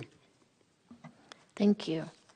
Dr. John Vadaz, and then Richard Kozak. Good evening, Mayor and Council members. This is a very emotional and serious topic, but I'd still like to take the time to wish you a happy birthday. I'm going to talk on 2 points regarding this petition, which I am against. However, I am definitely for a ceasefire, which may surprise some people. The two things would be regarding the consideration of the City Councils, or the City Council on this topic, and the permanent ceasefire itself. The question is, should the City Council even consider such issues? Well, let's consider both outcomes and the goals that we're looking at here. As far as outcomes, approving or maybe even just considering such a proposal will only divide our community. Consider many Jews in Flagstaff and outside that are in fear of harm due to seeing anti-Semitism all over the world, including here. Only 2 weeks ago, we had neo-Nazis speaking here, so disgusting that you had to take the video down for a period of time. As far as goals, I would think that our goals should be to support our community of all religions and all people, which leads into my next part regarding the petition itself. As I said, I'm definitely for a ceasefire, permanent ceasefire, and I think it's very simple. Hamas surrender unconditionally and return all the hostages. It's that simple. Supporting or considering this request without what I just mentioned basically says that we do not care about the hostages or the innocent lives of civilians. Giving into true evil of these terrorists will only allow evil to spread. We can all agree that war is bad, but to destroy evil, it is necessary.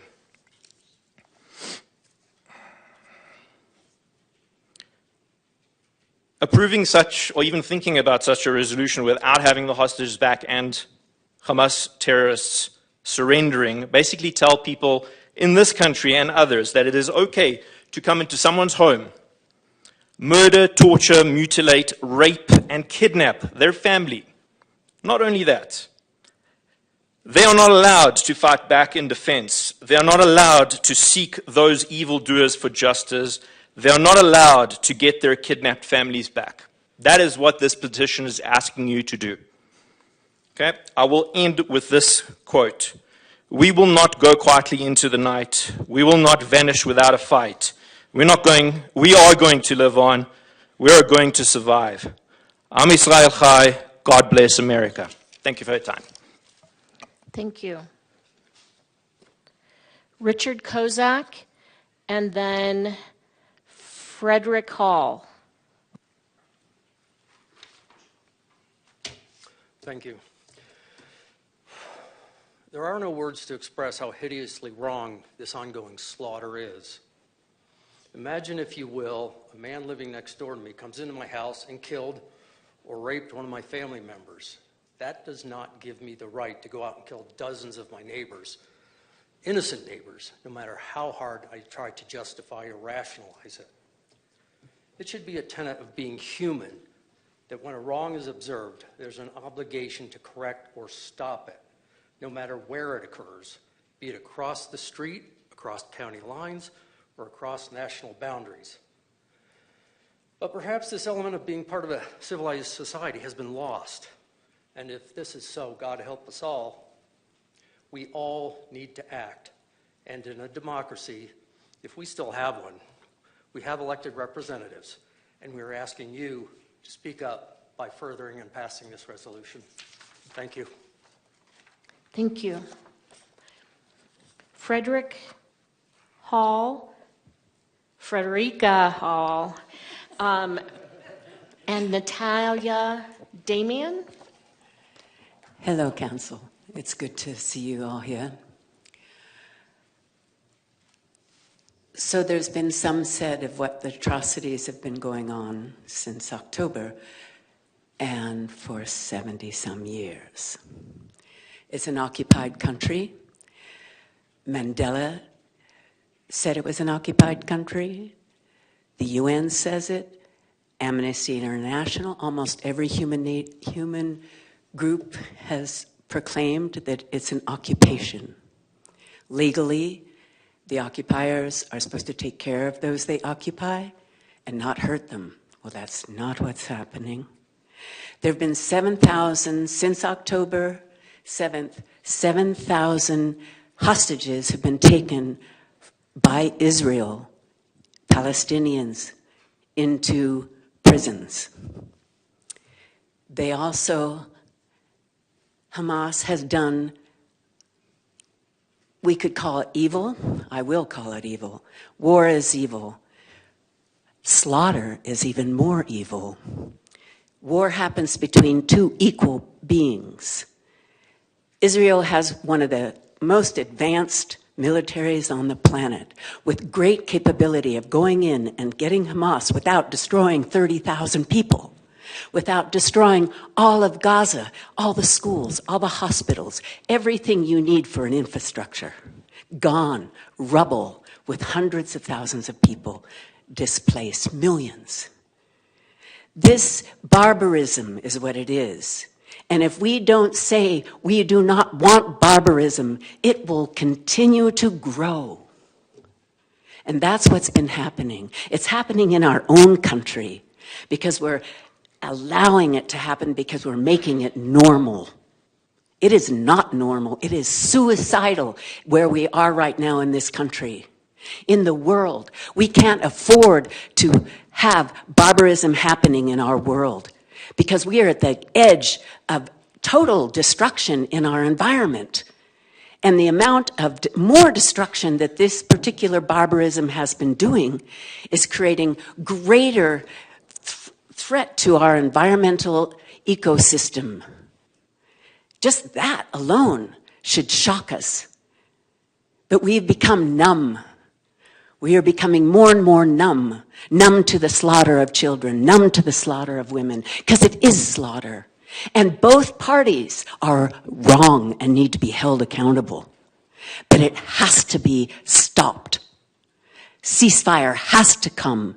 And those all that have created this disaster have to be held accountable, both Hamas and both Israel. I pray that we can stop this barbarism and not let it spread. Thank you. Nathaniel Damian, and then Isabella Kimball.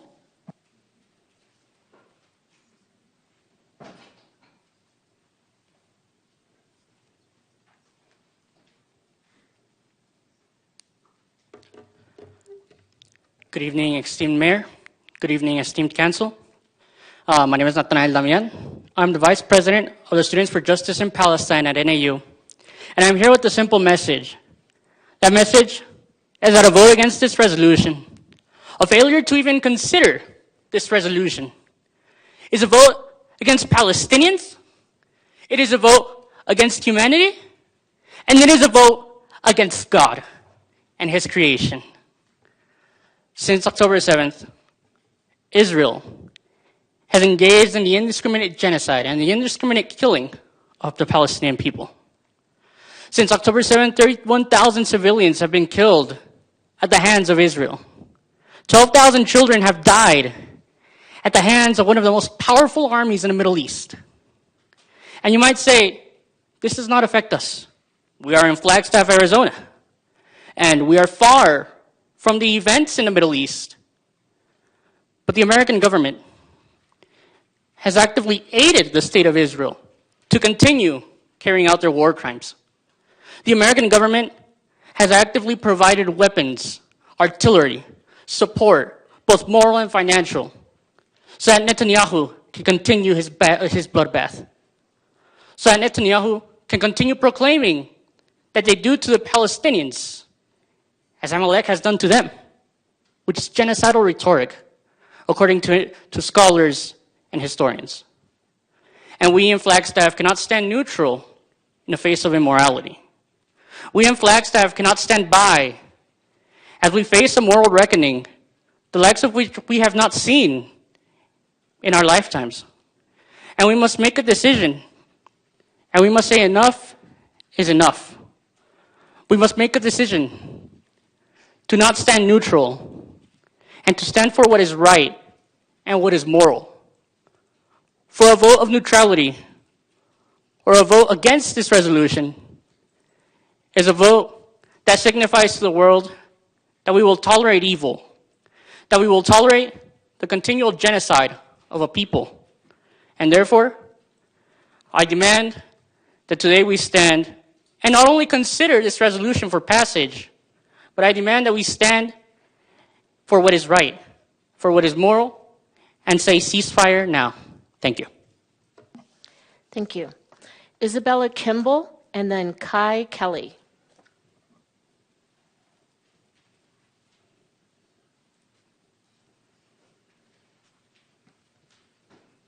Good evening, Council. Thank you for letting me speak. I'm not super fancy and I don't have a bunch of statistics to talk to you about, but I am very much against the idea that just because we're so far from Palestine and the Middle East in general, that it's none of our business. As Martin Luther King said, an injustice anywhere is a threat to justice everywhere. Just because we're not near it, just because we don't see it every day with our own eyes, doesn't mean that it doesn't matter. People are starving. People don't have houses. People aren't able to care for their babies. I think as humans that should matter, no matter where it's at. If we just let it go and say, well, it's none of our business, then what's stopping it from happening here or somewhere closer and just letting it spread? I think it's important to address this no matter how far away we are from it. And I know one of you up here said at some point that housing is a human right, but they don't have housing. They don't have that right, and they're humans just like us. And if we have these values that we hold and that we boast about, it shouldn't matter where we're talking about. It's still something we need to talk about and advocate for. If we were in a similar crisis and Palestine was instead having a city council meeting about it, would you want them to just say, well, it's none of our business, it's Arizona, we don't care? And I just think it's important to think about that, to at least discuss it. Of course, I'm for passing the resolution, but at least talk about it. Thank you. Thank you. Kai Kelly and then Lorenzo Gomez. Good evening, Mayor and Council. Didn't really come here intending to speak tonight, but I just wanted to share like a personal story. I've lived in Arizona my whole life. This year marks a decade of being in Flagstaff, and hopefully many more decades if I can afford it. But I, like many others in this room, probably, went to NAU. I graduated with a degree in anthropology and archaeology. And after graduation, like any new grad, I spent weeks applying for jobs with no luck, till I was, someone eventually reached out with a job offer to monitor the construction of IFTs on the Tohono O'odham Reservation, or Nation, along Arizona's southern border. At that time, I didn't know what any of those words meant, but it was a job. It was more money than I had ever seen, so I went down there. I worked directly with tribal members who I became friends with. Despite my having no business being there, I heard their stories and I saw firsthand what life is like down there. The Tohono O'odham have lived in the Sonoran Desert for time immemorial. And not too long ago, a border was drawn through their land. Now, it is fully occupied and militarized. There are federal agents everywhere. And while the people there are constantly harassed and treated as illegal on their own land. So what were the IFTs that I was monitoring the construction of? They are integrated fixed towers, which are a virtual surveillance tower that detect motion from miles away. They can pretty much see anywhere that they want. And they're operated by some guy behind a screen. And I don't know about anyone else here, but 24/7 surveillance towers operated by some guy behind a screen is not my idea of freedom. Anyway, I just want to give context to why it is important that our little town in Arizona of 80,000 people, half a world away, adopt a or at least consider adopting a ceasefire resolution between Palestine and Israel. These integrated fixed towers that are being placed all along our border and on tribal land were designed and built by Elbit, Israel's primary defense contractor.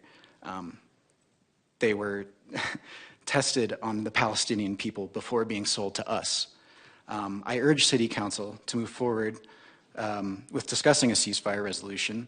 When Flagstaff adopts a ceasefire resolution, we not only condemn the ongoing occupation and decimation of indigenous peoples in Palestine, but we reject our own colonial history and complicity in the ongoing oppression of our Native brothers and sisters. And if we can't do that at a minimum, then we haven't learned anything from history. Everything that is happening now has happened before here. Thank you. Thank you. Lorenzo Gomez and then Haile Hassani.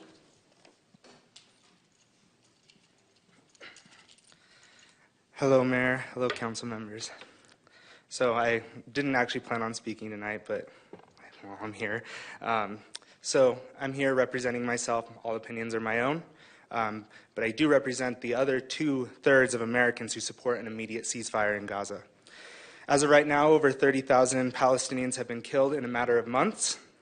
And I will take time to explain why it's pertinent that we consider a resolution here in Flagstaff. So you may be wondering how this will change or do anything in Gaza. Well, it's my opinion that local governments are the most representative. We can send emails and calls to our federal and state legislators, but as someone who has scheduled many, many meetings with those legislators, they don't listen unless you're someone of standing, which is you all. So you all understand what our community wants and needs, and it is pretty clear by this room that we have a supermajority of people who want an immediate ceasefire. So that's exactly what we need to be representing, if I'm not mistaken, and I think it's at least worth discussing. Given where we're standing today, we're on stolen land. We cannot sit here and pretend the occupation of Gaza and the West Bank is not related. The history of this occupation and slaughter did not happen and start on October 7th, like some of my peers may claim. It started nearly 80 years ago when 700,000 Palestinians were first displaced by Zionist militias. We do so much to acknowledge the genocide and colonization of indigenous people in this country, especially here. I'm personally a part of a board to establish the first Indigenous Cultural Center in Flagstaff. So we do so much to acknowledge, our wrongs and hopefully right our wrongs. So why do we refuse to acknowledge the same routine murder of men, women, and children using our taxpayer dollars? We all pay taxes, so know that at least one of those dollars has gone to killing a child in Gaza. So, this is a chance to set a precedent that we as a city, built upon occupied land that we currently stand on, that we do not support the taking of innocent lives in an occupied Palestine. Thank you. Thank you. Haley Hassani and Jawad Dalia.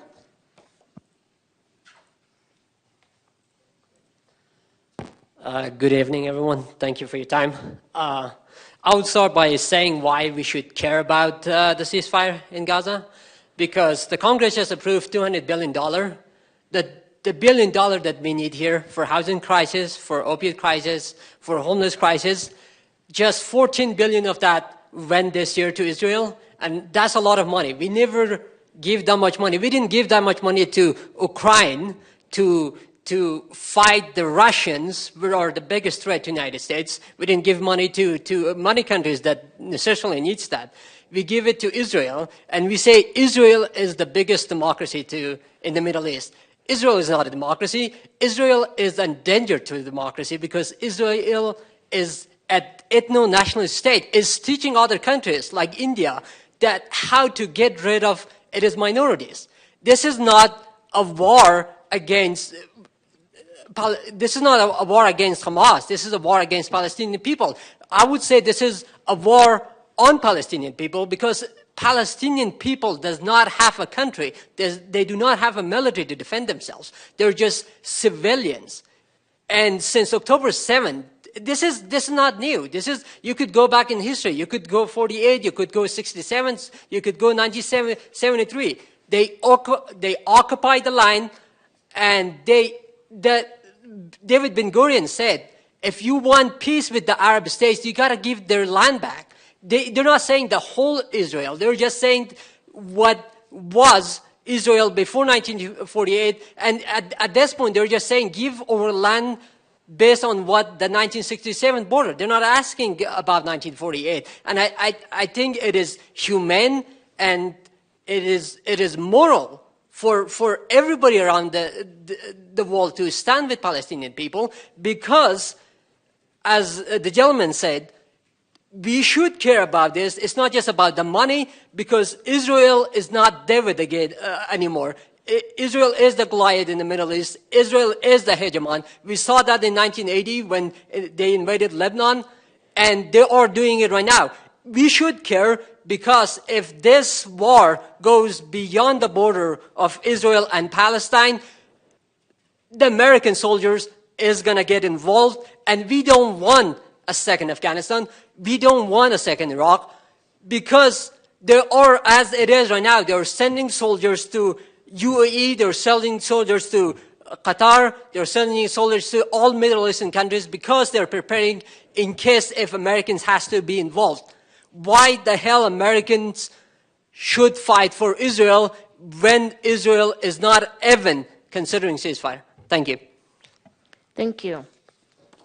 Jawad Dalia and Rabbi Dov Shapiro. Hello, Mayor, Council members. Thank you for hearing us out over here. As a Palestinian whose parents migrated to America due to the occupation of Palestine, I was more fortunate than millions of Palestinians who cannot leave that country.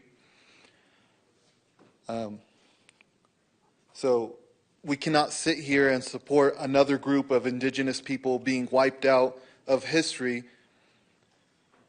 Israel right now at this moment killed over 30,000 children and women just in the matter of 5 months, and took over 6,000 innocent Palestinians in custody as well.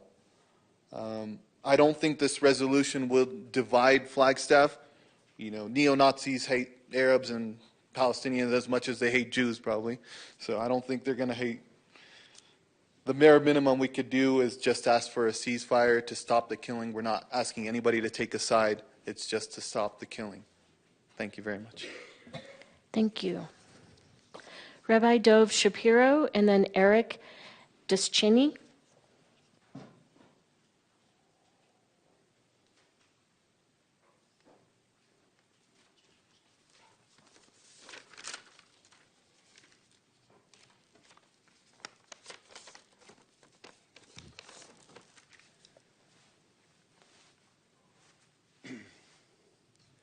Honorable Mayor, Vice Mayor, Council, and staff, advocating for a ceasefire without demanding the complete eradication of Hamas and the safe return of all hostages would only embolden terrorism and cause further atrocities and unnecessary loss of life.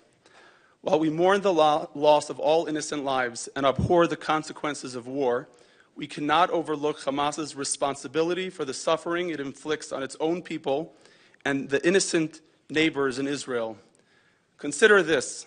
Would the City Council have entertained calls for a ceasefire from all sides during World War II when the Allies were combating Nazi Germany? We must uphold moral clarity and stand resolutely against all forms of evil. It is disheartening that the City Council has not addressed true genocide occurring globally with the same urgency. We must reflect on why accusations against Israel trigger responses when other real atrocities are overlooked. Moreover, where was the City Council's voice after October 7th, when Hamas ruthlessly massacred 1,400 innocent men, women, and children in their homes, and brutally kidnapped 240 hostages, including elderly men, women, and babies? Let us not forget that Israel, in defending itself, did not initiate this conflict. Claims of occupation are baseless, considering Israel's complete withdrawal from Gaza in 2005, a fact beyond dispute. While some may argue the complexity of the Middle East situation, it remains unequivocal. True and lasting peace can only prevail if those harboring hatred towards Israel lay down their arms. Conversely, any call for Israel to disarm would result in genuine genocide. This month, Jewish communities around the world celebrate the holiday of Purim, tracing its origins back to 365 BCE. During this time, King Ahasuerus and Haman of Persia conspired to exterminate and murder the Jewish population. Through a series of miraculous events, Queen Esther intervened, ultimately saving her people from annihilation. Throughout history, the Jewish people have persevered in the face of adversity, outlasting those who sought to annihilate us. With divine guidance, we have not only survived, but thrived, holding steadfast to the principles of peace, goodness, and enlightenment embodied in the Torah. My own grandmother was a Holocaust survivor. The events of October 7th, which reignited the trauma for Jewish communities worldwide, has also strengthened the Jewish pride of so many, including myself. The land of Israel, bestowed upon the Jewish people by God, has been our ancestral home for over 3,000 years. Our prayers are directed towards Jerusalem 3 times daily, a symbolic reaffirmation of our enduring connection to our homeland. In these turbulent times, I take pride in standing in solidarity with Israel, advocating for a solution that promotes the well-being of all inhabitants of the region. Amidst the challenges we face today, we urge you to reflect deeply on your choices. Please refrain from lending to support to individuals or groups advocating for the destruction of Israel and the Jewish people. I urge thoughtful consideration of these points and the adoption of resolutions that prioritize peace, security, and justice for all parties. Thank you for your attention to this matter and your dedication to serving our community. Thank you. Eric Deschini and Marilyn Wiseman.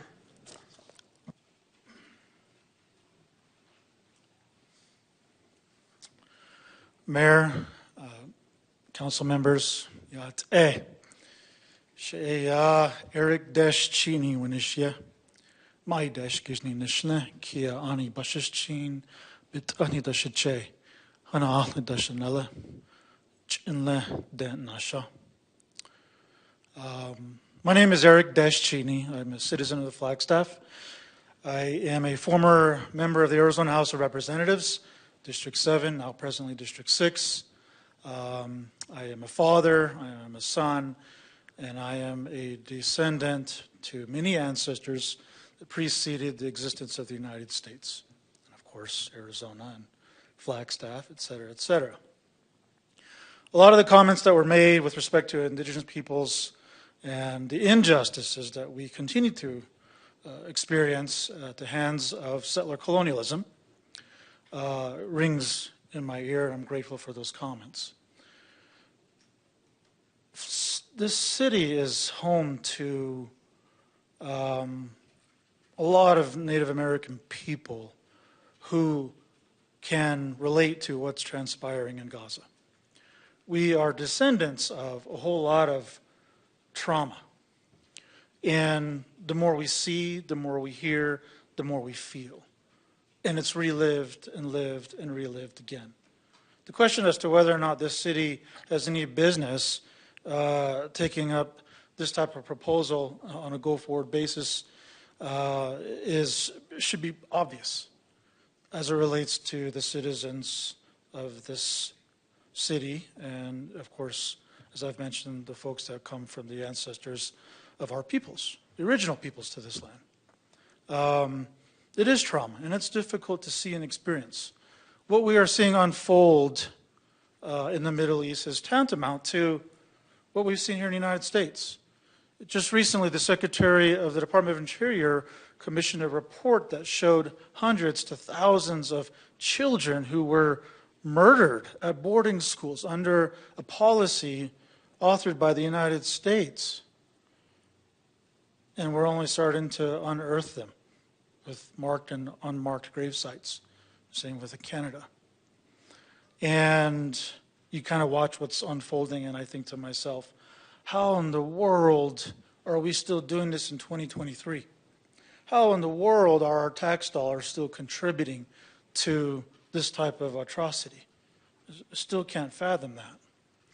I'm going to use my last 10 seconds to just simply say there is so much more to discuss. There is so much more business to be had on this subject matter, and I implore you to add this to your business going forward. We can't.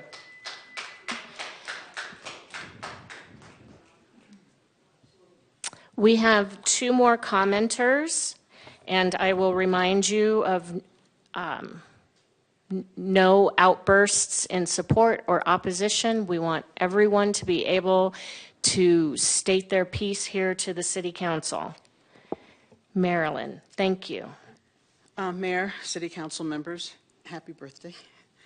I'm here tonight to support the Council moving forward on the FAIR item concerning support for a ceasefire and a just resolution to the Palestinian-Israel conflict. I'm concerned about your willingness to move this discussion forward because of your rejection of the FAIR item Councilman McCarthy brought to your meeting about the war in Ukraine. I don't agree that international affairs, especially ones that American tax dollars are being spent on, is not, quote, in your lane.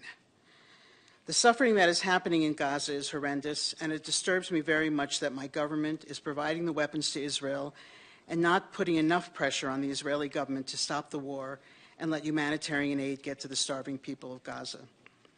You have the choice as elected officials and representatives of our community to join with the 70 cities that have put forward ceasefire resolutions and let our congressman, our senator, and our president know we want this war to stop. It is absolutely in the power of the United States to bring this current war to an end, and we need to pressure them to do so. Our community's voice should join with the other cities and countries of the world that want peace. This resolution has started a discussion in the community among diverse peoples and views. While some might think it's divisive, for you to have this discussion with the community, I believe it's imperative. As we can see tonight, people are passionate about this war and the U.S. support for it. How are the Israelis and the Palestinians ever going to resolve this if we don't make peace and talk to each other? With the simple act of putting this resolution on a future agenda, you can further the education of yourselves and of our community on the importance of working towards stopping the killing and fighting for justice and peace. Thank you. Thank you. Nora Timmerman.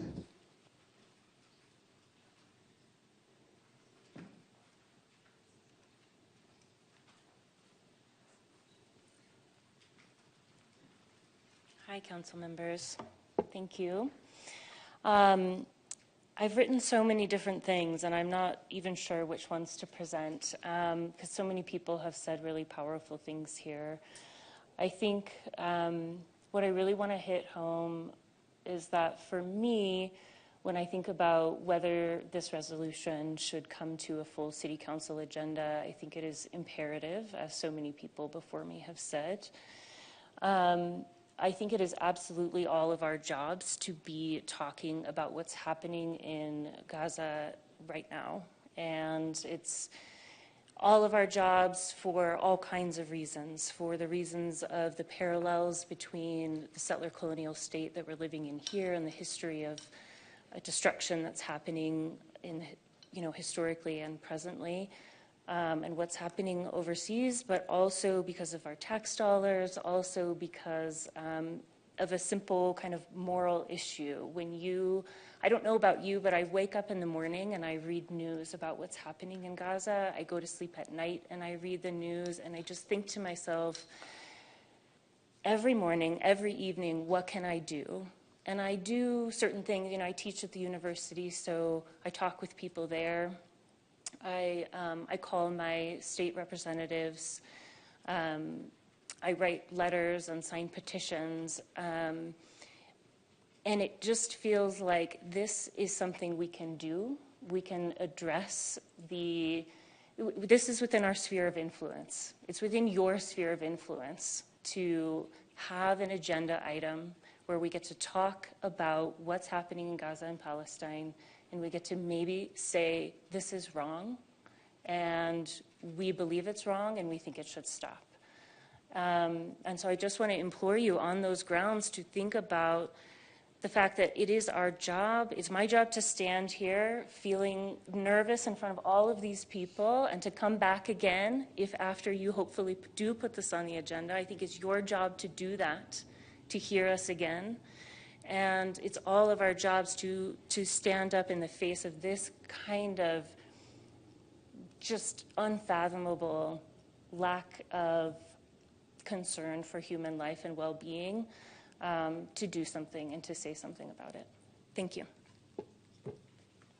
Thank you. All right.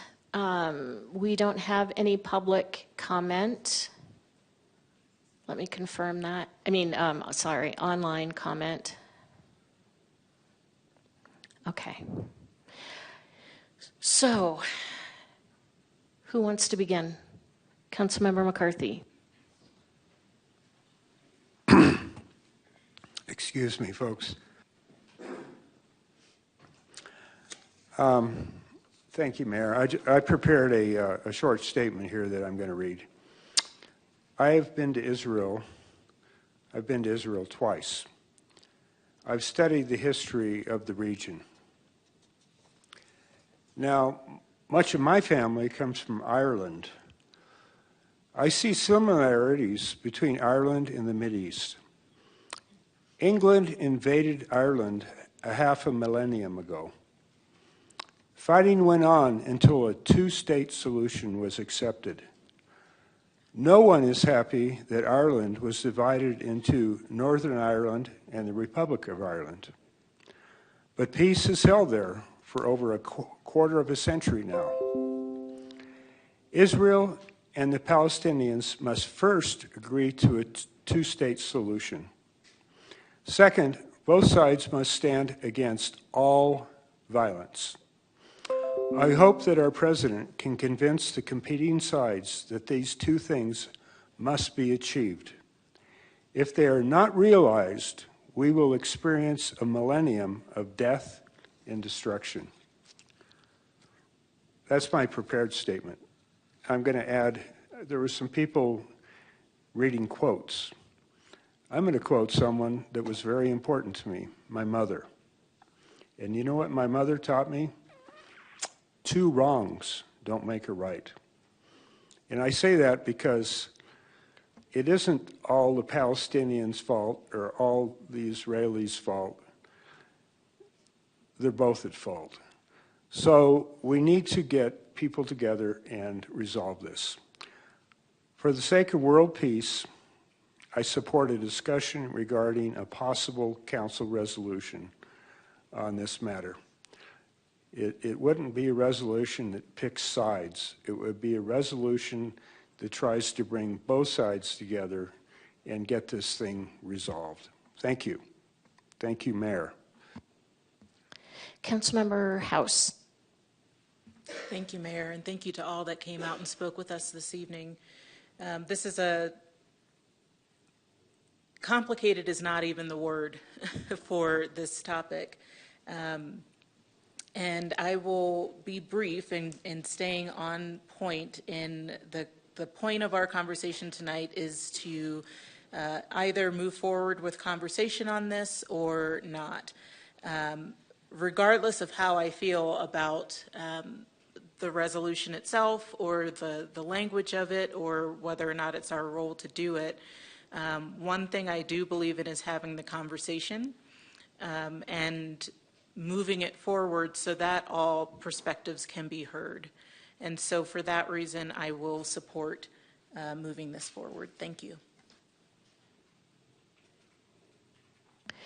Councilmember Harris.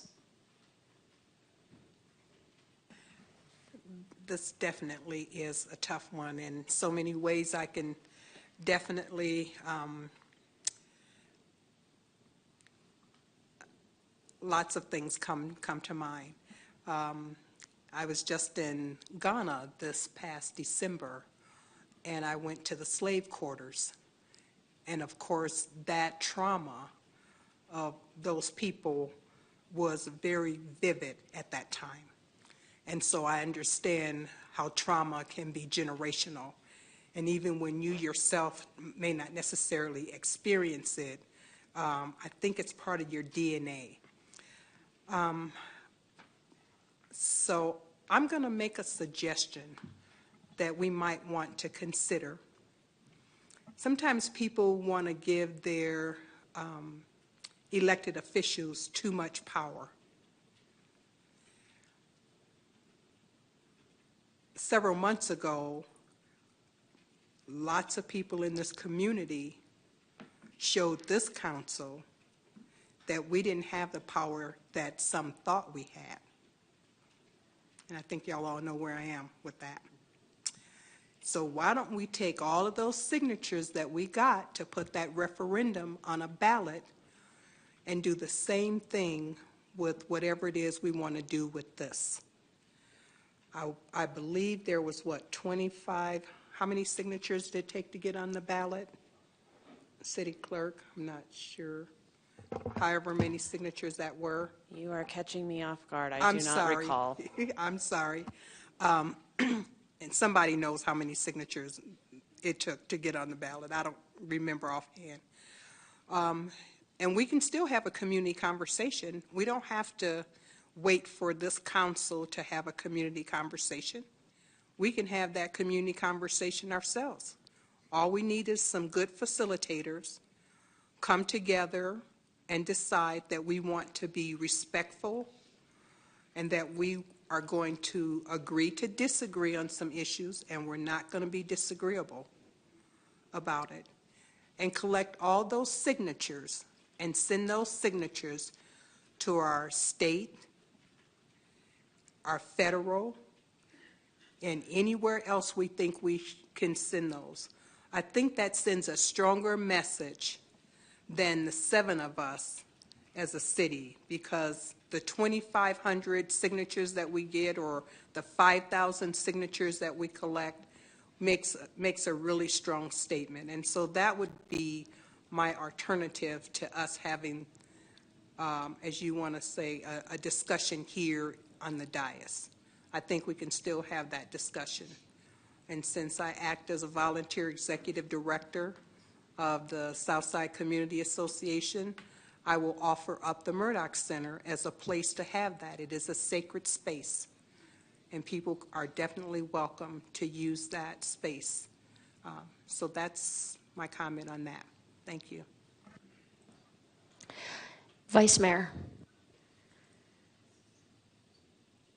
Thank you, Mayor. I expect to remain brief because tonight we're weighing in on whether or not we should agendize a discussion. Our discussion would come later, and I would have many thoughts to share on that.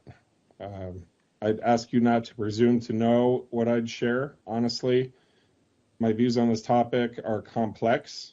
They are evolving, and in some ways, admittedly, they're contradictory. But I think we're all walking contradictions, so I'm okay with that. In any case, I am very pleased to see that there are two others in support of agendizing this topic, and I'm happy to be the third to help move this forward. You know, we've had a number of public petitions lately, all of which have not moved forward.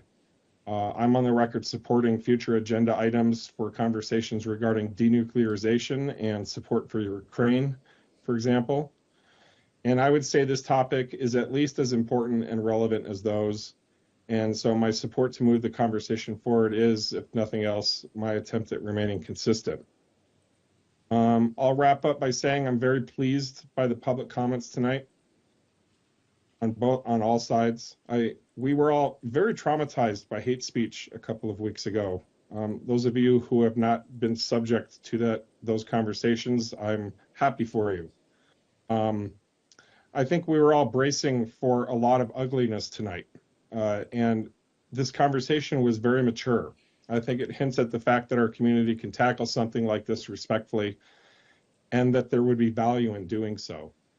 So, without making any statements about my personal values on this, which again are not black and white, I do think that there is relevancy to our local community for what's happening in the Middle East right now.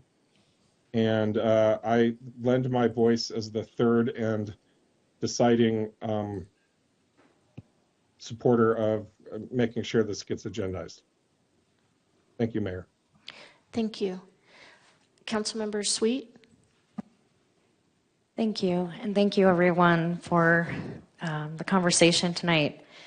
I have some gray areas in this, but you know, digging deep, I reached out to some community members and just had some good open dialogue. And I think where I'm at, and I don't need to say yes or no because it is moving forward, but I do want to state that I think right now we're at a pivotal point, not only in the world, but also in Flagstaff. We have had a lot of divisive conversations.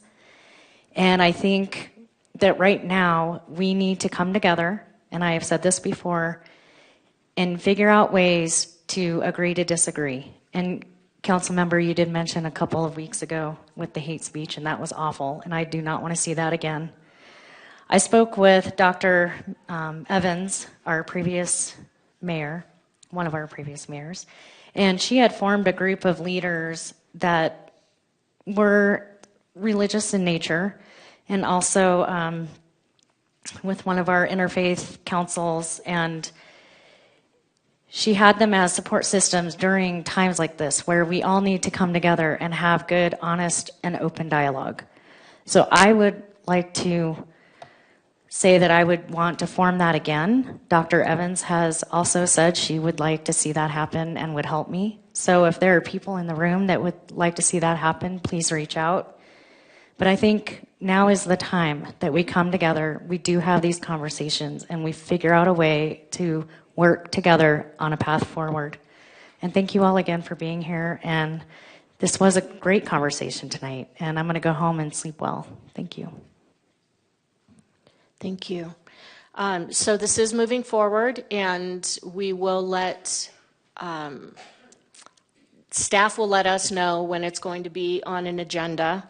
I thank you as well for your comments, and there were some really moving collections of words that were shared with us tonight, and I appreciate that. And I do appreciate the honorable and compassionate way that everyone conducted themselves, and I will expect that same from any future discussions. So thank you, and I'm going to give a couple of minutes for you all to clear out. If you want to, you can stay for the rest of this, but if you would like to leave, you can go ahead and do so now.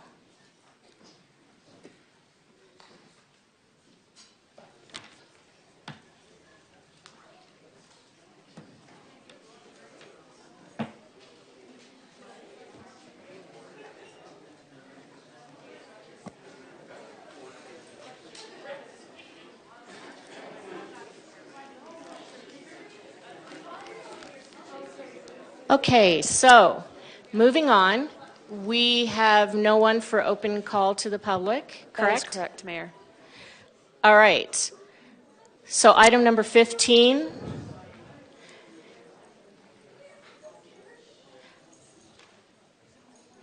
Item number 15, informational items to from mayor, council, and staff, and future agenda item requests. Let's start with Council Member House. Nothing for me tonight. Happy birthday, Councilmember Sweet. Councilmember Sweet. Thank you, Mayor. I was really hoping to be in Hawaii today on my 50th, but I am truly very honored and blessed to be here with you all, and thank you for making tonight so special. Thanks. Councilmember McCarthy. Happy birthday. That's all I have tonight. Vice Mayor. Yeah, I'm excited about the public portion of the police chief, not recruitment process, but we are hiring a new police chief. We have several candidates coming into town. I imagine many of them are in hotel rooms tonight. Looking forward to the process tomorrow of being a part of hearing what they have to say and getting a sense of their vision for our community. I was going to say something 2 weeks ago, and then we cut to from short, so I didn't get a chance to, and I think that's fine. But I suppose I might as well bring it up tonight. Last week, I was in Boston with my family on spring break, and I had been reflecting upon the fact that I've actually missed every single council meeting since being on council during the spring break week in March. And it got me to thinking, I know there's not a lot of folks on council right now in this particular moment that have school-age children, but there are lots of folks on city staff and in leadership who do. It might be worth looking into taking a week recess that coincides with the FUSD calendar in the month of March in the future. Nothing that I'm going to, stake my flag to or anything, but just a thought that I think is worth considering, and maybe we can have a conversation about that at some point. That's all I have this evening. Thank you. Thank you. Councilmember Harris. Yes, I'm excited for tomorrow morning, 8:15 till 5 o'clock. I'll be interviewing candidates for the police chief in my other role as a Southside representative. So I'm excited about that. I'm not sure my puppy is going to be excited about that. We know what we're going to do.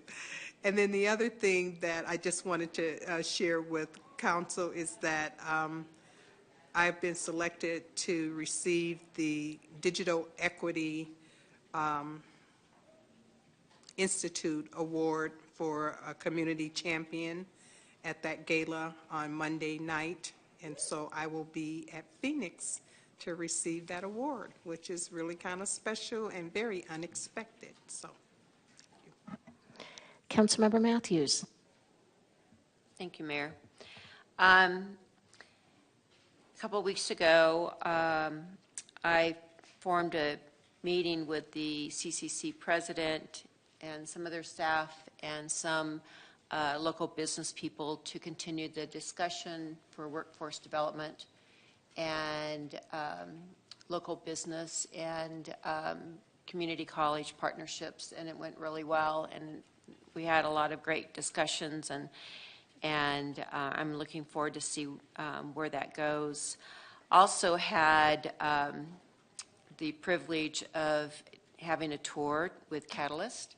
Some of you have been on that tour, and they're just so fantastic, and it was great. I asked Gonhi, is that how you pronounce his name? Gonhi?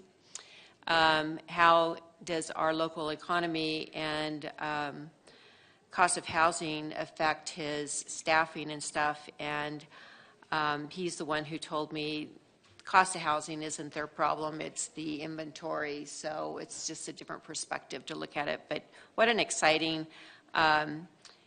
company that started with the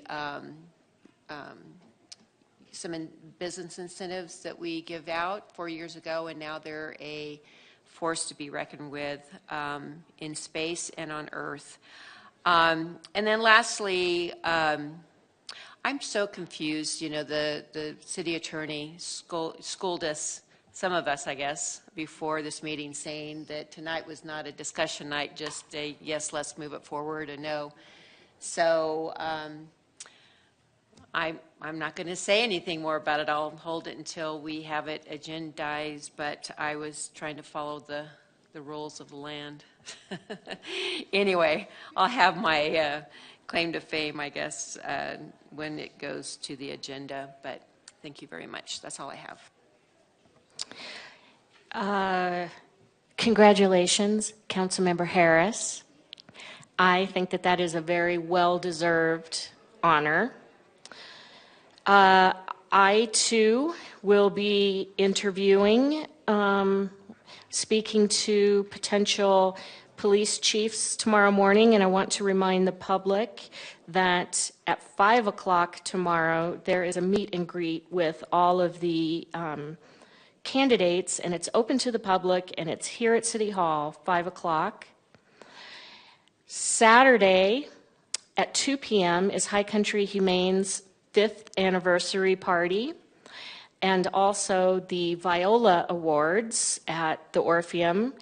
I am an MC of the Viola Awards, so I have an event that is equally as long, rehearsal the day before for that event. Anyway, so it's always a good time, and I hope many people can make it. It's always sold out, so if you haven't purchased your tickets yet, you better do it quickly. And that is all that I have. City Manager, do you have anything? Real fast, Mayor. Thank you, and thank you, Council. It's been a long evening. Thanks for all the thoughtful discussion. We talked earlier tonight when we were doing the 31.45 acre parcel, you know, about the amazing team that helped get that over the finish line. And not a lot of names were mentioned, but you saw a lot of faces behind me, and many people had their hands involved in that. There were also some unsung heroes in that. I'm going to mention one of them. Kevin Finsel came into that process a little bit late in the game to help us get it over the finish line. Negotiations were getting a little bit complicated, and he helped us bring things together. So there was a big team. I just wanted to recognize specifically the efforts of Kevin to help finish a complicated process. Kevin has developed a reputation for doing that in many, many instances. So I thought I'd mention that to you in closing. Thank you. If I may, Mayor? Oh, yes, please. Love to jump in on that. I think we're going to start calling Kevin the closer. Oh, sorry, he's the navigator. That's right. As far as, you know, the agenda item and whether you speak to it now or later, ultimately that's up to the mayor as she runs the meeting. And if people want to comment and the mayor allows them to do so, that's how it goes. So thank you. Thank you. So is it 8:58 or is it 9? I see two different. It is 9 o'clock. Yeah. We are adjourned.